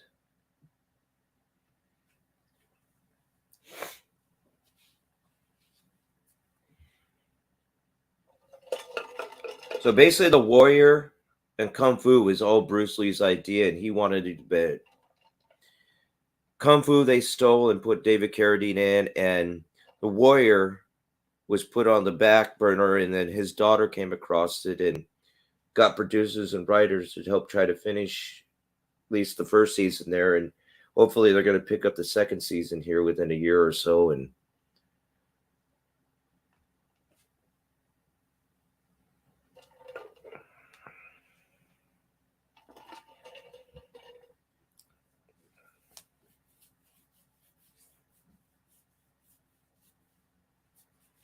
yes, my dad was really into the original Kung Fu series, and I watched it. It's okay, but did you notice how they've been redoing the Kung Fu series? And instead of a man or David Carradine, instead of being the Old West, it's modern day, and they have a woman in the lead role. They have a Asian Chinese woman in the lead role, kicking butt and kicking ass everywhere. And then she has the memories and the flashbacks of her teaching, just like Kane in Kung Fu, because that was his name in Kung Fu, was Kane. And then he always had these memories and flashbacks to his teaching when he was in the monk in the cemetery and stuff, or the cemetery, when he was being trained as a Chinese monk. Same difference, it's just modern day, and they have a woman in the lead role now. It's okay. I haven't kept up with it, and if it gets to the point that bored, I'll watch it just to pass the time, but it's a give or take it, and to me, it's eh.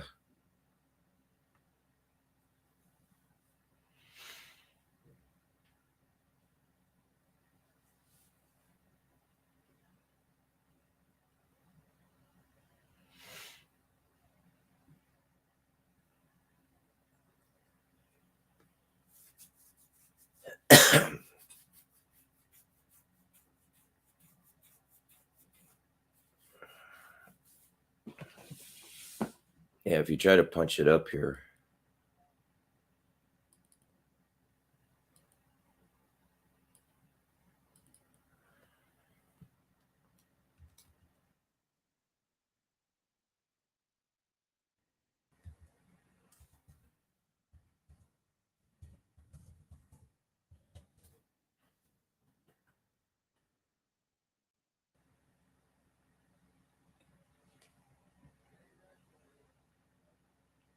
Yeah, it's 1972. I don't want 72.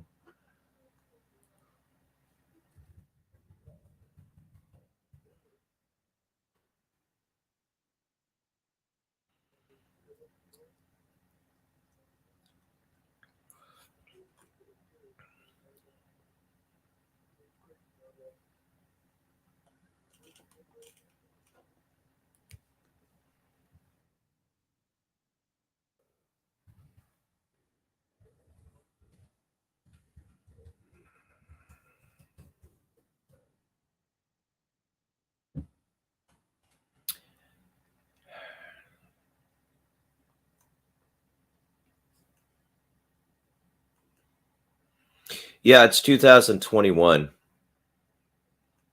So just put punch out Kung Fu TV series 2021.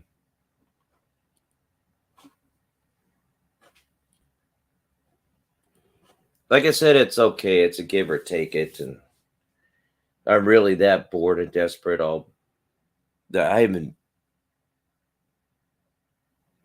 I think I've gone through half of the first season. I think there's only, I don't know how many seasons there is, but 2021, that means it's only one season, but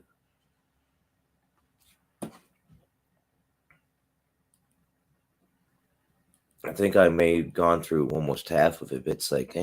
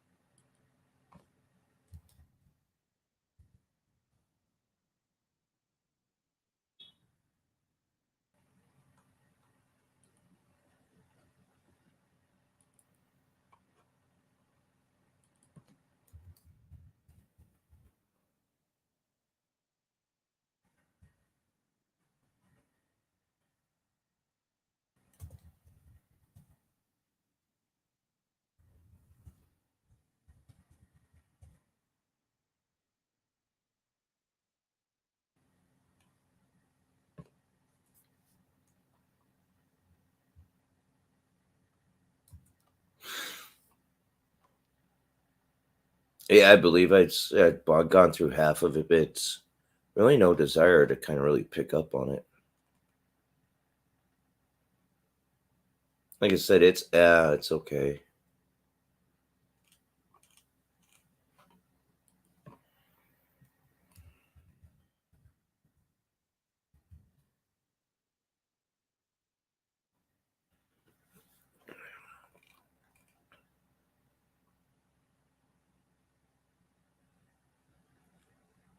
Yeah, I'd have to go through each episode to see where I left off.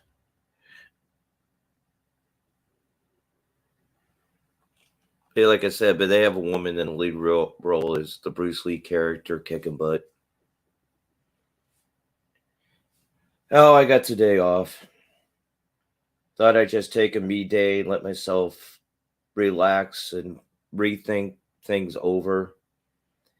I got a follow-up doctor's appointment tomorrow, so I'll just, as I'm out and about, I might as well just do the job searching then. And I just thought I'd take today and just let myself calm down and chillax and gather myself.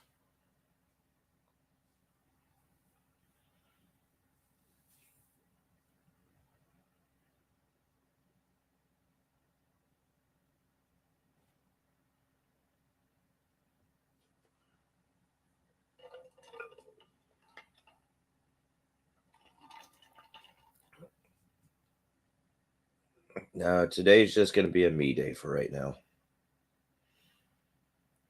Probably take a little nap here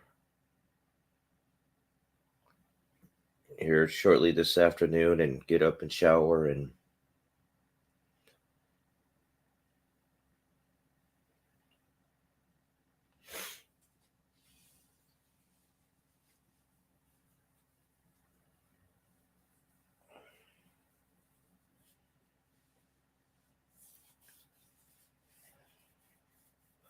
How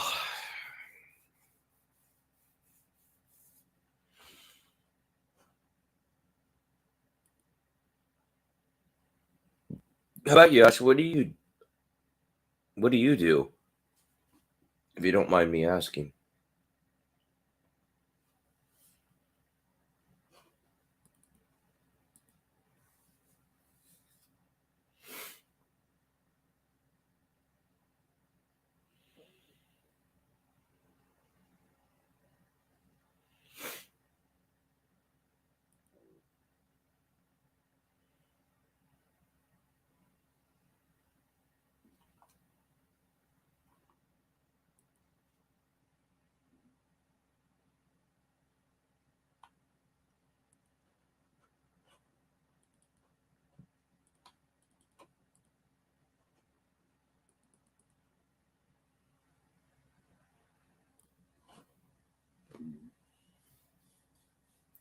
Well, if it's embarrassing, if you want to put it in private chat, you can. If not, I understand. I don't know why it'd be embarrassing, but okay. That's how you feel, but why are you into porn?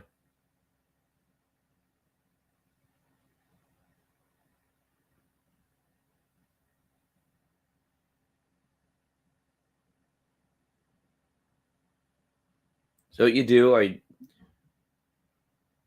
you a backstage person in porn, or are you a fluffer, or do you star in porn?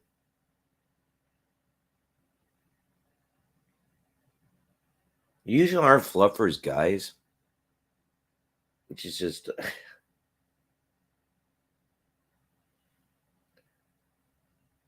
And why would you need a fluffer? Why would you need another guy to get you hard to make out with a porn star? Especially if it's going to be a female porn star. Why do you need a fluffer guy to jack you off to get you hard? I don't. You're right. I'm trying to. Oh, I do know why. Jeremy, what's his face? Ron Jeremy explained it on Howard Stern. He said that, you're all day doing. Oh my gosh, my dog. Whoa. You're all day, having sex, and then you've got directors screaming, come on, get it up. We've not got all day. Time is money. So I think that if some guys aren't using, what is it, pill, Cialis or something, then they need a fluffer. So if you're a guy, you're going to have sex with a beautiful woman, mostly. You need a guy fluffing you up. Oh, wait. Are guys fluffers? No, I saw this reality show about all these gay guys in New York. No, Texas. And they were taking pictures of this one guy, and they sent a fluffer behind the stage. I mean, they didn't show him actually doing it. I don't want to say what they showed when he came back out from behind that stage, but the guy was ready to take pictures. So I know I've seen it being used, in that, like I said, that reality show about these gay guys. But now it's I'm curious and I want to look up the whole fluffer thing. But because I know that because I got offered to work in porn, and I think, okay, have some sex with women. It doesn't have to be long term, and then it's blah blah blah. That's when I was younger and more naive and stuff. I'm glad and it's not the only opportunity I got to go into porn, but I'm glad I never did. But No. first, I was like, okay, you're gonna be a fluffer. Okay, a fluffer. I'm thinking fluffing women's pussies or something. I don't know. And they finally, No, that would have to be for gay porn. I know, and then I got to explain what a fluffer is, and I'm like, Wow. no, I'm sorry, no, I know. Could you imagine if you were so desperate for the money and you did it, and then somebody doxed it now? Yeah. It would be all over Discords, and they'd have it on YouTube's, but they would blur out the pictures and just have your face, so when you're it would look like that when Foxman is passed out and you got that guy going down and doing a blowjob on Foxman. I keep trying to tell myself that was just something Fox did for shits and giggles, but yeah, that no, you could tell he was passed out. Oh, so the guy kind of raped him. No, he was passed out. I mean, even if you're passed out asleep, you still could get a hard on. Oh yeah, like morning wood and stuff like that. Yeah, morning wood and stuff, and that because you got to pee so bad, you got that morning wood, and oh yeah, you still could get it up even you're sleeping or passed out. Who was that guy who went down on him? I don't know. I can't believe they set him up and took a picture of it. Well, that's the whole thing. I can. Do you know who took the picture? No, I don't. Oh. You probably only the person I can think of would actually know that would be Joe Walsh. Yeah.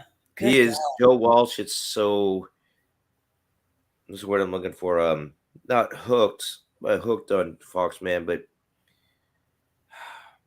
You're right, though. No, like addicted or addicted. Yes. Can't live without him. You're right, because he's so addicted on Joe Walsh. He can't quit him. He can't get. He can't quit him. Fox can't quit Joe, or Joe can't quit Fox. Both ways. Yeah. But yeah, definitely Joe Walsh cannot quit Fox. Well, Joe says, Joe will say, no Joe, no show. But the thing is, Joe by himself, he doesn't get views. No, he doesn't. And the only people that come in are scumbags like him. I mean, I watch it. I guess that makes me a scumbag. Yeah. But I don't watch him like I used to, because I feel like shit about myself after he porn bombed Wendy, he porn bombed you. Yeah, he's the reason your channel got taken down that first time. First time, yes. And then now, well, okay, I got to tell you something he said. He said, well, I have to play the villain. Fox is only interesting when I'm getting him mad. So Joe admits that, when Joe and Fox are getting along, I love that. They seem like brothers. It's fun to watch them just have their private conversation because they've known each other for years. But then it's like Joe gets bored with being nice and thinks, oh, it's not that good of a show. And then he starts talking about Fox's sister, talking about Fox's mother, but you can't talk about Joe's kids. Oh, yeah. See, the thing is, when I bring it up, I'm not talking about his kids. I'm talking about what a bad I call him a deadbeat dad. Joe is a deadbeat dad. Where is that talking about his kids? That's talking about him being a deadbeat dad. It's talking about him and his character. I'm going to be honest about something about my opinion. I feel that his ex is a bitch, and she probably is making his life hell about seeing these kids and everything. Because look, I told him yesterday, so I said it on a live, so I'll just say it again. Joe was being really hateful to me. I was yelling at him, whatever. But then I told him, I said, look, Joe, it's obvious that you're very intelligent. I said, but people talk about you and call you a degenerate. And it's like, why are you doing this to yourself? It's like somebody with the brains that Joe has. He doesn't need to be living in a shed behind his mother's house, online all day, putting glue in his dreads and bleaching it. I mean, it's just, Glue it's in like his that dreads. woman broke him. I Well, mean, it's not that. I mean, he was broken before that. He was just degenerate, but obviously there's something to it because there's court. It used to be he used to have court order. He could have see his kids under supervision, like once a week or twice, once a month or whatever it was, but it had to be right. supervised. Now that's been taken away. And if you actually look at the drunk that he is and the person he is, you can understand why that visitation rights has been taken away from him. He doesn't give a Yeah. crap about it. He doesn't put any money or anything into him. Well, I tell you what makes me think the worst of Joe is he said, I'm not going to work any harder to make any more money because the money's just going to go to her. The money's going to the kids. It's not going to, I mean, it's going to her to help raise the kids that he helped make. And then, oh, I didn't know that porn bombing is a misdemeanor or felony. Woo, let's get them. See, that's what gets me why It is YouTube chaos. allows this, but their docs, we're being the ones that get porn bomb are the ones that are being taken down and destroyed. Shouldn't they be going after the ones that are doing the porn bombing instead of the ones that are being porn bombed? Corey, I've actually called YouTube, and it's like a 40-minute hour wait. So I'm on there, and I'm like doing my stuff around the house, and I'm on the phone waiting. And then it was like after 35 minutes, I just forgot, that I was. But I wanted to ask them. It's like, I just want to say, somebody tell me why the person on the stream is responsible for these people who are being all sneaky and stuff, doing the porn bombing. Because I think I told you, David Walsh has lost his channel because he was porn bombed, and I was supposed to be his co-host that night, but I didn't want to go up there. We just don't have chemistry, And so, and a lot of other things I won't get into. But I finally went up there because he started playing the Grateful Dead, and then I thought my computer went out. And then when it came back on, I was backstage, and I was with all these people that David has been given a hard time. And it was like, I guess, well, he was porn bombed and he didn't do anything about it because, he was drunk. And then I guess they mass flagged him, but it was, kind of funny. I mean, it's not funny, but he's just not been a very good friend to me. So of course I'm going to think it's funny today. Mm-hmm. Wait, what does that? It's because they didn't get consent. You mean, it's a felony or it's a misdemeanor or felony because yeah. I get that. But still, it doesn't matter. Shouldn't it be from state to state? It should just be wrong and illegal, and you should go after the ones doing the porn bombing and not the ones that are getting porn bombed. Why should we be punished for?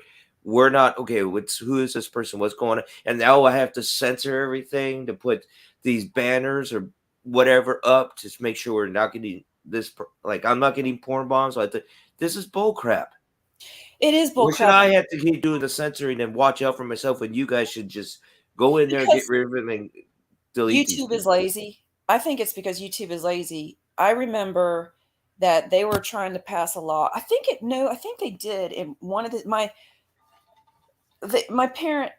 dad had rental properties, and at one point the counties or the cities were trying to, if your renter was a drug user and continually being arrested for drugs or whatever, then the person who you're renting from is going to get in trouble.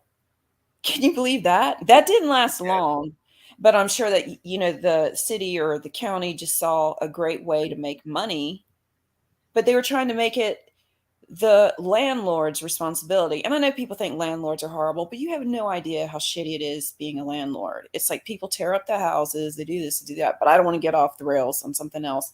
Yeah, the porn bombing. I went on YouTube to try to get answers like, you know, why is it the responsibility of the streamer and everything? I tried to get, there's no one to live chat with. There's no one to call unless you're willing to wait 2 hours. It's just stupid. But here's another thing. You're saying that you think that YouTube is too lazy. Now, my original chat, when I got talking about the vaccines, giving an opinion, we were having a discussion, and then I was basically saying what it does and the so-called side effects, what it's actually doing, killing people off, blah, blah, blah.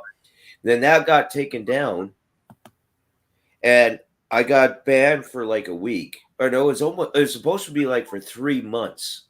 But they decided to bring me back in after a month.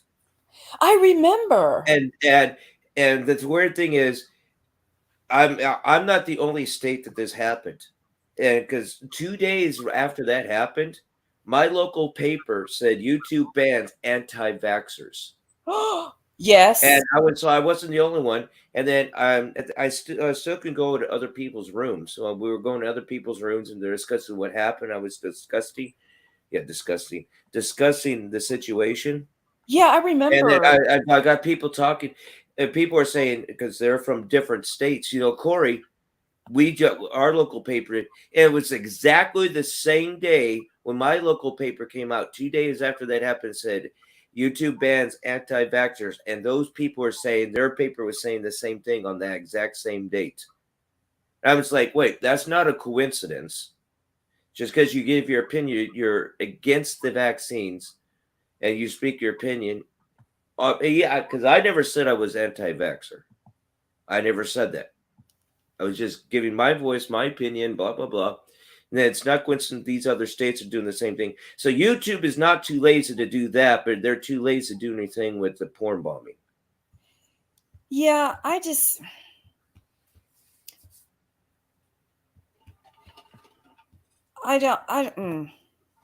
Oh, look, I just read that the deal with Elon Musk and Twitter just went down. Now, I don't see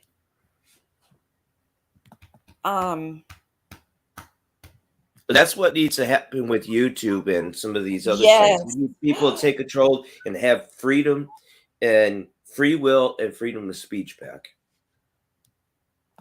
And none of this. And go after the wrong people, like the porn bombers and stuff. Corey, if you've noticed, you know what? Maybe it's just me and the fact I'm not watching TV anymore, and I'm embarrassed to admit this. Please don't yell at me. But I don't watch MSNBC anymore. So what? Oh no! What? No! You anti-American socialistic. No. Okay, I was stupid, and I thought that MSNBC was like a neutral party. I thought CNN was like for the liberals. And I'm a conservative. I thought Fox was for the conservatives, but I wanted to hear just somebody without an agenda. But MSNBC has the worst agenda. They've got, what's that Rachel Maddow bitch? Well, that and CNN, and you know, CNN is basically on it. It's no more. They're basically going to be closing down. Oh, thank Jesus! Are you serious? Now, are they going to close down, or did their just live streaming thing didn't work? I think that didn't work, but they're basically it's coming close. They're hopefully going to be closed down. They're closing down. This is the revolution, Corey. I mean, think about it. I was watching the Johnny Depp trial. Griggy is that echoing bad? I catch glimpses of that here and there on YouTube, but I have no desire to keep up with it. I know it's the biggest. You should hear. It's what Griggy says, and tell me if this echoes getting on your nerves. That's not echoing, but it's not just a distraction. It'll be distraction. I mean, I'm thinking this Rach was something Heard. What is her first name? Amber Heard. Okay, Amber Heard and Johnny Depp. I'm thinking, is this the only acting gig that you guys can get right now? It is, because she ruined him. No, you could see how it's a big old acting show. Oh, you're right. It's about all. that. It's just like they're actors, and it's all. It's you could just tell it's not a big distraction. It's a big acting propaganda and acting show and distraction. I was like, and they're going to have other actors up there and stuff to try. And so I'm like, okay, now seriously, these actors, is this the only acting gig that you can get right now? Because you can't get no Hollywood roles. Well, they can't. But what makes me laugh is Johnny's. So when Miss The only reason now he speaks like that because he's so stereotyped with the Jack Sparrow character, and if you know where he got that character and that speaking voice from, Who? And he told Disney and the movie makers, I want this role, but the only way I'm going to do this role is if I can do in this type of character. The lead guitar player of the Rolling Stones, Mick Jagger, really? No, not Mick Jagger. It's the lead guitar player of the Rolling Stones. Yeah, that guy who looks dead and is always if you watch the way he acts and speaks with all the drugs and the alcohol that he's done that just burned him out and his brain up so much, that's where Johnny Depp got that from the lead guitar player of the Rolling Stones, because it's exactly the way he talks and acts. And now Johnny Depp is obviously he's what do you call those actors that have to stay in character all the time? Method actor. Yeah, he's obviously a method actor. So yes, and obviously Hurt is too. If you watch, there's times when she's kind of smiling and she finds herself kind of cracking a smile, and then she goes back into character. So she's a method actor also. But obviously Johnny Depp is so much of a method actor. He knows how to stay in character all times, even when you're not on set, at home. Like De Niro's a method actor, and he's in the Black he's Women. Crazy. And there's some wives and women that Robert De Niro, because like I said, Robert De Niro is really into Black women, and there's the women's gripe that even when he's at home, he has to be this character. Because De Niro at that time too, he was doing Raging Bull and Taxi Driver, so he was both characters at the same time, and he was at home. He was both characters because method actors have to stay in character all times, can't go in and out.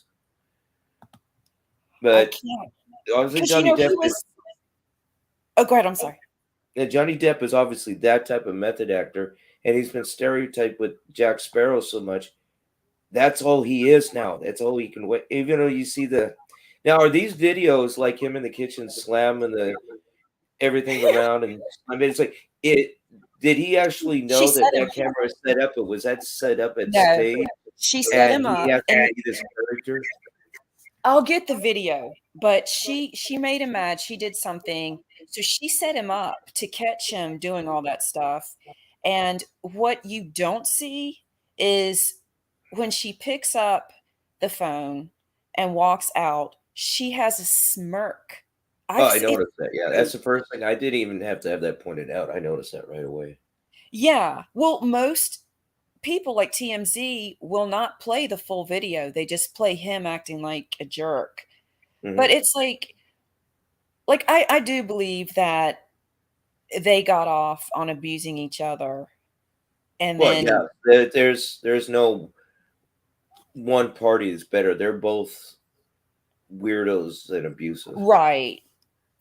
But I guess I don't mean to be anti-women, but I just feel she's a bit more evil. Like she's more cunning and because okay. Doug Stanhope is very good friends with Johnny Depp, and he wrote an article, and he said that he and the other of Johnny's friends couldn't be honest with him about like what a devil woman she was, and that he needed to get away from her. And like Johnny was talking about how much he still loved her, but he knew that she was setting him up for something. The next day, she called the police like on a false allegation about being beat or something. I'm going to have to look into that more because I just heard it from Griggy today. But it's like that. I'll be honest, that does make me sad. Well, number one, Doug Stanhope might be a weirdo, but okay, I know this shouldn't mean anything, but he is Joe Rogan's best friend. And I feel like Joe Rogan does try to get to the truth. And then his best friend is this Doug Stanhope guy. Doug Stanhope is very good friends with Johnny. So, when you judge, I mean, Johnny's got a lot of bad friends too that are probably all into weird adrenochrome. How do you say that? Adrenochrome? What's that stuff? I have no idea. Yeah, I know you do. It's that, like, you drink. Oh God, I'm gonna sound crazy if I don't know the name. Anyway, it's Hunter Thompson weird shit. But I don't know. You know these people are MK Ultra. It's very well known that Johnny Depp and these type of actors this deep in Hollywood, they're under MK Ultra too. That's what Griggy was saying, that all this okay, did you know that Johnny Depp's top of his middle finger was cut off?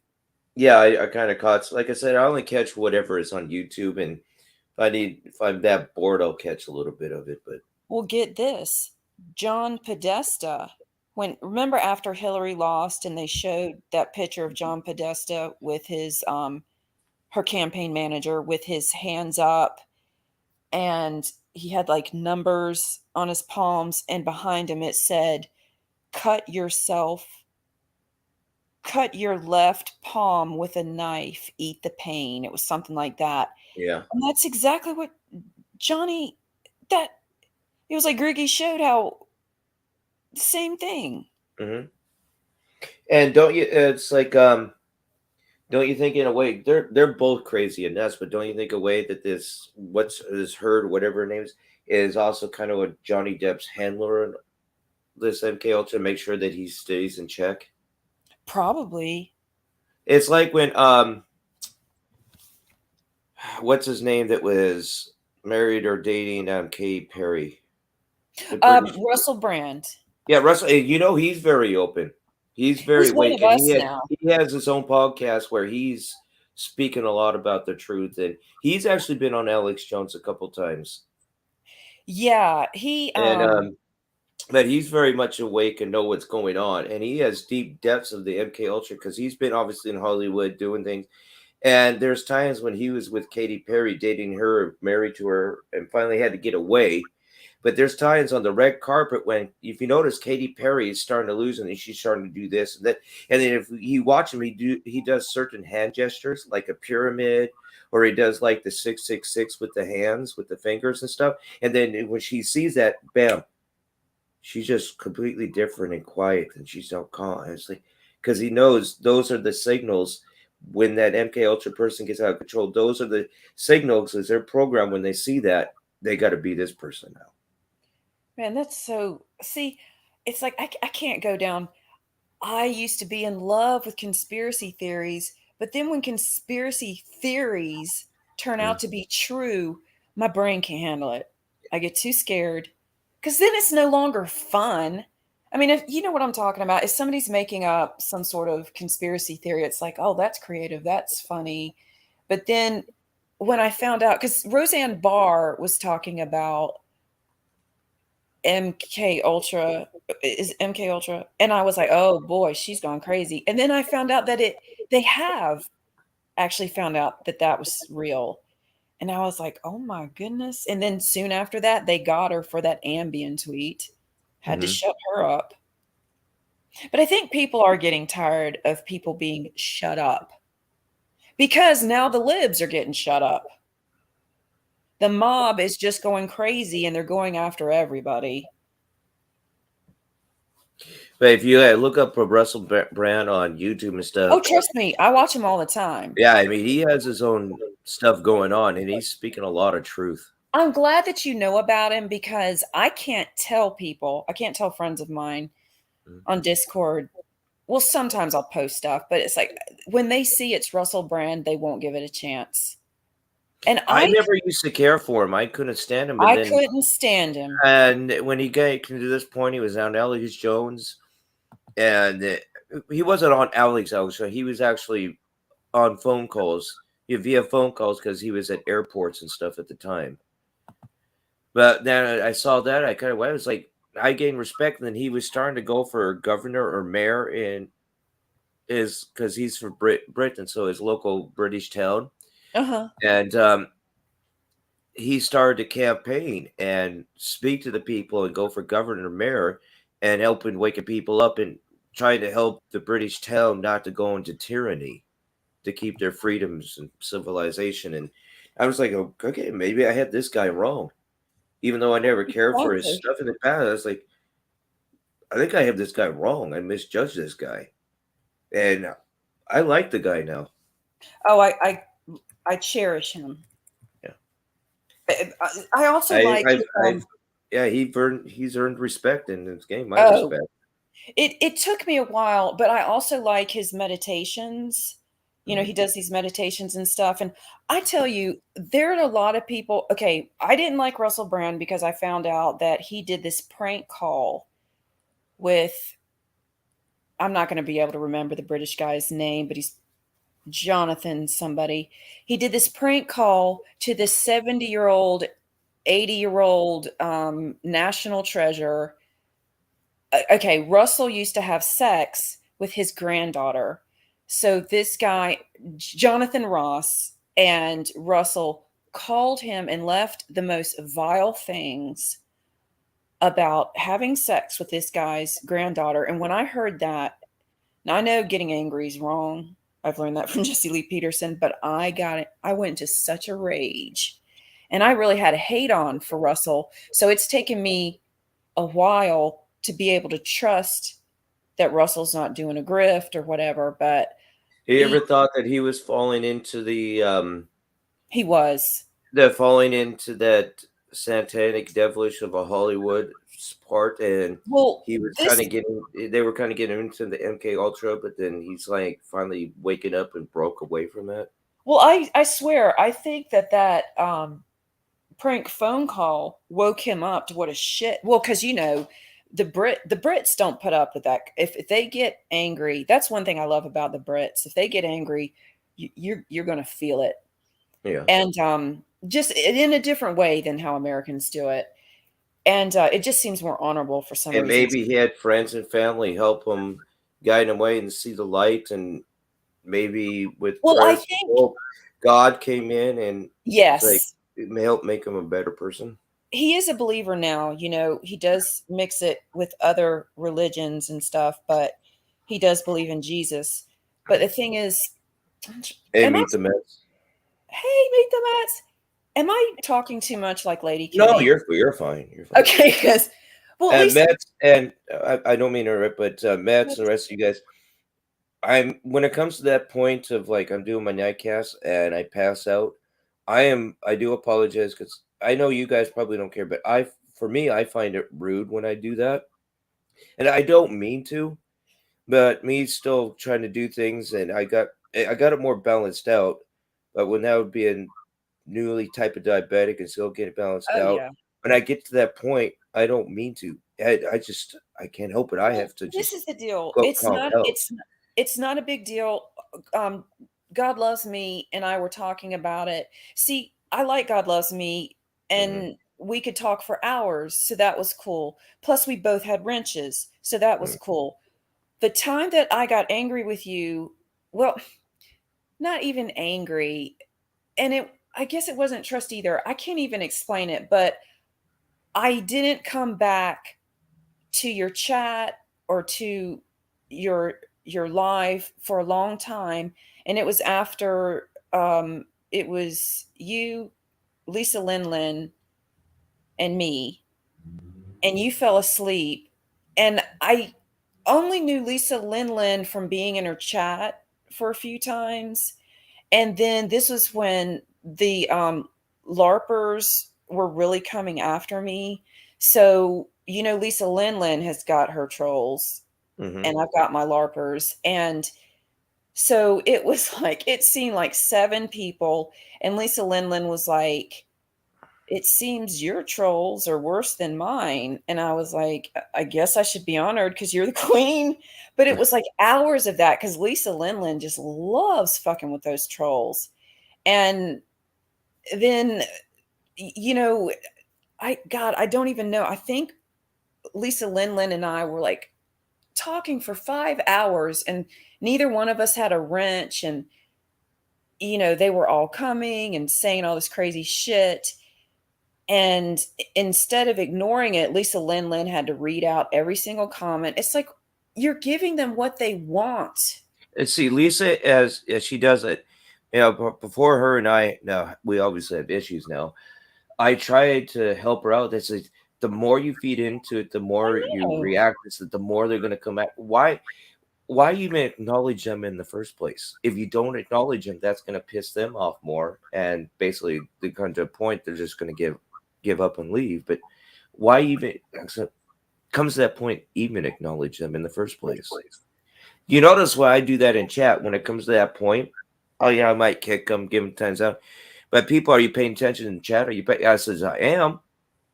I acknowledge to certain things what needs to be acknowledged, but there's certain things it's not even worth acknowledging, not even worth paying attention to.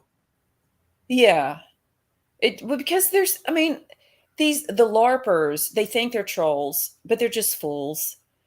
They're not clever, and God, they have to share a brain between them all. But like I said, the thing that was the only time that I was like, fuck Corey. I'm not going back there again. If he's going to leave us to rot, because at least back then, if I had a wrench, it would have been a lot different. At least I could have played with the trolls, timed them out. Then they could come back with their alts or whatever. But it was like, because there was no, what finally happened was I was so tired. A friend of mine was coming at noon. She was going to help me with like this whole organizational thing with my closets. And here it was like 7 a.m. and I just wouldn't stop. But then I was like, okay, Lisa, I'm just going to rest my eyes for a little bit because I'm really tired. And then I hit something on my laptop and I kicked myself. So then I went back into chat but if I kick myself by accident, can't I still get back on if I already was on? No, not the oh, that's right. The host has to let you back up. I forgot, because that literally happened last night with GLM. She got kicked. Yeah. She kicked herself accidentally. And but I don't know. But like I said, you can tell things like that'll happen, but I get over it. And the thing is, and I apologize for this, but all I had to do was talk to you about it instead of huffing and puffing and, not talking to you for a month or so. It's like, I've done that to you twice, and I apologize. Huffing and puffing just makes like you're the big bad wolf. Yeah. Well, throwing a little lady tantrum. That Corey, he's a bitch. Well, I can be, yes. Well, that's not your fault if you fell asleep, and because I'm sure it was probably December, January, and well, at least I could. I'm sorry. Go ahead. No, you're fine. But at least I can be kind enough to at least put myself on. I mean, if you guys are enjoying each other's companies, at least put myself on mute so you don't have to put up with the snoring. No, the snoring is fun. Don't do that. The snoring is fun. Well, because now it's known as the Snorecast, which is pretty clever. Never thought of that. So yeah, don't mute yourself, because that's like a shtick. That's pretty good. People the will snore come. fest. I'm not lying. People will come to listen to you snore. And of course, GLM and I were commenting on it, and we were all talking about how you might need to go check to see if you've got sleep apnea. And yeah, I get told that. But the thing is, I also hear other ways. It doesn't matter if you do or not. They're going to say you do, so they just put you on that sleep machine thingy so they can get the money from the insurance. Well, I'll tell you, how do they sleep with that thing on their face? They've got to find a way to make it small. I don't know. I just. Can you imagine? And I love how people. It's like distilled water. Well, either way, all that stuff is distilled water, spring water, whatever. Basically, it's just tap water, which is what you're getting. Nothing is basically filtered. Even if it's reverse osmosis, it proves that reverse osmosis is not that great.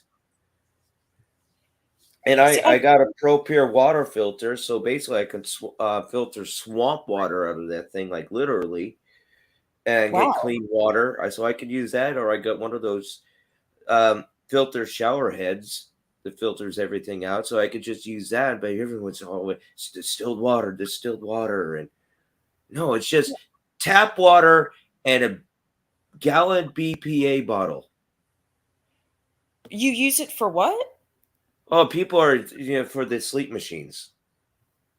And everyone's about distilled water, and basically everyone is out of distilled water, and corporates won't send distilled water to the stores anymore. And I was like, everyone's up in the up, but it's like, it's just regular tap water. It doesn't matter spring water, distilled water, or this way. It's just regular, basically tap water. What these companies are putting out in BPA plastic bottles. Oh, yes, I got you. I remember I told a friend I was drinking Evian, and she said Evian backwards is naive. And I was like, bitch, I'm just happy that I'm drinking water. I hate water. Shut up with that. Water, but I wish I did. I can only drink like it's aculite water with aculites in it. Is that how you say it? Electrolytes. Aculites with electrolytes in it. That's the only kind of water. And it gets me, why are they adding this stuff to supposedly plain so-called filtered spring water? Why are they adding electrolytes and everything in it? Well, I'm glad that they do, because that, like I said, that's the only kind I can drink. I can't drink regular tap water. No, I don't. Like I said, I filter it all like with a ProPure water filter and stuff, and I got one of those shower heads with the filter system on it. It gets rid of all that stuff. And I don't know why. I have a friend, and she will like eat a hot dog and French fries and water. And that just sounds so horrible to me, but I'm so jealous. I'm so envious that she loves water so much, because I don't know. I know Nuzdar was talking about. But yeah, gee whiz, speaking of one of those machines, you said it's not bad. I know my brother-in-law has one. My brother-in-law has to sleep with one of those sleep machines every night. I'm just wondering. Oh God, I'm the brother. Why am I thinking of this? I can imagine my sister rolling over, getting in the mood, maybe having some of that. Oh God, why am I thinking in this morning sex? Like looking at her husband and with that sleep machine. You're so sexy. Let's get it on. That's what I'm thinking too. It's like that would, especially because you're in a new relationship. And it's like, well, I'm going to have to do this, because I'm sure that I have sleep apnea. I'm sure of it. If I had a wife that had that, I'd probably, you're so sexy. Have that morning sex. You're so sexy. Let's get it on. No, leave it on. Leave it on. Yeah, that's it. That's what you would do. I can imagine. No. It probably, I get a slap upside the head for this one. But it's like, no, wifey, my darling, leave it on. You remind me of Bane. Leave it on. You'll be it's like, what the fuck, Bane? Yes, you're very sexual at on. Just leave it on. You're more like Bane. It's like instead of what are those? I can't even think of the name. Those gags, those ball gags. It's like, forget leave it on. Gag. It's more like a ball. It's more like a burning ball gag. The ball gag doesn't turn me on anymore, but that CPAP thing does. Yeah. And make sure that doesn't it make a lot of noise too? I don't know. Bane. Yeah, I probably get it. What the fuck, Bane? Yes, honey, you're so sick. You're like a female version of a sexy. You're like a female version of a sexy Bane. It's different. And it's like,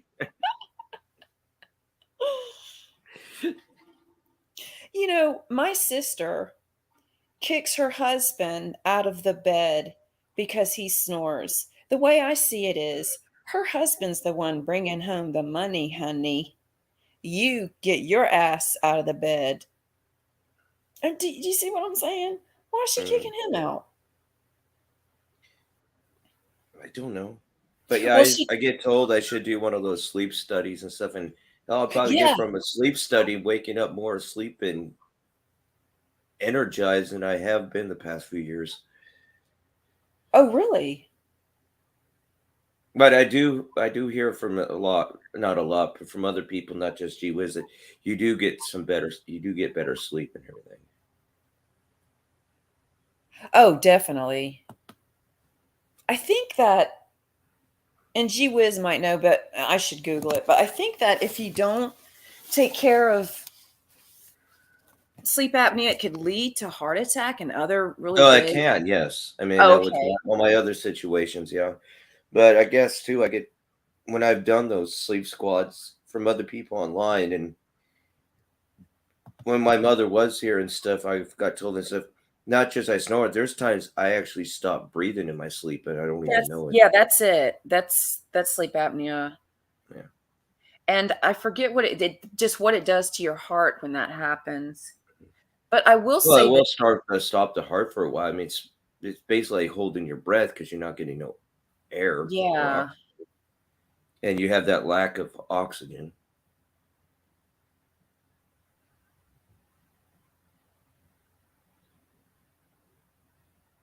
But so you really do drink water in those pictures. It's not vodka. Well, you don't have to tell me. You don't have to. It's not my business. I just wanted to see. I only wanted to ask because if people are telling lies, I just want to. They can believe what they want. I don't care. Well, the thing is, I just want to make sure you're taking care of yourself. And I will say this: when Mud was in chat, you know how he can be like your worst enemy or your best friend, and he said something like, "I hope Corey doesn't die soon," and I was like, "What a thing to say." And he was being serious because he's like, no, he's been in bad health. I can't remember if he said like for the past 5 years. But I just hope you know that we all do care. But I know what it's like. I don't like going to the doctor. I don't like doing the things I need to get done. And you're doing all this, plus you're working. Plus, I mean, you do karaoke nights at a local bar, don't you? Yeah, when I have, but with inflation, everything's going and the hours being cut and everything, I can't afford that. Yeah, I like how people. If it comes to a point I can afford it again, yes. Otherwise, no, I can't. I like how when you go real life and people want to make fun of that. Oh, Corey's going to karaoke. Yeah, he's leaving the house and talking to women. Yeah, that's really. Yeah, that's like I can't leave the house. I'm here. No, I actually do have a job and I do go out. And then you see me not just. I was on Mud's cast that time at the karaoke bar. I remember. Yeah, I was watching. And when I'm at the Washman, sometimes I cast up from the Washman and visiting my buddies and stuff there. And yes, I actually do get out. Exactly, but yeah, that was New Year's, wasn't it? Yes. Okay. Oh, by the way, fuck it. I'm not gonna be online. I mean, I dig you guys, but I'm not gonna be here for New Year's stuck with you guys. well, And I got a little, a little afford, and I'm gonna go out and do karaoke. What was like? Oh, cool, Gee Whiz. It was just like you could tell, everybody who was in Mud's room, losers like me. But I mean, I wasn't making fun of the fact that you were in karaoke. But no, I think it wasn't that you had taken a picture of a woman that you were interested in. All those guys were coping and seething all about the fact that you were out in real life and actually talking to a real woman. I know. Who you might get a New Year's Eve kiss from. Yeah. Oh, darn. Oh, but look at jealous much we are. Exactly. All the hot guys and all the hot girls in Mud's room on New Year's Eve. Oh, but Corey's going real life. Ha, ha, ha, ha, ha. Yeah, Corey's out there getting it on with some girls. Shut up.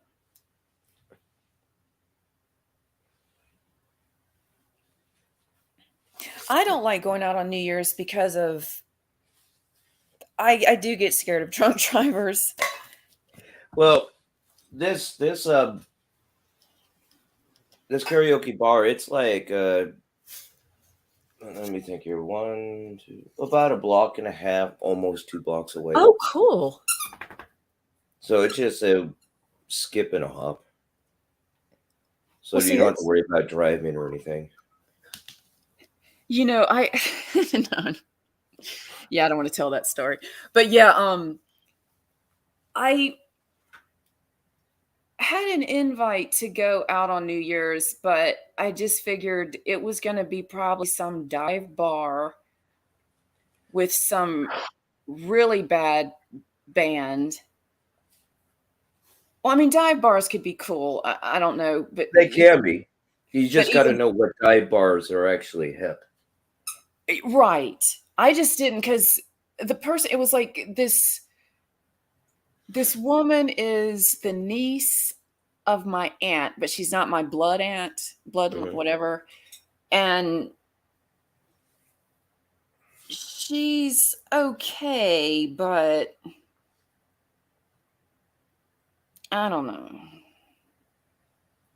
So I just decided, I was like, it's not worth it. I'll just stay and be in Mud's room. But I knew this last New Year's, it's probably going to be the last time I'm going to be out for a while, because with Biden and the way things are going, inflation and minimum wage going up, prices going up, food shortages, and with all that stuff, it's going to get worse and worse. And I knew it was going to be probably the last time for quite a while. So I like, screw it, I'm going to go out and just have a good time.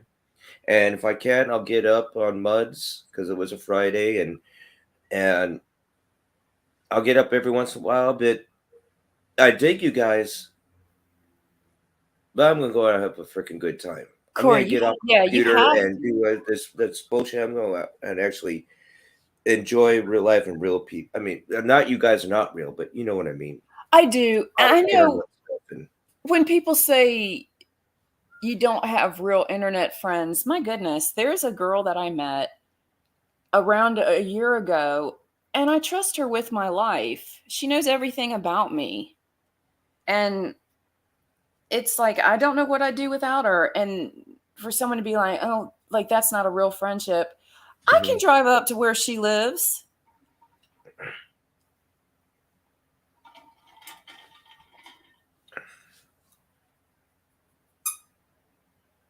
But yeah, like yesterday, I just went out to get, I'm addicted to these Arizona teas.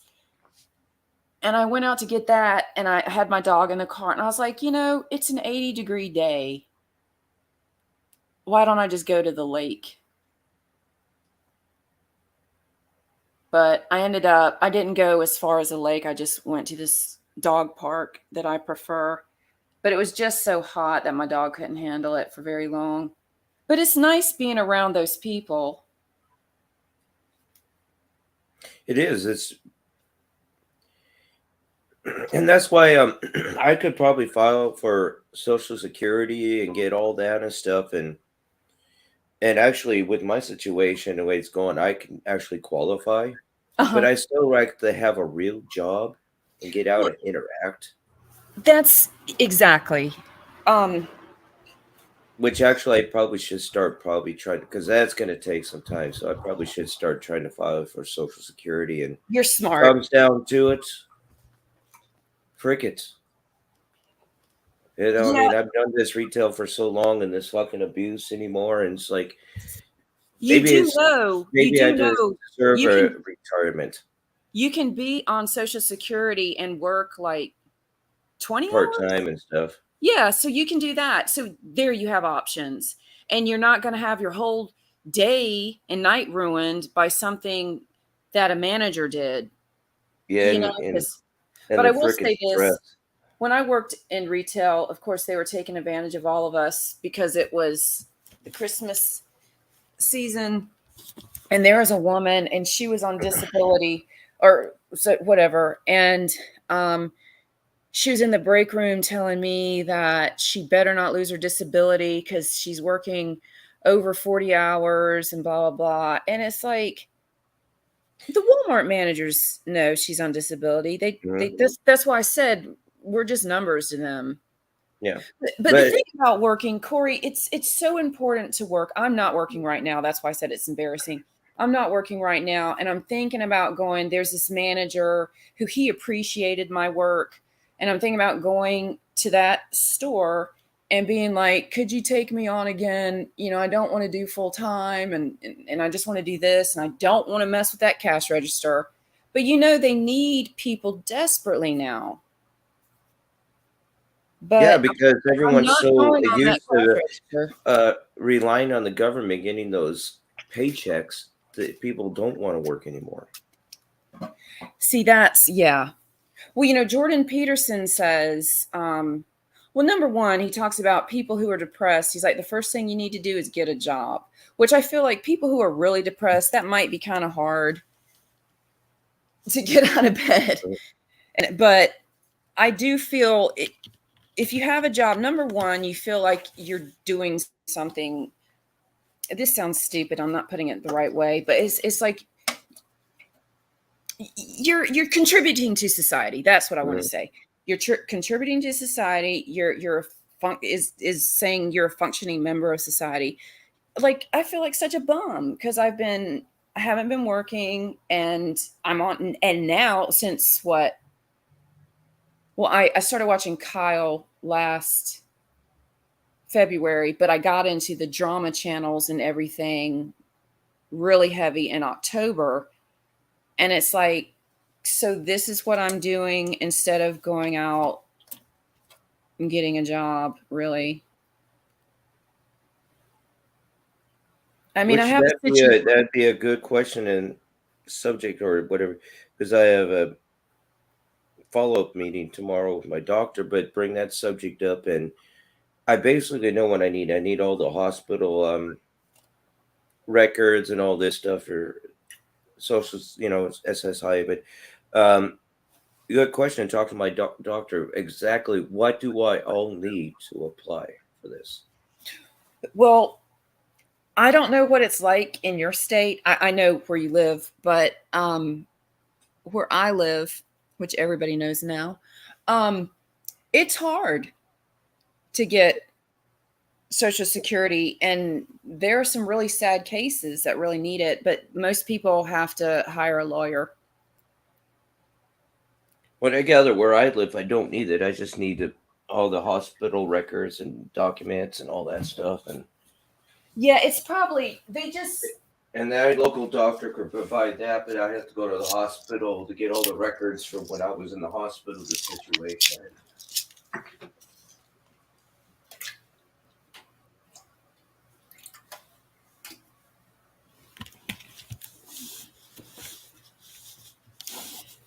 Well, hopefully because you don't have to tell me everything, but you have numerous things. So yeah, I think it's like, try it by yourself the first time. And if they turn you down, I think it's try it again by yourself. But then the third time, get a lawyer.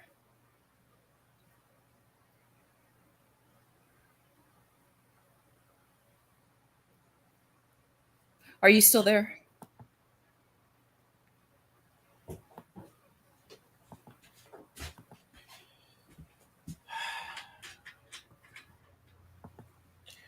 But like I said, I don't want to do that because I don't want to take from taxpayers, but that's what it's here for. But if I know. eligible, why not? But I still can work part-time.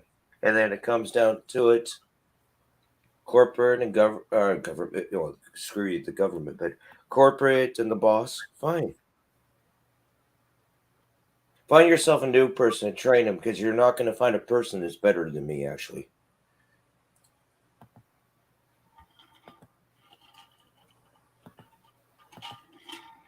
And of course, too, when it comes to a point, they're going to want to force that person to try to quit, because that, yeah. Here's another thing. I've been up for a raise, but I got this like pamphlets and booklets for all these psychology questions that I got to fill out and write a little letter on there for corporate to give me a raise. And I'm like, what the fuck? I never said that to my boss. I was like, really? Wait. When did it start that I had to sign out a booklet of psychology questions to get a raise? Oh my goodness. Yeah, seriously, you got to find out this pamphlet of all these psychology questions now to get a fucking raise. Seriously? There's an employee who did that, and he took time to fill it out, and he wrote the little letter on there. This is my stipulation. This is that, and this is basically. He said, "This is bullshit." Blah blah blah. Give me my raise or fire me. Yeah.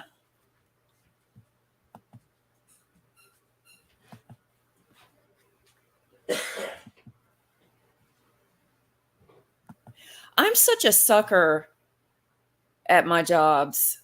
They just take complete advantage of me. But I don't know.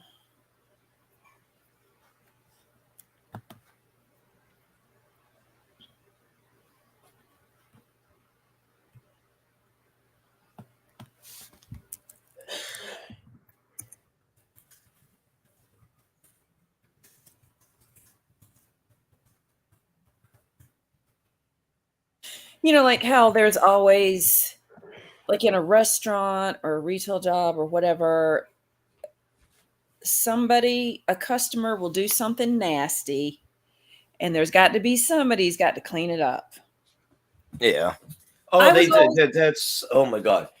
Yeah. That's another reason too I'm fed up too on this. And I'm not the only employee. This happened to a couple other employees because they come to me about it.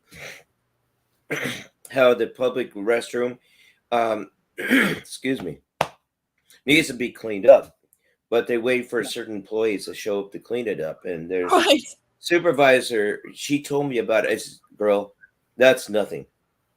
Someone wrote in a gold Sharpie all this swastikas and this Hitler stuff that I had to clean off the door and the side, and I had to take Goo Gone and all this stuff and wipe it off, scrub it, and that's when I was like slipping on the floor. I was thinking, oh shit, I forgot Goo Gone. That dirt sound that gets slippery, so I had to mop that up. But what they were describing, I said, guys, that is nothing. The assistant manager I had it out with last night or yesterday because of the bullshit. I guess someone was in there, a homeless person or whatever, and they had shit, literally there are human feces all over the walls, the sink, the floor. That's what I'm, yeah. All that. I've never had it that bad. I showed up to work. You know, this was bad. Trust me, this is bad. Oh no, it sounds. I mean, this is before the mask, for the whole mask mandate and all this shit. So I had to put a fucking mask on just to try to breathe through my mouth. It was so freaking bad. But I found out it's like, oh, Corey, you got to go. We got a task for you. I'm like, okay, what? And I got told about it. And I was like, how long ago did this happen? They're like, oh, it happened 2 hours ago, but we were waiting for you to show up. It was, whoa. That's when I got pissed. No, you are That's not. When I got pissed. I was like, of course I cleaned it up, but I took my sweet ass time. I was like, fine, I'm going to take my sweet ass time. And you call me toward the front, you can go kiss my ass because I'm cleaning. You should have taken 3 hours. And it was like, yeah, like 2 or 3 hours. And it's like, for one thing, this should not have to wait in the first place. It should have been cleaned up right away in the first place before it got too dry and all the germs and all that nastiness got even going. So you were waiting for me to show up to clean it up. I said, that's bullshit. Something like this should not have to wait in the first place. That was Corey, my first that right there, when you call corporate, you tell them that. You tell them that story because that's filthy. Yeah, and I was like, something like this. And then I waited till, because of course our manager was on vacation that week. I was like, of course he's on vacation. But when he got back, I was like, can we have a talk? We need to talk. I told him, of course, he doesn't give a crap. He doesn't give a crap about this shit. He doesn't give a shit. because like he's close to retirement here anyway. And I say, but the first thing is, this is bullcrap. This is bullshit. And it was like no pun intended, but I say, it's something like that should not have to wait 2 or 3 hours for another person to clean it up. It should be cleaned up right away on the spot. Yeah. And I should not have to wait to put that burden on that person. Because obviously I'm not here. I'm not on the clock. It was 2 or 3 hours before I showed up. Why should it be my freaking burden? Well, also think about the customers. Think about wait, yeah, exactly. But there's the bathroom's closed. The bathroom's closed. They're like, we're waiting for Corey to show up. I'm sorry. I didn't know Caleb was here. He's addicted to raw pussy. Well, I think I have a right to get to the point that I'm fucking. Caleb. Yeah, I think I have a right to the point that I'm fed up, and I have a right. No, to you have to say something, because this is what a fool I was when I had jobs like that. If I would see something nasty, I would clean it. I wouldn't tell the manager or anything. Like, I didn't even go for brownie points. And then I had a job, and something happened in the bathroom, and this server went in there, and she goes, told me what was going on in the bathroom. And I was like, bitch, you go in, get your fat ass and clean it. Don't come to me like I'm a maid. If you saw it, you clean it. Because that's what I do.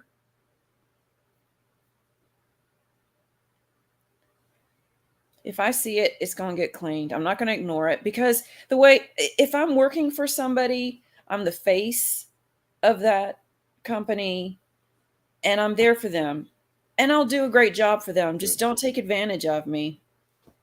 Oh, it's like the news assistant manager. Now they got this whole bagging check on the employees, because now the shoplifters are not to blame. Just let them get away with it everyone they want. You know why they do that? But now you got disrespect toward the employees, inner theft, and all this, and you got to check the bag. So whatever the employee is, by their name, at what time you check that bag, put your initials, and that's like, so not just how you're saying we're guilty, how guilty, but I told this new assistant manager, yes, so-and-so told me about it, how you guys are trying to prove to corporate it's not us, it's the shoplifters. And then that person said, well, I'm glad to see you're on board with this and on board with this. And it's like, I'm thinking to myself, I'm not on board with it. I just said that how it was explained to me of your guys' excuse to accuse us. But I'm glad to see her. I never said I was on board. But they switched it around. Now I'm on board. I never. Oh yeah, they're gonna play games with you. I feel really stupid because I never saw what you're seeing, like how someone can steal something in front of my face and walk out, and I'm told not to do anything because of lawsuits or whatever. But I know one place. Well, how about the lawsuits of the? I'm sorry to interrupt. Oh, you're fine. But how about the lawsuits of the false accusations now you're putting on to the employees? Well, exactly. They treat you like the criminal. I know there's this one retail store where the women have to have see-through pocketbooks. Oh my God! Yeah, and that's especially the female ones. They're so into that. I got the see-through purses, the plastic see-through purses and pocketbooks. I'm like, oh my God, really? You know what I think I'd do? I think I'd be spiteful or petty and like put sex toys and a bunch of tampons and just yeah, exactly. And put some rubbers in there and KY jelly and yeah. Yeah, you want to see? Here it is. Yeah, like this I'm gonna have to start doing that. I'm gonna have to get a little plastic seat. I'm gonna have to start doing that. It's like, here you go. You want to check it? Yeah. Yeah, the first thing they put like little edibles in there, like gummy bears and gummy worms, and they don't even know it's edibles. Right. I never thought of that. You know, it's weird how conditioned we get to being treated a certain way. I mean, I know employees steal. Yeah, there's going to be inner theft, but until there's actually probable cause, to start searching or putting accusation on that person, we should not have to all be treated like that. That Yeah. we're the accused. We're the guilty ones. I just, you know how, what is it when they have teams of thieves come into a store and the employees are just watching them steal everything? It's like, is this all about defund the police? Or has it always been a thing? We just never knew about it, or it just happened after George Floyd? Because to me, it seems like an entitlement thing. Like this is, It was no before, because George Floyd, Black Lives Matter. That's when it really started to get on the uppity up. That you can't do anything, and just let the shoplifters come in and just scrape the shells off, put in their bags, and let them walk out. I mean, I would like to go to Sephora and get some makeup and shampoo and for free, but I'm not going to do it because I think my parents were so good because when I was really little, we went to this restaurant and I just picked up a stick of gum. I didn't know you had to pay for it. When I was out in the parking lot, they saw that I had this stick of gum and they freaked out on me, and we had to go back and return it. And I think that's why, thank God it happened, because I cannot stand theft. And the thought of stealing something, it just seems like that's a cardinal sin. And then I've got all these friends. This is a while back, but it was like 10 of us in this small apartment. We're all sitting around gabbing. And then they all start talking about their theft stories and they're bragging. Then they decide, well, let's go out to the grocery store and steal ice cream and, cherry, all the toppings and everything. And I was like, all I could do was just sit there mute. Because like I said, there was like 9 other people. I didn't want to be like, I was already their conservative little pet. You know what I mean? Mm-hmm. So then but they knew I had their back. But it's like, if I was like, I don't believe in stealing and I won't eat that ice cream if you steal it.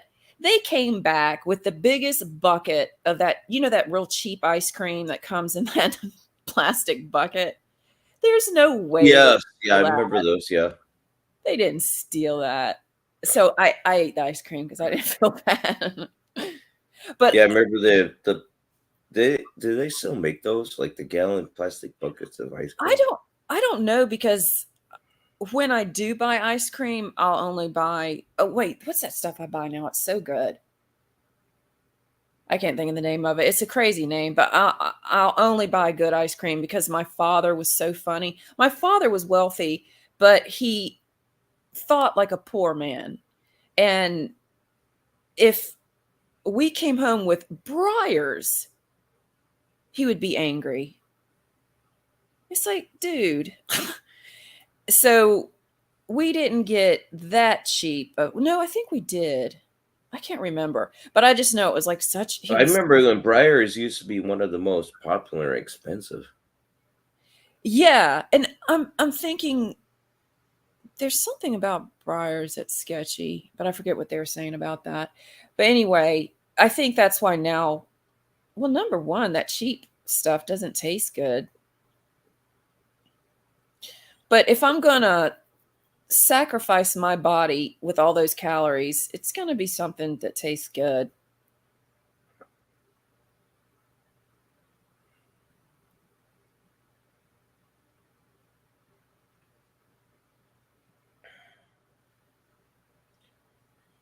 Yeah, I see people buying ice cream, and you got to know the good ice cream from the bad ice cream if you actually look at the ingredients. Exactly. And people are buying this other stuff with the nasty ingredients and the poison and stuff that's in it. And you're like, oh, this is the best ice cream. This is the best ice cream. Yeah. And you like rat poisoning too, because that's what's in it.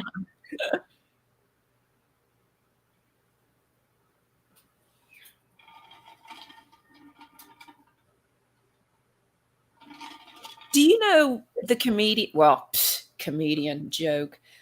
Do you know this guy named Brendan Schwab? He used to do, I think, MMA. What's that fighting? UFC? MMA. Yeah, that UFC, that Mhm. kind of fighting. Sorry, I'm not up on all that stuff because I hate seeing people fight like that. The But, thing is, talking about Bruce Lee again, if it wasn't for Bruce Lee, you would have never had the MMA fighting or mixed martial arts. Bruce Lee is the one that brought all that about, and then when he did Game of Death, when he was going up the stairs to different levels of fighting these different martial artists, you would have never had the martial art arcade games and stuff at the time. So Bruce Lee set a big freaking trend. I mean, he didn't set the trend as alive as he wanted to, but he did send a big freaking trend. what do you think really happened to Bruce Lee? Oh, The trial? I did. I've been doing more research on it because at first, he's happily married, man, 2 kids, a daughter. Oh, and they a were son, so in love. and he was a devoted husband. Yes. And then when he died, obviously he had issues with pain and took a lot of painkillers because he broke his back by lifting weights. Actually, it wasn't on a fight as they want to make you think it was, because it was supposedly that he had to have a fight with another martial artist, and if he won, he could teach Americans and other races and cultures martial arts. And they were mad because about the that. Chinese at that time, he said, you can teach the Chinese, only teach the Chinese. And Yeah, Bruce I Lee did was not hear that. racist. He was not a racist person. He's like, everyone. Oh, hello? Should be Did you able to cut learn. out? Who wants to learn? Yes. Yeah. Anyone. But that I did about see a where he broke his back. No, basically he was lifting weights and he lifted the weights wrong and he broke his back. That's when he reconstructed Kung Fu into Jeet Kune Do and mixing all these different martial arts and fencing and wrestling all into one. Oh, that's so cool.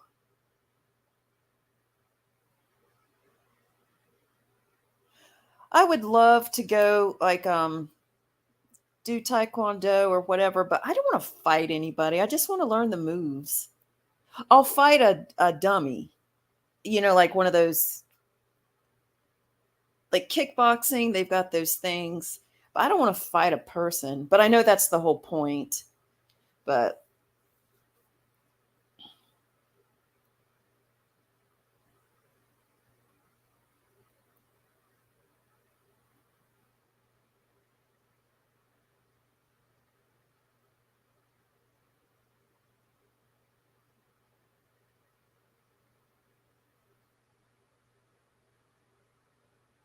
also, bye everybody.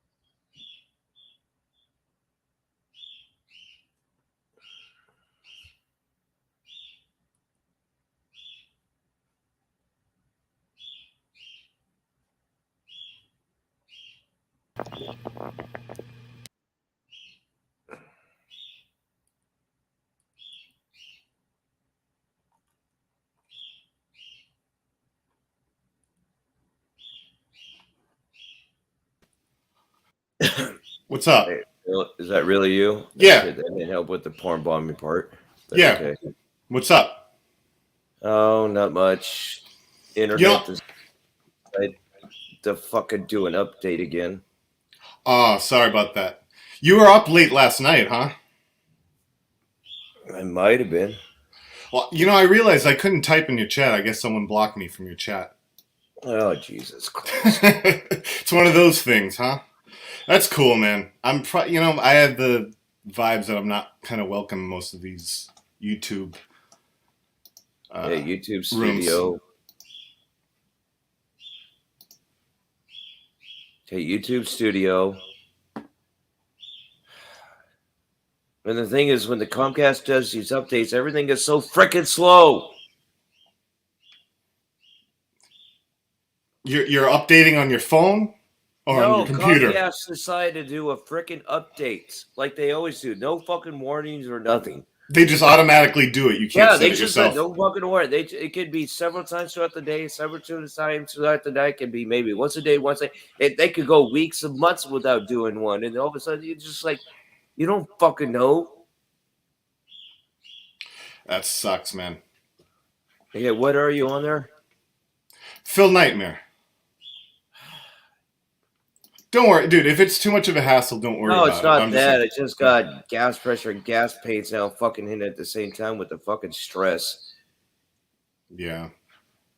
But you still do it anyways because it's that important to you. You can still Working kind of up fight and through farting, yes. the gas, the munchies, all the pain, all the issues you have to go through. And you still cast, man.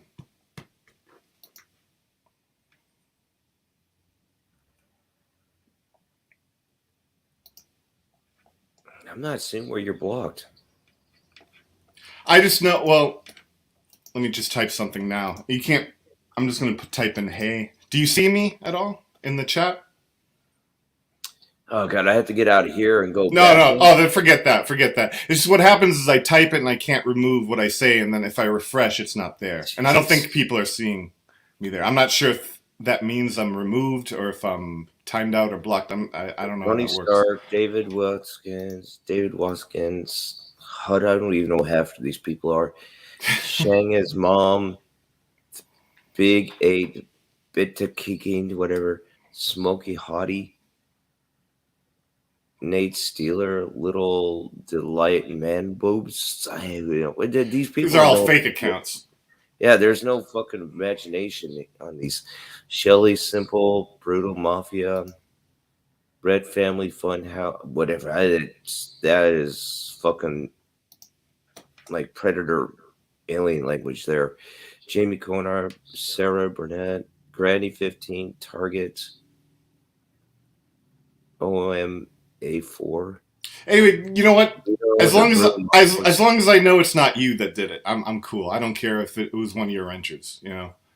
Susan Stone, Brutal Mafia again, Trims, Brutal Mafia again, the Misfit, whatever.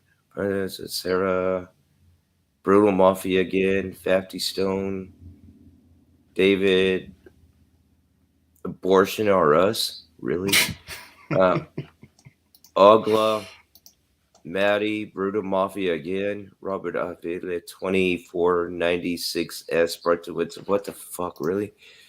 Georgia Fly, Johnny's Bunghole. Damn, that's a big ass list. Shady Lady 2496 S Barton Avenue, French, yeah, whatever that. And Bean, just a bunch of retards. Shanghai and David, of course, Shamrock, Lycan. That's a different, but Phil Knight. Okay, there we go. Phil Nightmare. There we go. Yeah, someone's not a fan of me in your group. Okay. I appreciate it. I saw it. Yeah, there you go. I see myself. That used to be good. I appreciate that, man.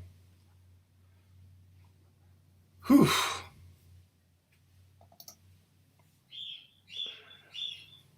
It's crazy. It seems like what I hear is people are different on Discord than they are on YouTube. Everyone seems to want to perform on YouTube or have to be entertaining in some way on YouTube versus Discord, where everyone just kind of chills out.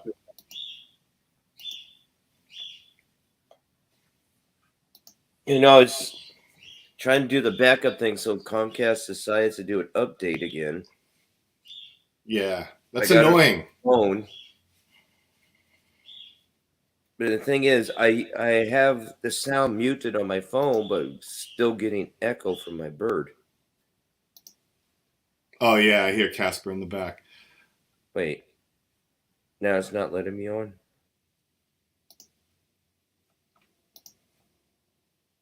Hello?